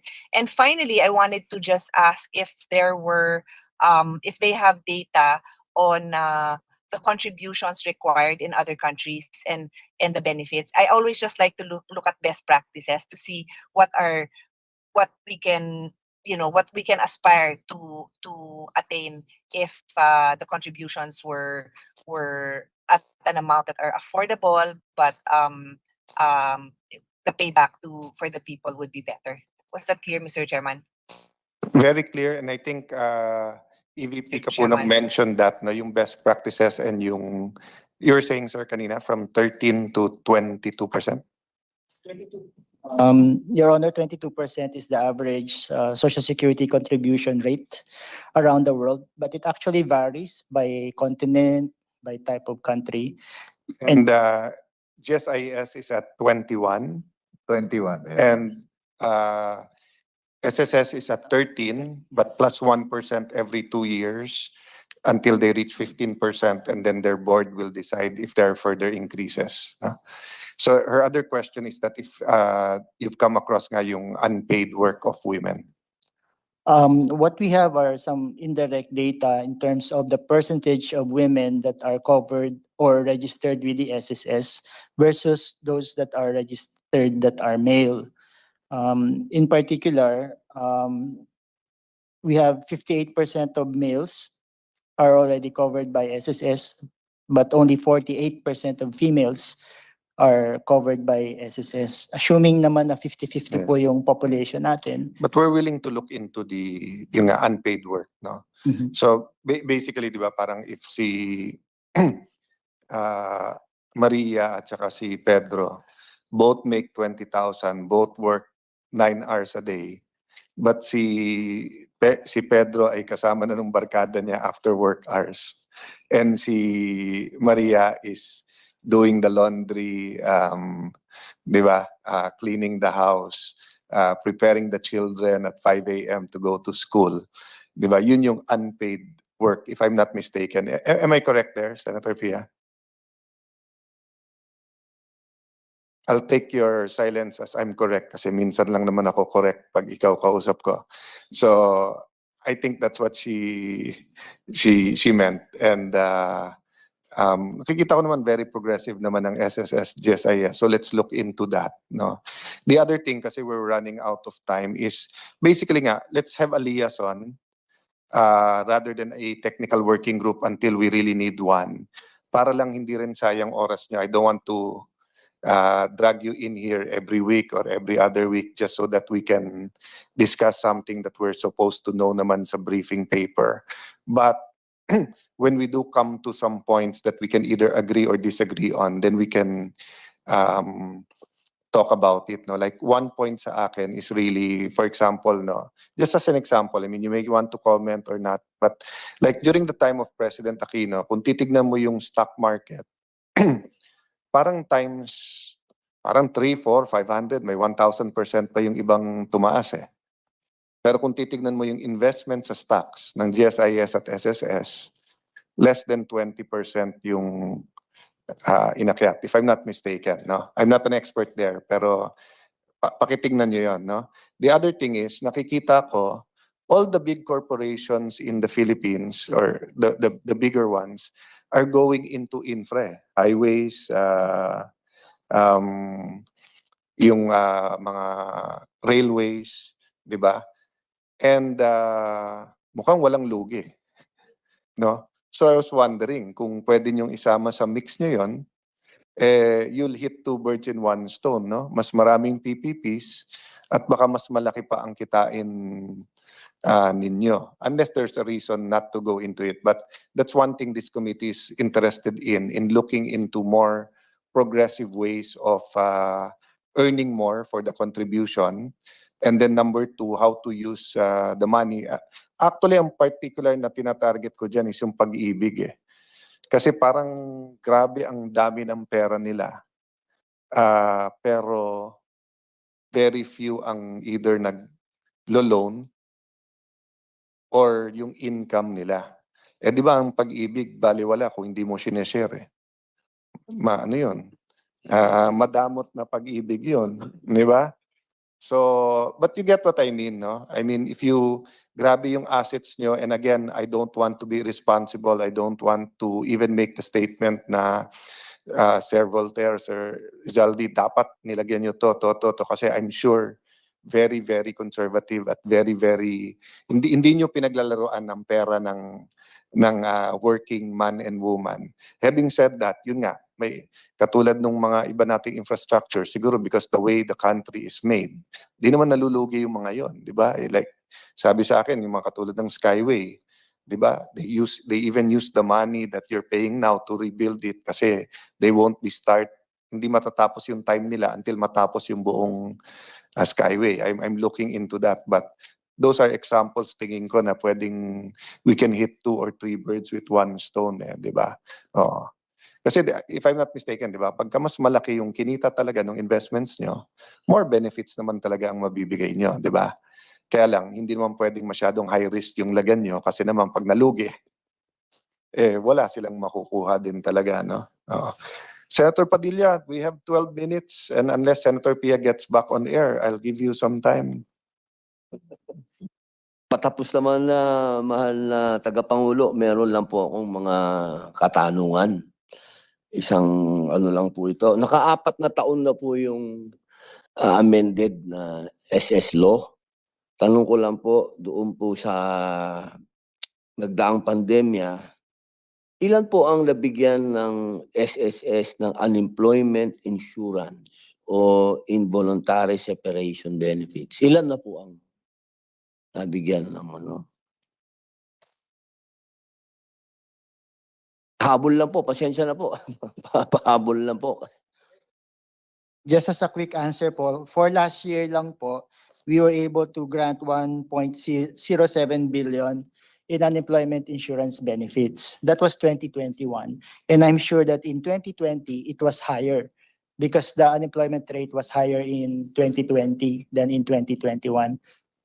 Pwede pong malaman, sir, kung magkano po yung exact amount na ibibigay po dyan bawat isang miyembro. By law, Opo. 50% po ng average monthly salary credit ang pwedeng matanggap sa isang buwan at hanggang 2 buwan po pwedeng matanggap ang benepisyo. Kaagad po nila na kukuha po yun. Mag-a-apply po sila online. Tapos mga ilang Ilang araw? Ilang araw, sa 2 araw, 2 araw, 3 araw. Number of days. Processing for unemployment benefit. Noong 2020 po, understandably dahil lockdown, medyo hindi ganun kabilis. Kailangan pa kasi ng certification ng either ng employer saka ng DOLE na nag-shutdown o nawala ng trabaho yung mga empleyado. So mga 1 week po, gano'n, o mas matagal pa? Palagay ko po hindi lang 1 week. Dahil lang po sa kasi dapat niyo pong intindihin na kailangan din namin ng ebidensya na talagang nawala ng Opo, trabaho naiintindihan ko po, pero siyempre alam niyo naman po, no, mahirap ang buhay, mahirap sabihin na around nung 2021 na po, nung medyo nag-open na po yung hindi na masyadong mahigpit. Mga 7 days. Basta kompleto po yung dokumento na nakukuha naman. 7 days. Actually, Senator, ayun po yung service level agreement namin with the GCG that will be able to process an unemployment in 7 days. 7 days. Opo, mas maganda po, mabilis. Kasi alam niyo naman po, sa hirap po ng buhay, lahat tumataas. Opo. Actually, ayun po yung maximum na sometimes mga 3 days lang, basta kompleto dokumento po na ilalabas na po agad iyon. Opo. Pwede pa po isang tanong? Yes, go ahead. May interject lang ako doon. Sige Kasi po. napakaganda nung tanong niya. May suggestion lang po ako sa inyo. Nung sa DFA, ganun ang problema namin. Sinasabi kasi ng OWA noon, pagka hindi documented, brother, pagka documented, kailangan makikita nila. Kung hindi sila pwede maglabas ng pera. So nagkaroon kami ng agreement between the DFA and the OWA at nandyan si dating Yusek Sara na siya in charge. Kapag ka-documented, OWA magbibigay. Pag undocumented, kami. So baka pwedeng wag sana magkaroon ng ganitong mga sitwasyon na may lockdown, may emergency. May agreement kayo with DOLE na pag kulang ang dokumento, meron naman silang pondo yung tupad eh. Hindi sila magbigay. Pero pag kompleto yung dokumento sa inyo, kasi in the eyes of government of the Filipino naman, pareho naman tayong gobyerno eh, whether SSS or DOLE. So basta't may magbigay naman sa kanya, happy na siya eh. Pero syempre, pag ang sinabi ng DOLE, hindi, SSS kayo dahil may employer ka pagdating ng SSS. Hindi, wala kang kulang dokumento mo. it's true and it's justified, but not in the eyes of the guy. So baka that's one thing we should do to get the DOLE and ano together. So one more question kay Senator Padilla and then kay Senator Pia. Katunayan po, mahal na tagapangulo, yun din po yung tanong ko patungkol doon sa ating mga OFW. Kasi pagka katulad po no, ang dami pong nawalan ng trabaho ng OFW. Tapos hihingan pa natin sila ng maraming dokumento. Paano po yun kung pinauwi na tapos kukuha pa doon ng kung saan-saan na pakukunin ng papel doon sa kanilang employer. Tapos isa't kalahating suplado naman yung employer noon sa ibang bansa. Yun lang po yung gusto kong itanong. Meron po bang mga pagkakataon na nagiging ano naman po tayo, wag masyadong mahigpit? Yung sa SSS po, no, yung mga nagpa-file ng unemployment benefits po, ang kalakip ng mga application nila, kadalasan po, yung certification po sa Department of Labor and Employment na sila ay naituwala, lalo't lalo na po yung mga OFW sa namuwi po. So, ibig po sabihin, nandun po talaga ang suporta Pinaprocess po po. ninyo. Kasi kawawa naman boss ang mga OFW natin kung masyado po tayo maraming hinihingi. Kaya maraming salamat po. Siguro together, let's take a look and let's see how the Senate can help to make it easier. At kung dun nga sa DOLE tumatagal, then we can, ang ating secretary ngayon ay very experienced sa labor. At alam mo, ang masarap sa mga secretary, brother, na second o third time nila, nare-review nila yung dati, tapos nare-remedyohan na nila yan. Tapos, hopefully now, with the new department, pagka fully functional, baka sila na yung magbibigay. So, maganda yung sinabi mo, Chairman, na magkasama na yung opisina nila. Para kasi yung punta dito, punta doon, babalik, yun ang kawawa yung tao. Ang confidence ko sa SSS, kasi despite the fact na lockdown, na work nila yung kanilang app eh. So ako tingin ko, ang sagot talaga online eh. Kasi kung pati yung certification mapapadala online, di mabilis na lahat, no?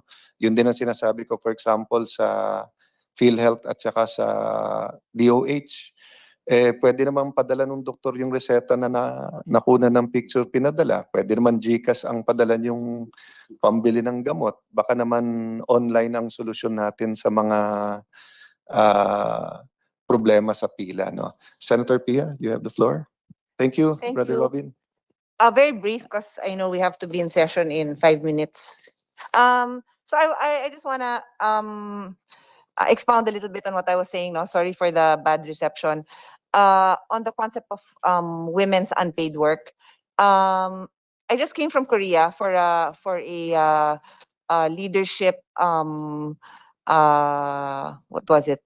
Not really a conference, like a workshop on health insurance, and then also a meeting with Asia Pacific parliamentarians on global health. And one of the things that we, well, I'm just tying it all in together, but one of the things I learned from the Korean parliamentarians and just being able to walk around in Korea is they have one of the highest, they are one of the fastest aging population. So in other words, patanda ng patanda population nila kasi ayaw na palang magkaanak. So pagpunta ka sa mall, ang daming shops na para sa damit ng aso at ng pusa. Marami kaming aso at pusa, so na-attract din ako doon. Pero may mga anak din naman ako, hindi lang aso lang at pusa yung alaga namin.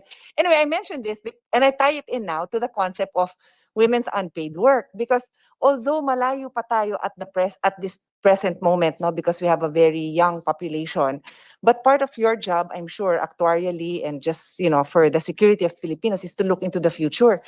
Parang papunta talaga doon ang advanced countries that paliit ng paliit yung number of adults who want to have children.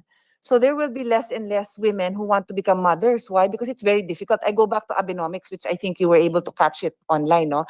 I was saying that si Abenomics, they wanted to support women in the workforce, and that includes daycare, that includes after work care, so that they can be mothers and still be working at the same time. So I'm just saying futuristically, because that's part of your job, is to look at how do we help women in the workforce? And I go back to the concept of women's unpaid work. women who actually are not, their contribution to society is not counted. Kasi if I compare now the Philippines to Korea, and alam ko hirap tayo dun sa mga families na ang daming anak tapos walang magandang trabaho, so hindi lang pakain yung anak nila. On the extreme, sa Korea, walang anak. So hindi rin naman natin gustong mapunta tayo doon, di ba? So how do you encourage couples to still have children and have a secure future for themselves and for the country? There sometimes might be a clash there, you know what I mean? I hope I'm not talking in too vague terms, no? But so that's the concept of women's unpaid work, because for poorer families who can't afford, wala silang pambayad ng house help, wala naman silang pang daycare, wala naman tayong daycare, hindi masyado uso sa atin yan. So hindi na sila aangat sa buhay. So we don't have time for this, no? But I just wanted to put that on record because this is something that we need to address in the future. As a quick answer to that, no, under the SSS law po, the SSS recognize the value of a non-working spouse. So if you are a non-working spouse and then your husband or your spouse is working, you are entitled to be given a contribution to the SSS so that the non-working spouse herself or himself could also be a member of SSS with retirement upon reaching. Not just as a dependent, but as a contributor. As a Ay, maganda member. this. Okay. So because of lack of time, I will not put the chairman in that position. I'm very happy to hear that we can discuss that further. Salamat. Okay. So what we'll do, with the permission of my colleagues and of course with the men and women who are here today, and I thank you for that, we'll look at the programs and then sulatan lang kung sinong mga point person. We can have an official liaison but also kung sinong point person para nga we don't all have to be in the same room dun sa mga programa. But yun nga, feel free na yung ating exchange ng ideas tuloy-tuloy. And actually maraming nangyayari pag hindi formal yung hearing. So whether it's a cup of coffee or for breakfast or, well, I'm not a morning person, so I'd rather merienda or dinner. We can arrange yung pagsasama-sama. So like yung binulong lang ni Senator Robin, yung concern niya sa OFW. So sabi ko, why don't we get Dole, the new Secretary in Migrant Workers, and someone from GSIS together, SSS. Pag-usapan natin, baka mas productive, mas mabilis pa. Thank you sa GSIS. Kita nyo naman yung takbo. So feel free to retailor also your presentation. Sir, we'll make sure to read the whole presentation. And then meron lang kami ikutan na ilang GOCC. Then we'll start working on our, since bago pa yung charter nyo, but if there's any other legislation na tingin yung dapat i-harmonize, or even if it's not legislation, sa budget hearing, no? Kasi nandyan ang budget nung sa seniors and yung sa ibang social insurance as you've discussed. We can discuss that. 3 o'clock na, Mr. Okay, Chairman. thank you Malilate very na much. tayo. So thank you to all of you. God bless. And the hearing is hereby adjourned at 2:59.